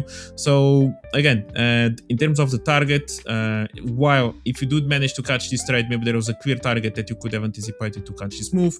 When price now is trading from here, you need maybe to pay a little bit more attention into the bigger picture to try to see if this actually makes sense for price to now completely sell off from here, or it's maybe just a small retracement, which again, because all this scale is maybe a daily time frame, if you are catching a trade on the 15 minutes, 1 hour time frame, you still find a good opportunity in here to trade, but maybe not on the weekly or monthly scale, for example. So if you now go back into what we have on the real charts, I hope I managed to explain myself a little bit. How can I go back? Okay, it's here. So basically that would be the scenario. Okay, so as you can see, this was basically the supply level that start holding price constantly. Okay, price never managed to go a little bit above this fair value gap. Price hold it a little bit several times and then eventually dropped. Okay, and then what levels do we have? Like we have these beautiful also kind of left shoulders, which could be seen as previous resistance. Price broke, price came down, actually respected slightly in here, went down, rejected again, and now in the future, so somewhere around here, I was actually looking a little bit higher, but around this level, that's usually a zone that we could look for a reaction, which happened on Tuesday. Then you actually have a good approach. The approach also matters quite nicely, the way price goes. So we have actually already a few highs in here. So these highs were not yet at kind of the extreme of the level. So basically accumulating a little bit, a few stop losses above this level, and then eventually now we do turn, and maybe because we actually start already breaking some structure here, maybe these lows are not going to be that important anymore. Maybe price actually going to just continue to go below and maybe start visiting this next zone somewhere around here. And that was basically the move on Tuesday. I was not really here at when this top was created. But I saw when price broke this level, and I was actually hoping that this retracement would have gone a little bit higher towards here to then potentially catch a trade within this range, which never happened. Apparently, apparently this top, let me just change the time frame. Apparently this top in here kind of reacted quite nicely in the same line as these previous left shoulders, these highs, which now potentially can also become an interesting quasi-model in the future. But there you go, that's basically where price reacted. Also that famous demand zone that was broken, then kind of respected as a supply, and then price just continued. But the level I was looking for is a little bit higher. I like to trade a little bit closer to the extreme, just to also be able to protect my stop loss in there, and then maybe eventually catch a trade. Never happened. Maybe if some of you maybe draw Fibonacci in here, maybe with the 50%, maybe that was enough, or maybe also missed the entry by a little bit. So that was the pound. I was looking a little bit more for bearish signs, maybe also in alignment with potential dollar that started to respect this traction here. And on the dollar, we also had an interesting break to the upside, and price was reacting from a good level on the left, basically closed the gap created on the 3rd of October. We actually mentioned that level last year during the live stream, and when you're looking at the daily time frame and so on, it's also an interesting zone where price is reacting, this beautiful demand on weekly as well. So that was maybe another factor that maybe we are a little bit close to a level where the dollar could continue to move to the upside. Personally, on the dollar, I was actually looking for price to go just into this level instead of just respecting this level, but that doesn't really matter. We don't really trade dollar index, but that could also once again support the situation where the dollar could go higher, the pound could go lower, and even the euro could go lower. The euro also that is basically moving quite nicely to the downside. The euro index, it was also a little bit obvious. But just to finalize my analysis, just to look also at what I was looking for on the Aussie, just to see exactly the same structure, it's exactly the same. So you create the top, we do have even some left shoulders a little bit higher that eventually price could go, and actually I was looking potentially in the future for price to go there, but it's exactly the same structure. We have the move down, then price stabilize a little bit, and since this level basically price never really managed to go above it, kept respecting those levels kind of as a top of a compression zone. So this is the moment of price going down, and when it comes back, eventually when you find maybe that price broke the important high that eventually is going to feel that spike, which maybe could have been, well, in this case could have actually already been this one. Everything else was compressed already on the way up, but there you go. Goes all the way to the extreme, reacts nice also approach where we already had kind of a clear high in here that could have been used a little bit to trap some traders. Price goes a little bit in there as well, and then with the news, with the CPI news that we had on Wednesday morning, price reverse. So this one I was sleeping, this was like 5 a.m. in the morning, and then I was exactly waiting for the same thing. So for price to go a little bit higher. Even when price created this top in here, I was looking for price to go at least until this level with my preferred zone actually a little bit more in there. Never happened. Price just yesterday to today just continues to sell off. So it's basically the same setup, same level, same everything on a higher time frame. I'm between myself. Higher time frame or time frame, just unfortunately didn't really get the retracement that I wanted. So this is a typical setup that I would consider it's one of my high setups in terms of high probability that price will have a reaction from there. In terms of the target, then I need to play with what I can see in the moment. That's basically it. Yeah. Thank you for that, Pedro. Discord link, where is that? We had the answer just a little lower. It is indeed in our dashboard, and it is a free community, but it is not for the general public. It's an exclusive community for only the Fifers. So you have to be part of the family. You have to have an account to get into the exclusive Discord server, which is ever expanding. We start with English, and we have, I think, like 4 languages now, maybe even 5. We have Hindi, Portuguese, Japanese, and maybe I'm missing one, but we're still expanding, and we have more plans for language to be added. Just stay tuned, and you will see them popping up soon during 2026. You were talking about the on Aussie dollar not making that retracement for you to get in. How long are you still gonna be waiting for that retracement? What makes you say this setup is no longer valid? If there's a retracement coming, I'm no longer interested in taking that short. What needs to happen for that retracement to be stale, meaning too late? That's a great question. Again, that goes a little bit in alignment with when I did explain a little bit of my approach. I did mention about space and the target, if you guys recall, right? So first and foremost, I need to see that whatever low price will react from, I want to see if it breaks a previous level of structure or if it is respecting the level of structure. For example, if price comes all the way back towards this demand zone and starts moving upwards, maybe price just visited a good level and now it still wants to continue its bullish momentum.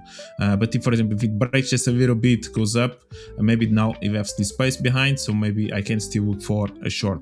And then I need to consider as well if I actually do want to continue to look for another short in here based on where price is reacting on the left side, because as I mentioned, that level where price when price approaches those extremes, it's always a good level where price usually sees some selling pressure, but maybe the final destination of this move to the upside on the Aussie, it may not be here, it may actually be a little bit closer to this zone in here. So maybe the trade that was supposed to happen here, it's already going and it's working quite nicely to to whoever managed to catch that sell opportunity.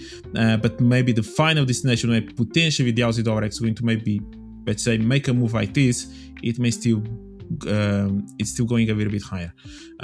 Now looking a little bit to the left side, we may have this high here, we have these two highs as well, we have the clear fake out. This actually may be a massive Quasimodo in another words, that we may have something like this.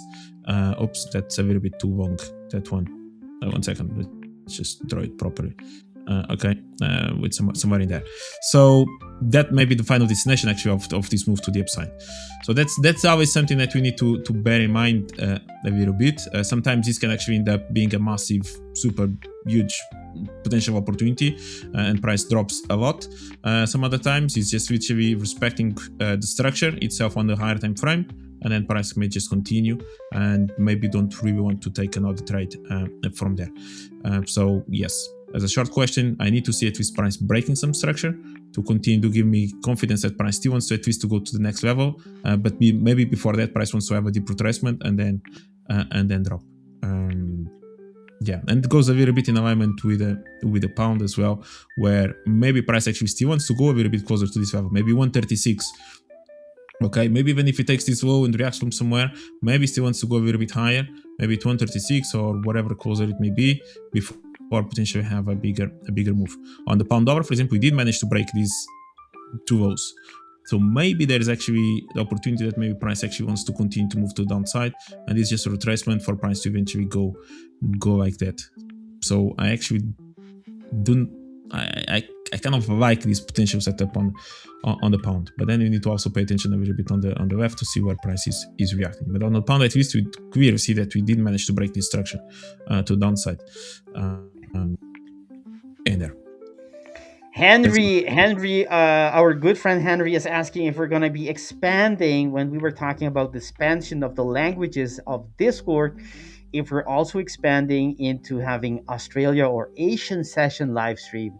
My friend Henry, there's a lot in store that is not known yet, and that we are planning on expanding. Rest assured, we are expanding our live stream as well in 2026, as well as I just described the expansion we had in Discord, and we're still having, and I'm pretty sure at some point I can see our live stream going, from back to back, all the sessions of the day, from Monday to Friday. I can see that, it doesn't seem like too ambitious to me to at some point have, the stream even longer, not only covering London and New York, but also session on the Asian session. But we don't have any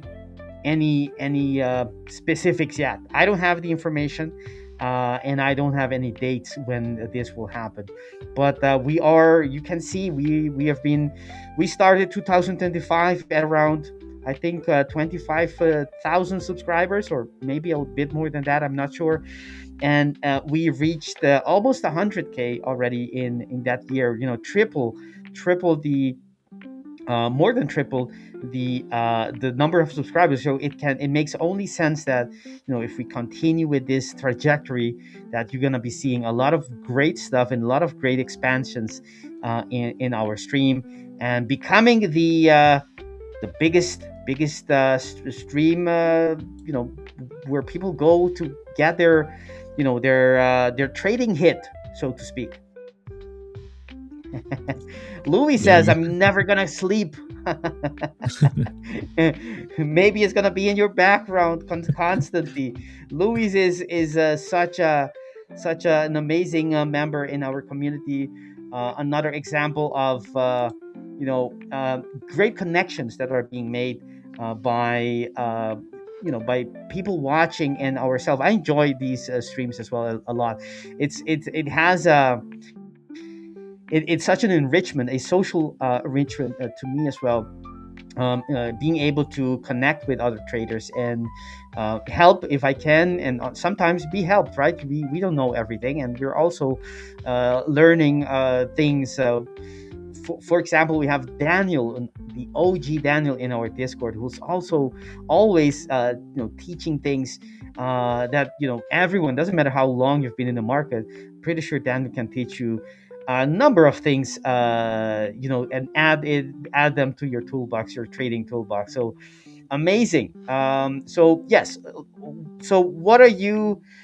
Someone asked about GJ. Maybe I can take a look at GJ, or should you take a look at GJ, Pedro? You can take, and then I can take a look as well. You can start. All right. Okay, All right, just one thing. Just before you start with, just because usually you don't look at the yen index, just to have a reference. No, I don't. So this is where the yen index is. Okay, so at the end of last year, it did manage to break that low. I don't have more data on the left, but basically for the last couple of weeks, it has been stuck within this range. Okay, so that's just something that then you can use. And the yen index usually is the inverse correlation within the individual yen pairs. So if pound yen is going up, yen index will go down, and vice versa. So now you can try to use this data, this range that you are stuck within, to go ahead look at the pound yen. Thank you. All right, so let's take a look. I'm gonna start from the monthly. Even though most people don't trade the monthly, I think it's still important you have an idea of what is this about. But before I do so, let me make the visibility of this only to the hours, so we don't have that showing up. Whoop, should be okay. So yeah, let's go back to the monthly. So the monthly, what is it telling us? It is telling us of a breakout. All right, that's the inverse of what we don't see on the yen index, just like the dollar index and the euro dollar, because the dollar, it's a dollar strength meter, basically the yen strength meter as well. So if it is on the later position, the latter position of the pair, that means that it has an inverse correlation.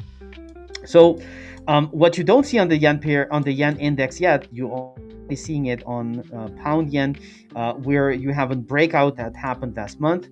That's the only thing you can see. There's a possibility you can obviously think that it could go back and retest before continuing, because continuing is the most reasonable path and easy path to go forward, as it closed very bullishly and there's no reason technically to expect anything else.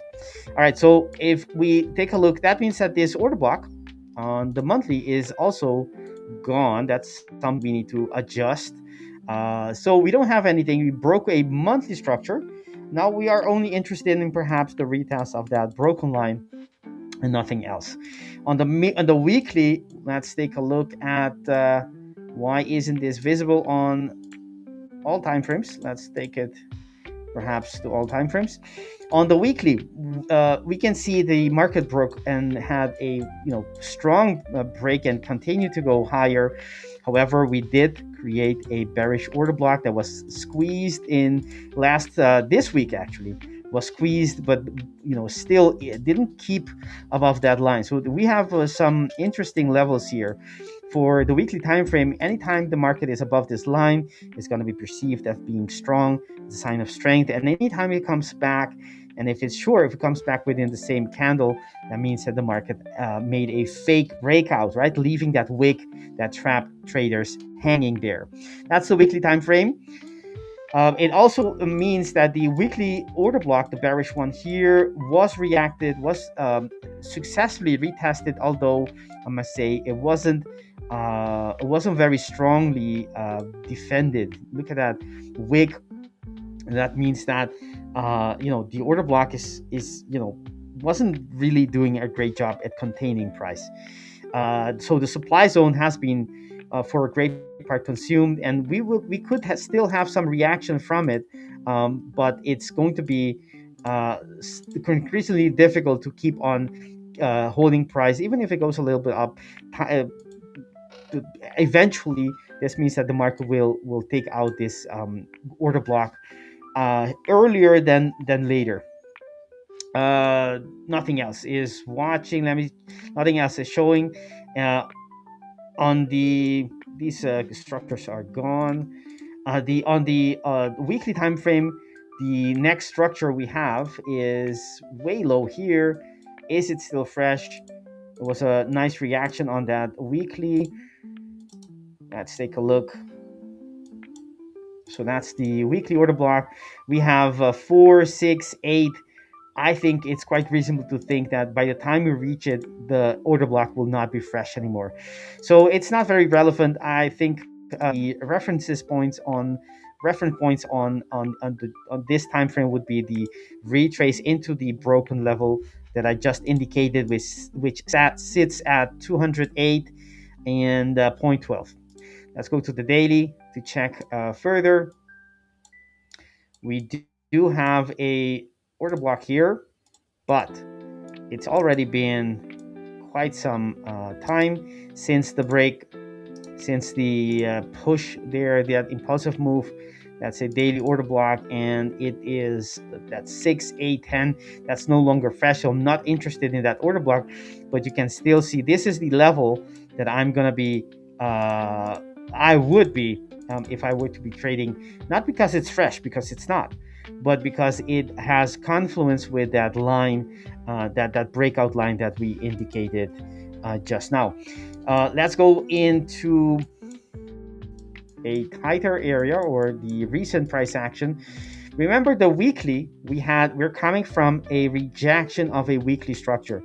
Normally, this is quite bullish, right? The momentum is, so you got to be a little bit careful. The momentum is to the upside. It's breaking beyond breaking a very significant level, and automatically what you're expecting is a retrace. Whether or not it hits that level is open to be seen. But if the breakout gonna have continuation, have after that retrace gonna have the continuation move, right? So you got to be careful in reading too much into the bearish structure. But this is the structure it's reversing from, and because it's a weekly, you would normally expect price to be going to the opposite direction, the order block in the same time frame, in the opposite direction. That would be the weekly all the way down here. However, because it's a breakout, that is not very that expectation is not very realistic, right? You got to be thinking more in terms of what something that is around that breakout level, not all the way below, much below the current level. So zooming back, yes, we are coming from a bearish structure. That's something that is enough to break bullish structures on the daily. But the daily has been holding up quite nicely so far, right? You have one order block, retested here, and created another order block, and again, so you have 3 order blocks being created and respected. So I'm gonna be looking and seeing if the market is able to break each one of them, because that's what's necessary if price is really going to have that retest into the breakout level. So that could be the test, right, for the coming days, and to have an idea if the market is going to go perhaps much lower, whether or not it's able to handle these bullish structures on the daily. So let's zoom in. Is the market having that idea, or that scenario playing out? So now you have the top of the faked out on the candle, on the weekly candle. That's the blue line here, and these are the moves that are visible as the market pushed up on the daily time frame and created these order blocks, these 3 arrows here pointing up. So we do have a quasi. I'm gonna eliminate them for clarity's sake. We do have a quasi, which is this established downtrend, head, left shoulder, neckline. Price goes up all the way there. Let me make sure. Yes, the structure is indicated. And what I want to see, I actually we analyzed this not too long ago. That's why it's so recent. What I want to see is if the market is going to react. It's not a great entry order block on the H4 because it's so wide. It's even wider than the daily structure. So it's, I would say, inadequate. It's lousy as an entry order block. But that's the structure. That is the market is indicating us.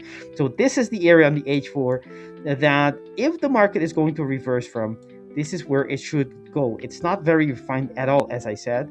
So it's not very useful. But it is what it is. This is the area on the H4 and on the quasi. The first thing is we had, let me double check here on the H2. So the point is, within this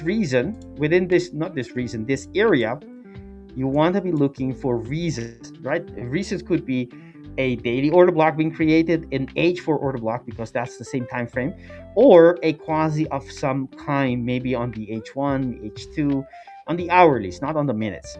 And currently on the H4, nothing is telling us that the buyers are coming in. On the H2 as well, there is, let me move this perhaps to the side, and I can give you an idea. Go ahead. 1 second, be right back. Okay, no problem. Take your time. So you have the neckline on the H2. Is it giving you a sign of a reversal? It's not. On the H1, that's the same line. It's not giving you any signs at all. It's not breaking any structures. The impulsive moves, the bigger legs, are still to the downside on the hourlies. That tells us that we're in the demand zone. It's not over yet, but in the demand zone, in this area right here, right, where buyers are supposed to come to the market, create the reversal, push market back into breaking structure and making higher highs. They're not doing that. They're not coming to the plate. They're not showing up.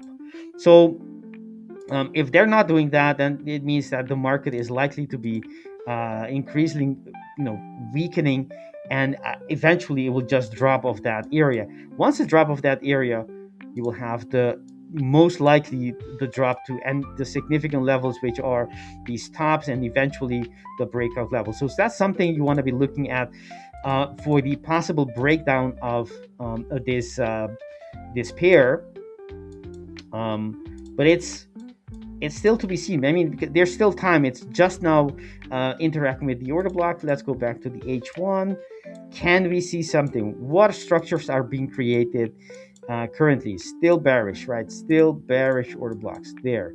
Still bearish order block being created. Nothing that indicates that the market is going to reverse just yet. Maybe with NFP tomorrow, things can change for sure. But there's no reason to go to even the 15-minute or the 5-minute, because the hourlies are already telling us it's bearish. It's quite bearish. Let's take a look at daily range. Currently, it's done 85, while the ATR is 112. So there's still space for it to expand about 15, 27. 27 to the downside would be basically where the line is, very coincidentally, and the upper level is, the expansion on the upper level is 27 would be 30, 43. All right, so that would be something like here. So the question is, I'm gonna give it another color, but the question is, okay, maybe not that's the daily, I understand. So I'm gonna give it maybe the daily template. If the market is going to expand, and we have reason to believe that could be the case because of the ATR, although the ATR has been trading lower, see that? And normally this is usual, this is common for holidays, but after the holidays, and the holidays are already over, you should see the price, the range start expanding again. And so that's the reason. When is that expansion coming? Maybe it's going to come in a jolt, in a bolt, being jumpy and making big moves, just like we know GJ to be, right? Big move. When it wants to do something, it does it very violently in terms of volatility. So maybe it still has to come, but the expansion of the current price on the current range is to this level and to that on the daily time frame. If we go to the H1 and move closer, the question is which of the two, right? So that's going to be something like so, and something like so. So these are the possible expansion. If you look at the possible expansion for today, if you look at the lower time frames, do we see reason to believe that the market is going to move back? On the H1 it isn't, and on the 15, though, you shouldn't be relying too much for the intraday direction based on the 15-minute structure. But even on the 15, all right, so there is a little reaction here. There is a quasi here, so that's the break of the structure. You see that ever so slightly coming back to the low of that candle, which is the low of the daily structure, right, which is the daily low here. Let me move this around. That daily low, which stands at 210.51.7. That is this line here that needs to be protected. That's the first order block on the daily, and that's exactly where the market came back. I like that, the fact that gives me a little bit of an indication that maybe some buyers are coming in, and they are actually respecting that level quite nicely. You can see they're reacting on it. That could be a great sign for buyers to hold as line in the sand, and sellers to be activated whenever the market is looking to be breaking that line on the daily time frame. All right, market is looking quite bullish actually in the lower time frames. We'll have to see how many minutes to the end of the hour. About 40 minutes, so we still have plenty of time. Let me take a look here. Actually, there's also a pair I would like to check, which is pound Swiss, right there.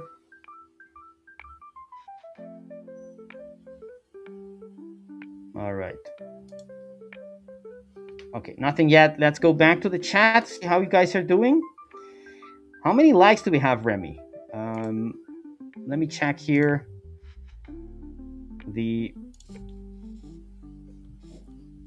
All right.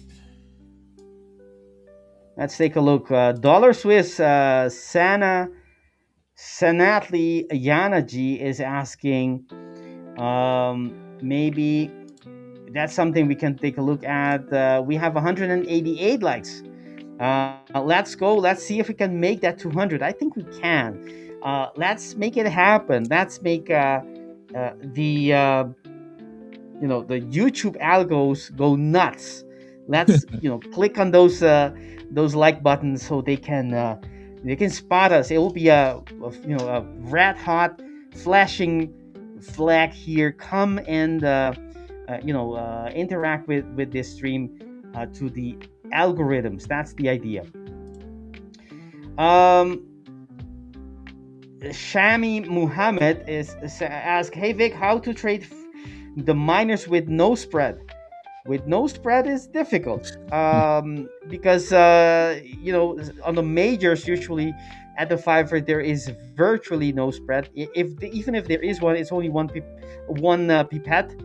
But on the miners, that's we still have one of the best condition, if not the best condition, for spreads and execution. But no spreads on miners, that's It's a stretch. that's a stretch. especially when the market closes. So be careful, and you're going to experience that if you're trading New Zealand Aussie, New Zealand CAD, or something like that. Just be careful when the market closes. If you do have an open position, sometimes it gets quite wide, and this happens. Which is normal. Okay, yeah, which is normal, exactly.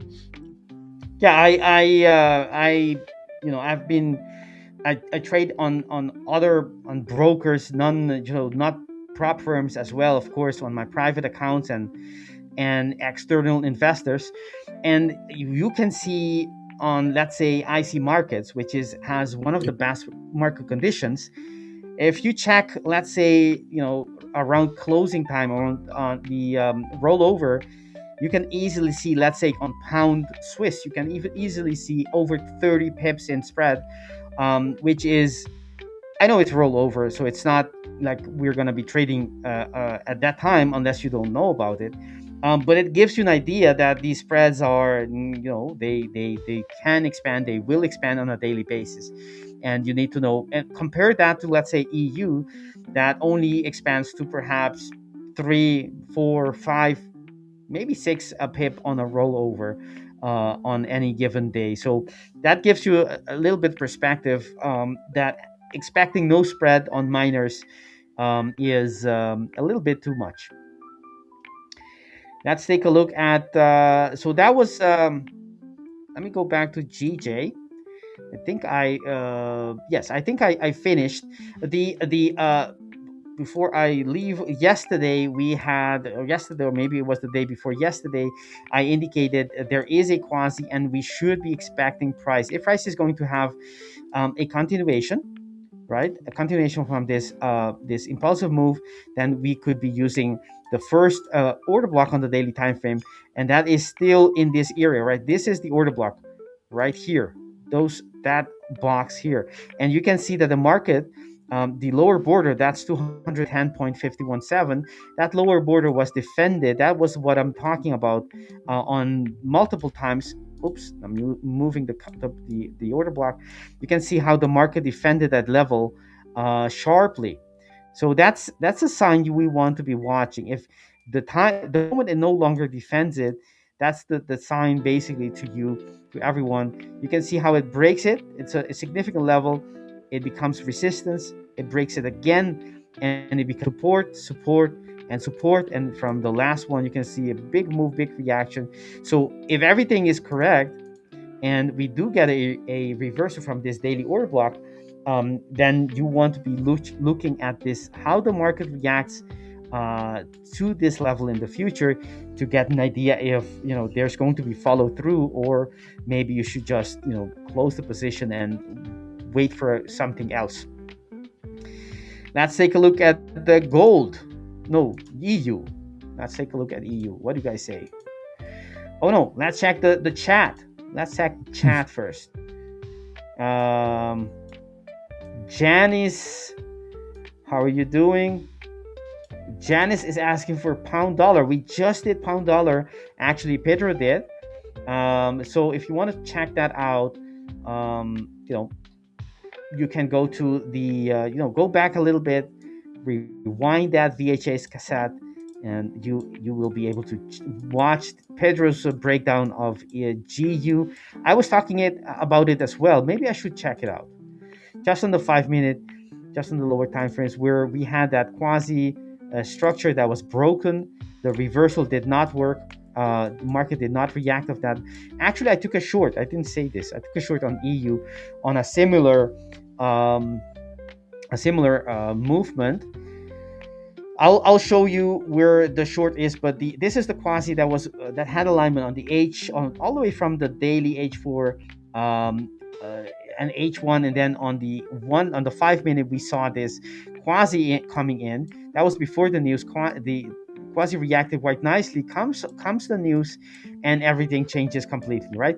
It comes down with a very sharp movement, took out this level. This level is not about the entry order block on the quasi. It is actually on the hourlies. It's a low on the previous low, and that indicates previous candles low.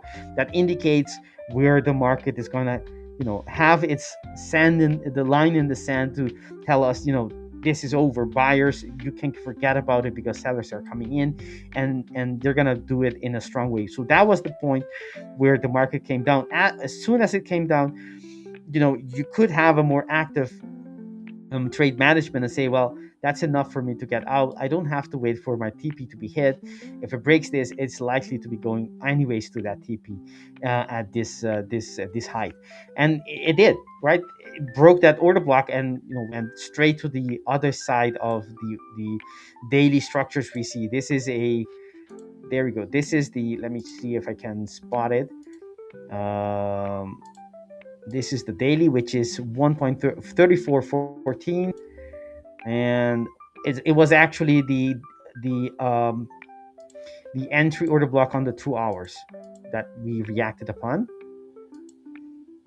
And why do I say that? Somehow I have some difficulty. There we go. That's the order block, and you can see it on the 1 minute how the market, this is the level, not that.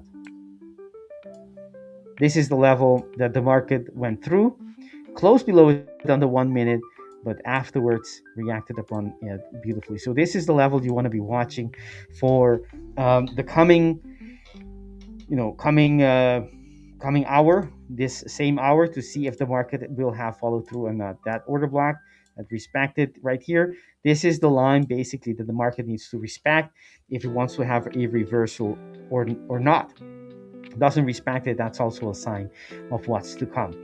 But coming back to EU, I was looking for a trade. Let's see where it was. Yes, so we had, this is a little scalp I took a little bit before. We had this is based on the fact that we have a H4 order block, right? We are retesting right now.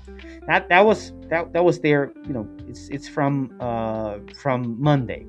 We created it, went to the daily order block that we see above the supply zone, create that outside bar in the H1, H4, and we came back. We had a nice trade, a nice short from that level, and hit TP before the H4 order block. And after that, yesterday we were talking, actually on Discord as well, that there was a level here that needed to be respected. Let's see it, maybe on the 5 minute, right? This was the level that needed to be respected to set the tone for the coming, maybe the coming session, or maybe even longer than that. And we did have a reaction, but that reaction fell short of breaking any highs and continuing the move up, the reversal, right? In order the reversal to have follow through, you have to keep on breaking higher, printing higher highs. Otherwise, it's going to be seen as weakness. And that's what's happened here. We made a lower high, and soon enough, it broke the structure eventually. Once it breaks it, you can expect price to do what? Right? It breaks it, even though I did it as if it's going to do it very shortly. Once it breaks the level, this level, it broke it here, actually broke it a little bit here, came back to retest it, move away, but you can see that it comes back to retest that level multiple times. That's the same idea. That's this one, right? That the market, it's basically this idea. The market breaks it, comes back.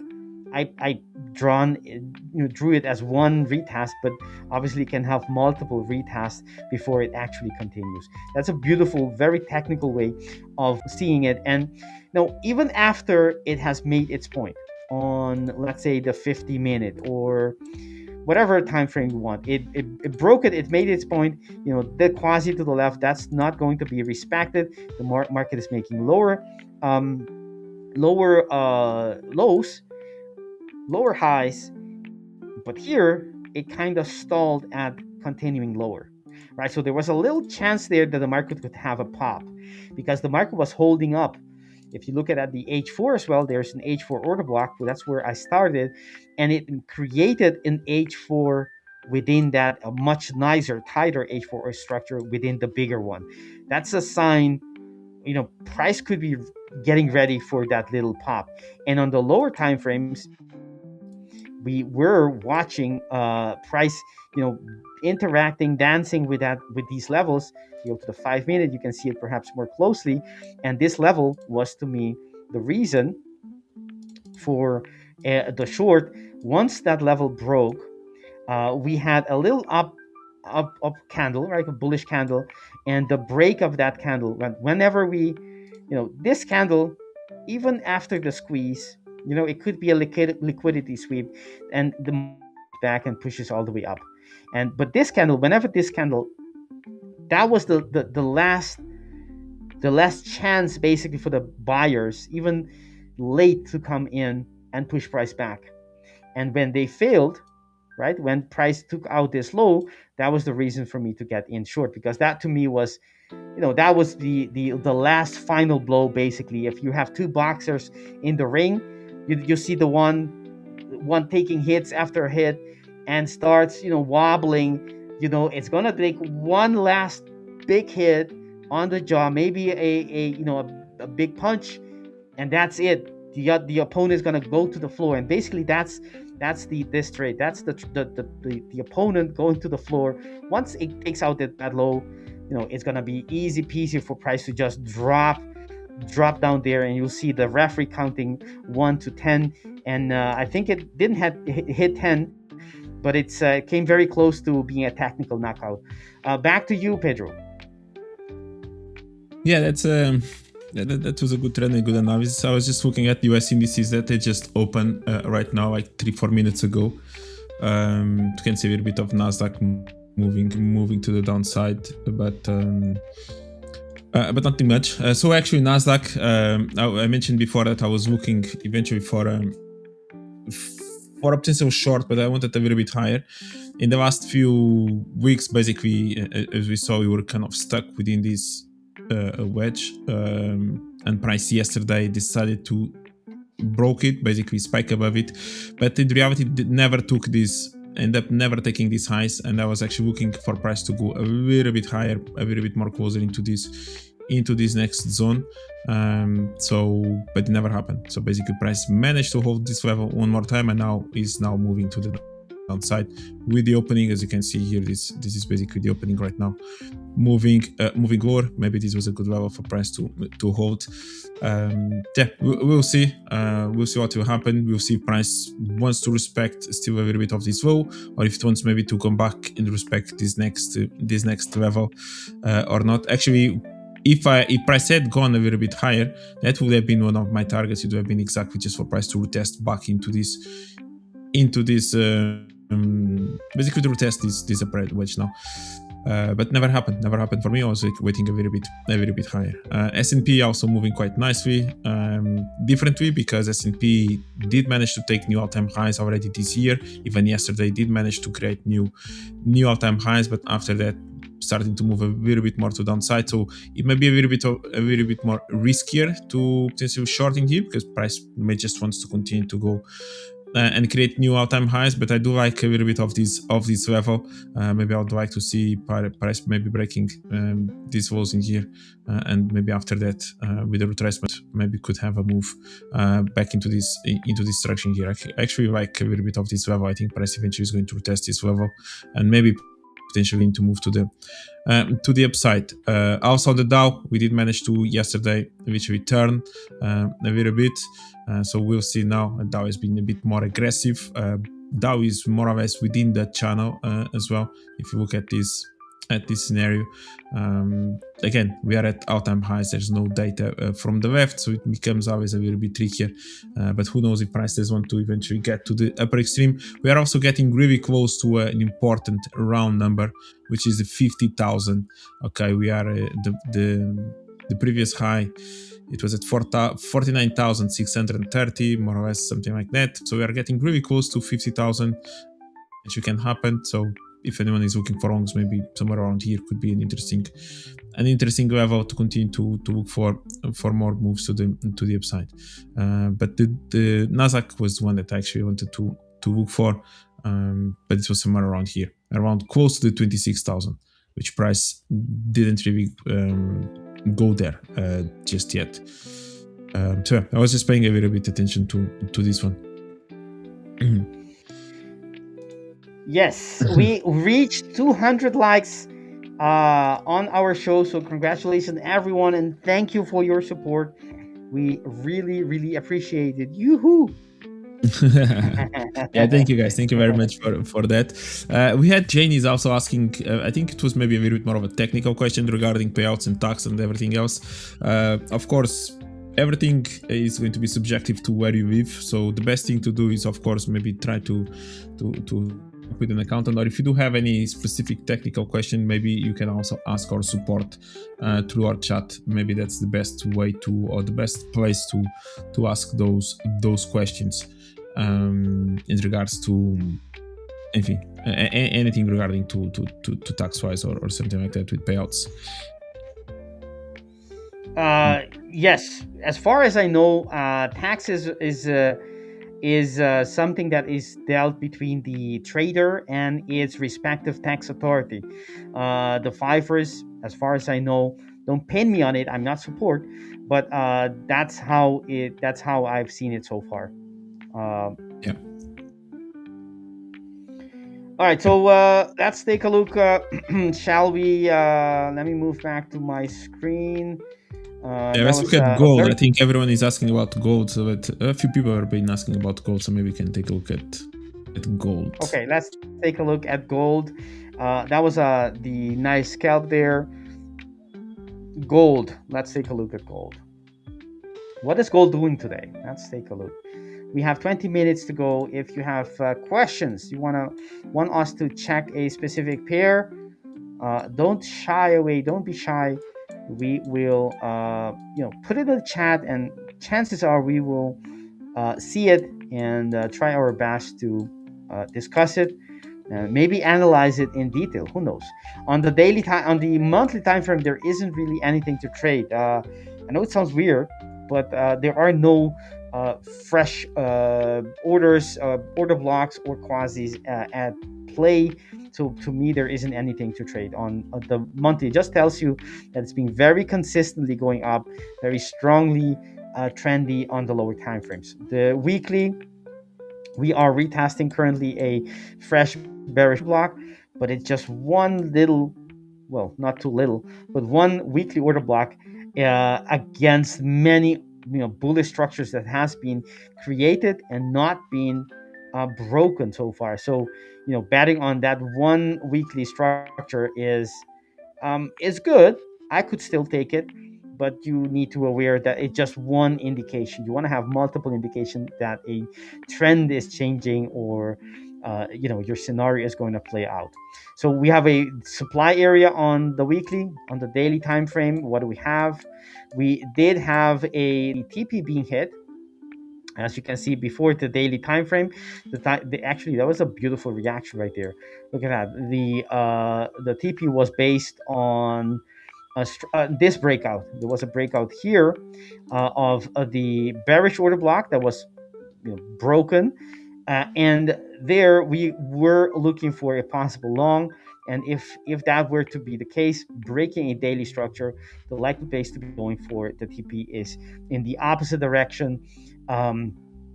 So a bearish order block and front running it, and that's exactly what the market did. Went there and then bounce off that daily structure. It did not tell us that the sellers started taking control with a engulfing outside bar, pin bar, and whatnot. It's still looking quite strong, even though it's in a retrace.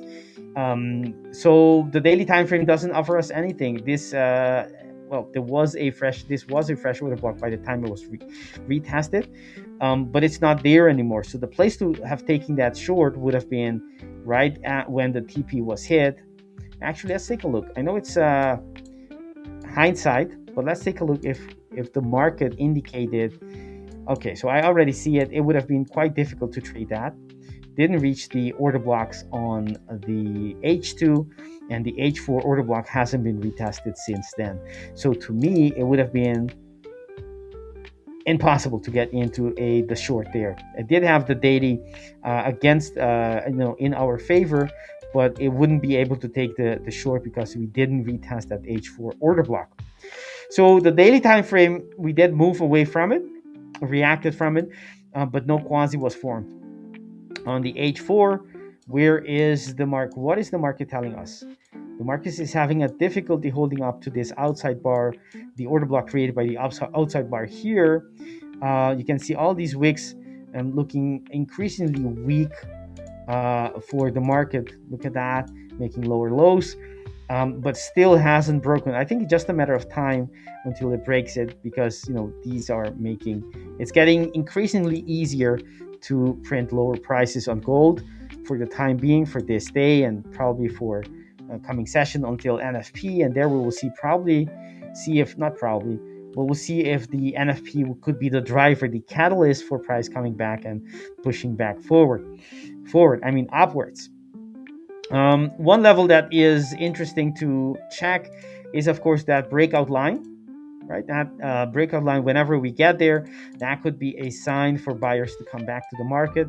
So keep your eyes on gold for reaching the level of 4,404 plus 26 or 0.26, and that hasn't happened yet. So there's nothing here to see. These levels are gone as well. So what are we left with? Let me take out these levels which are no longer present except the 4 hourly.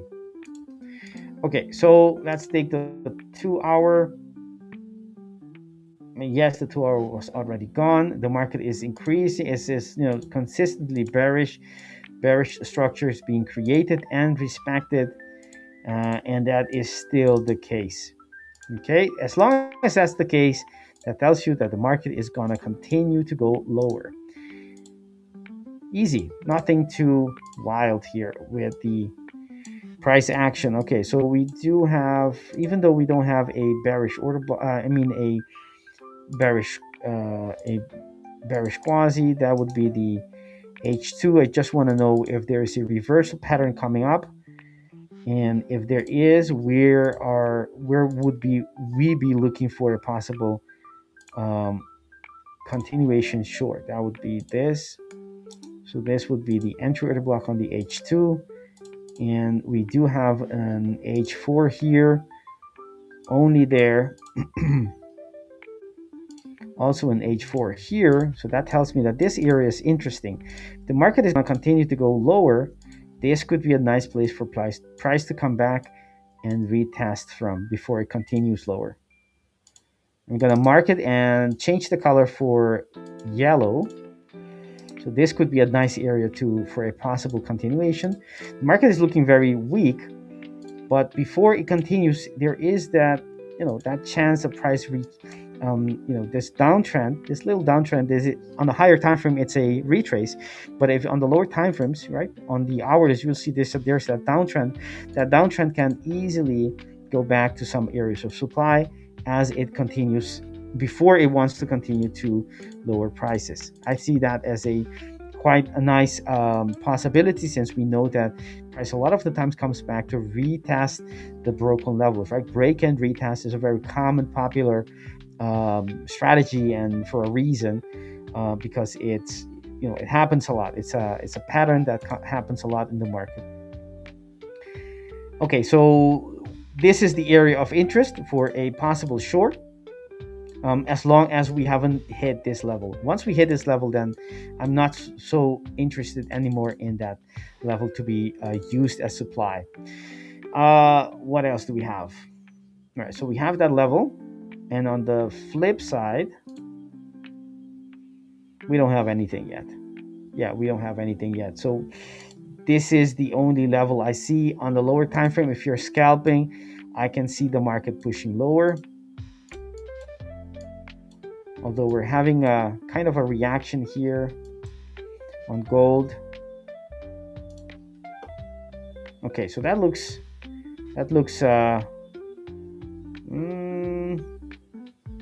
let me mark this. Maybe let's go to the lower time frame, see if we can spot a reversal here. There isn't, not in the 5 minute. So what does that mean? Not sure. It's looking quite nice here for a reaction, but I'm not seeing the quasi 5 minute reversal. It's not there, and I don't want to go to lower levels because lower time frames, because you're gonna get noise. So I think if market can push above these levels and hold up, and especially if it can retest and push forward and break this level again, then that could be the reason for us to wait for this level to be reached. Otherwise, I would actually wanted to see if there's a sell possibility. It's not based on the main strategy because there's no H4 order block there to be used as a basis. So if I did, it would be more of a scalp. Actually, this is the level. The market is breaking out already. Yeah, I think we should see if the market wants to go to that level first, and from there, maybe look for the reversal patterns on the lower time frame for a possible short. That's my idea on gold. Yeah, so it's going to be interesting. Got in that range as well. Good reaction from the top. When I look at gold, 1 second, where is gold in here? Where is gold? Where is gold? Where is gold? It's here. Yeah. Yeah, do you consider this low in here as a break-off structure? That's basically one of the questions. What time frame is that? That's the 15 minutes. Yeah, the most around 1 hour is visible a little bit on the different time frames, maybe even 4 hours as well. A break-off structure? Yeah, if you consider that maybe broke some low, some order block or something, or is still respected the overall structure? No, okay. No, I think it's still respecting. I'll switch to mine because the structure I have there, the demand zone is a 4-hour order block, right? So this is the 4-hour order block. And did we close below that? No, it's a bit more on the... not today. I'm not talking about today. I'm talking about on the 31st of December. Oh, that's okay, the 31st of December. It's a bit more on this amount of it. Maybe go for the 1 hour time frame or something like that. Yeah, maybe that one. So we're still respecting something? Let me double check. I'm gonna mark it and zoom out to see what we have. Well, on the higher time frames, we do have a check this. That's not what I wanted to see. All right, so we have where is it? This is the level that you're talking about. Yeah, exactly that well. There is a daily order block that was retested at what moment exactly. It did not break structure because we had 2 daily order blocks there. The first one, the very first day it was retested, the market told us or indicated us that this order block isn't the one that's actually doing the triggering of buyers coming to the market. It was the one below it, both of them being still unmitigated. And this one was 2, 4, 6, 8 on the 8th day, so basically it's still fresh. And so that was the thing. Price came back to it on the lower time frames. Let me double check. On the lower time, price came back to the same order block, and to me, no, it was just a retest, a second retest, and the market did not break anything, any structural, points or structure that would mean structural low. That would mean that the market is going to go much lower, and the opposite, the fact that we had this reaction, this initial reaction, and then we came back to this level, right? And let me use the other two. The fact that we had the proper reaction of these demand zone is actually is the opposite to me. It means that the market retested for a second time. We had the proper reaction we have, which is a large influx of buyers coming in, and they kept retesting the upper border of that time frame, of that order block.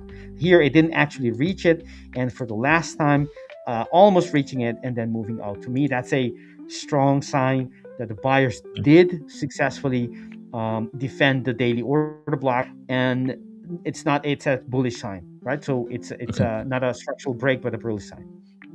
Okay, now that was because in my opinion, I think that's one of the key points at this point on gold is trying to understand if that low was or not a potential break of structure or something that is already showing some signs of weakness. Even if it broke structure, it can still go high, it can still create new all-time highs again, but it was just to try to see it. Do I look at it again? It may in the lower time frame, maybe that first order block that you had drawn, but then if you consider a little bit more of the rest of the structure, I may look that price actually is still respecting an interesting level. It also basically broke all this. It's almost on the same line. With that being said, maybe we are going to end up actually eventually, or the probability maybe actually that you're going to have new all-time highs. Because otherwise, this could almost end up being an interesting pattern at around this high. So price already reacted for me. So wherever, if anyone managed to catch this short, a good trade. I think price with a little bit of this compression, I think there was again a good target for the short. I think could be kind of around around this retest of this structure and filling of this compression, which is basically what price just did today. Now, if there is any possibility of price moving lower, I would like to at least to see this level being broken, and then maybe can go back into somewhere around here. So that would be a little bit of my play. Otherwise, overall, I'll be always a bit more biased towards the upside on gold, because that's the nature of what we have seen. And again, not just this beginning of the year, but also all the way through last year and even 2024. It was actually quite interesting. And unfortunately, there was almost a beautiful Quasimodo in here, and price never really managed to kind of break that this structure in here to kind of confirm the Quasimodo. Otherwise it would have been a kind of a beautiful retest and typical textbook Quasimodo, but this top actually never we managed to break this slightly this structure, which may have confirmed that maybe actual price was ready to go. Unfortunately that never really happened in there. Otherwise it would have been a textbook Quasimodo to the up, which kind of then would confirm what you mentioned, Victor, in terms of price respecting that daily order block that you have and touching actually the upper edge of that order block that you mentioned. But for now, I'll be more of a spectator at this point on gold. If by any chance I was looking for shorts, it would have been on the first time that price reacted. So that already reacted from here. Now I'll be a spectator. I'm not going to be looking of shorts on the way when price comes back into this level. I'll be waiting more for price to break new all-time highs. In terms of longs, personally, I would prefer maybe for price to come back closer to this range or something like that, if I wanted to try to look for a long on gold. So I wouldn't really be trending anything at this point in here. Maybe on the lower time frame you can find it. Maybe some other people can find it. Maybe respecting its level. Maybe can play like this. But it's not going to be something that I'll be looking for personally. Great. We have how many likes do we have on our stream today? Because we passed 200. We were, I think, about 20 minutes ago at 210. Let me check how much it is. Can someone, maybe Rami, can let us know how many likes we have? Let me double check it here. I think I can see it. Maybe I need to change tabs. Yeah, someone is 223.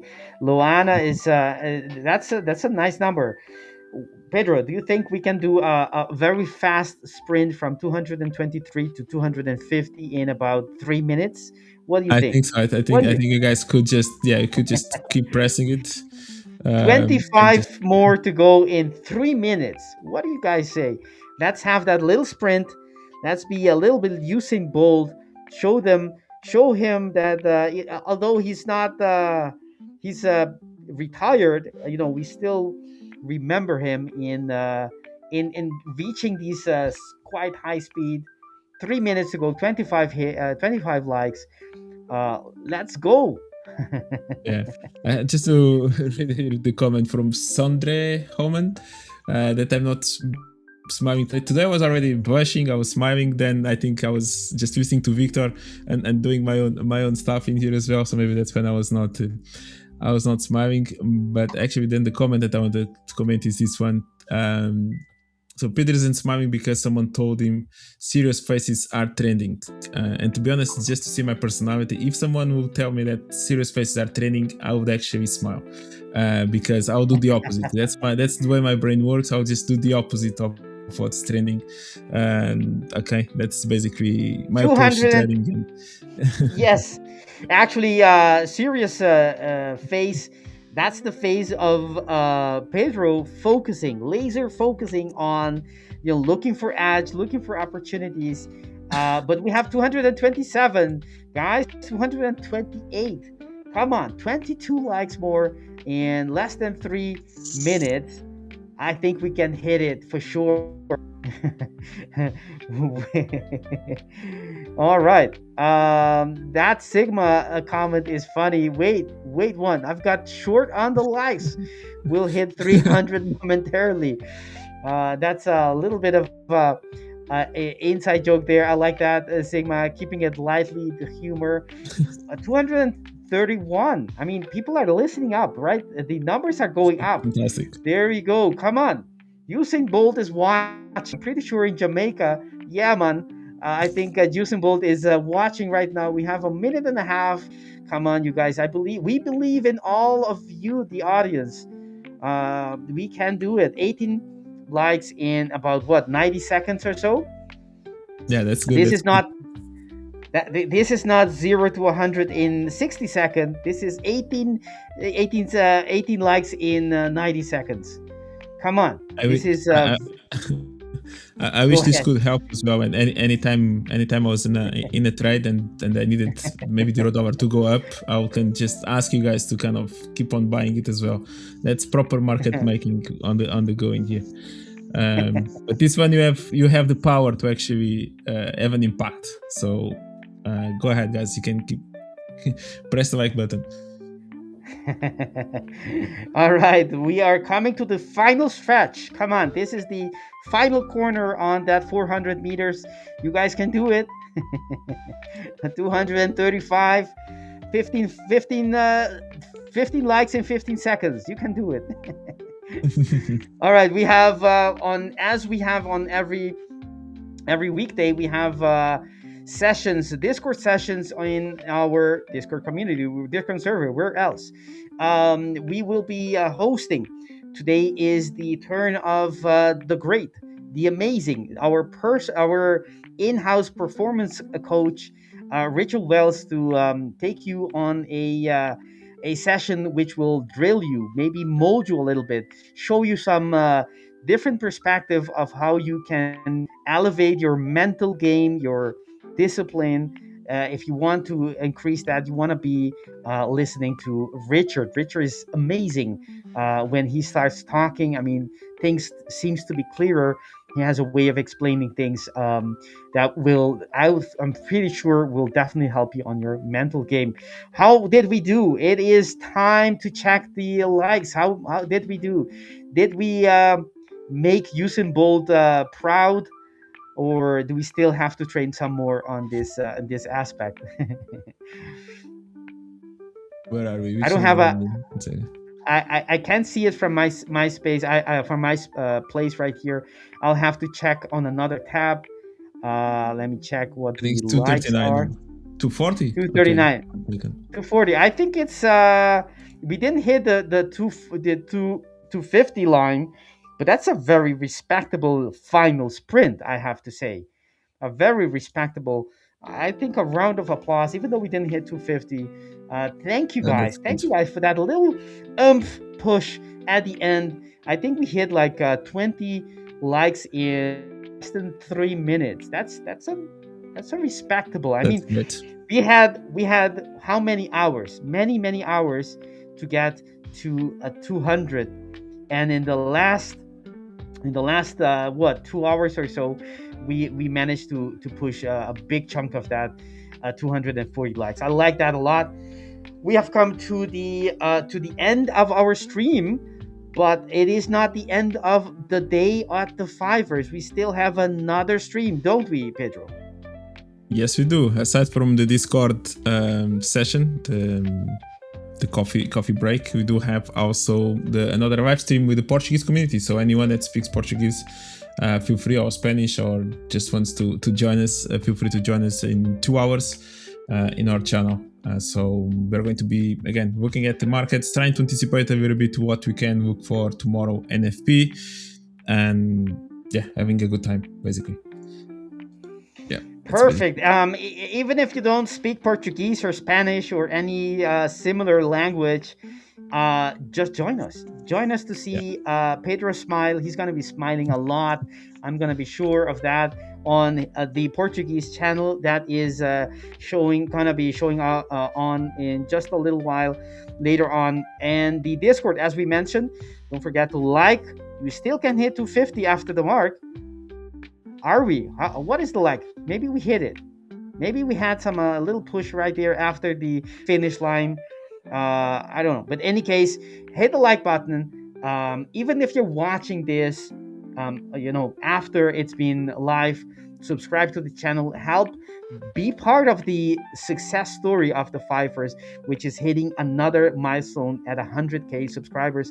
We're going, we're aiming for the sky. So be part of our journey, and you can look back and say, in the future, let's say 2-3 years, and everyone is completely, known, and say, yeah, the Fivers, yes, that's the best prop firm out there, and I've been with them since before they hit 100K subscribers. So you can say that if you subscribe to our channel before we hit it. You can have that, that badge of honor. I've been in the first 100K subscribers. They're already hitting 1 million by then, but I was in the first 100K subscribers. So if you want to have that bragging rights, you gotta subscribe today. All right, that's it for our show. I hope you liked it.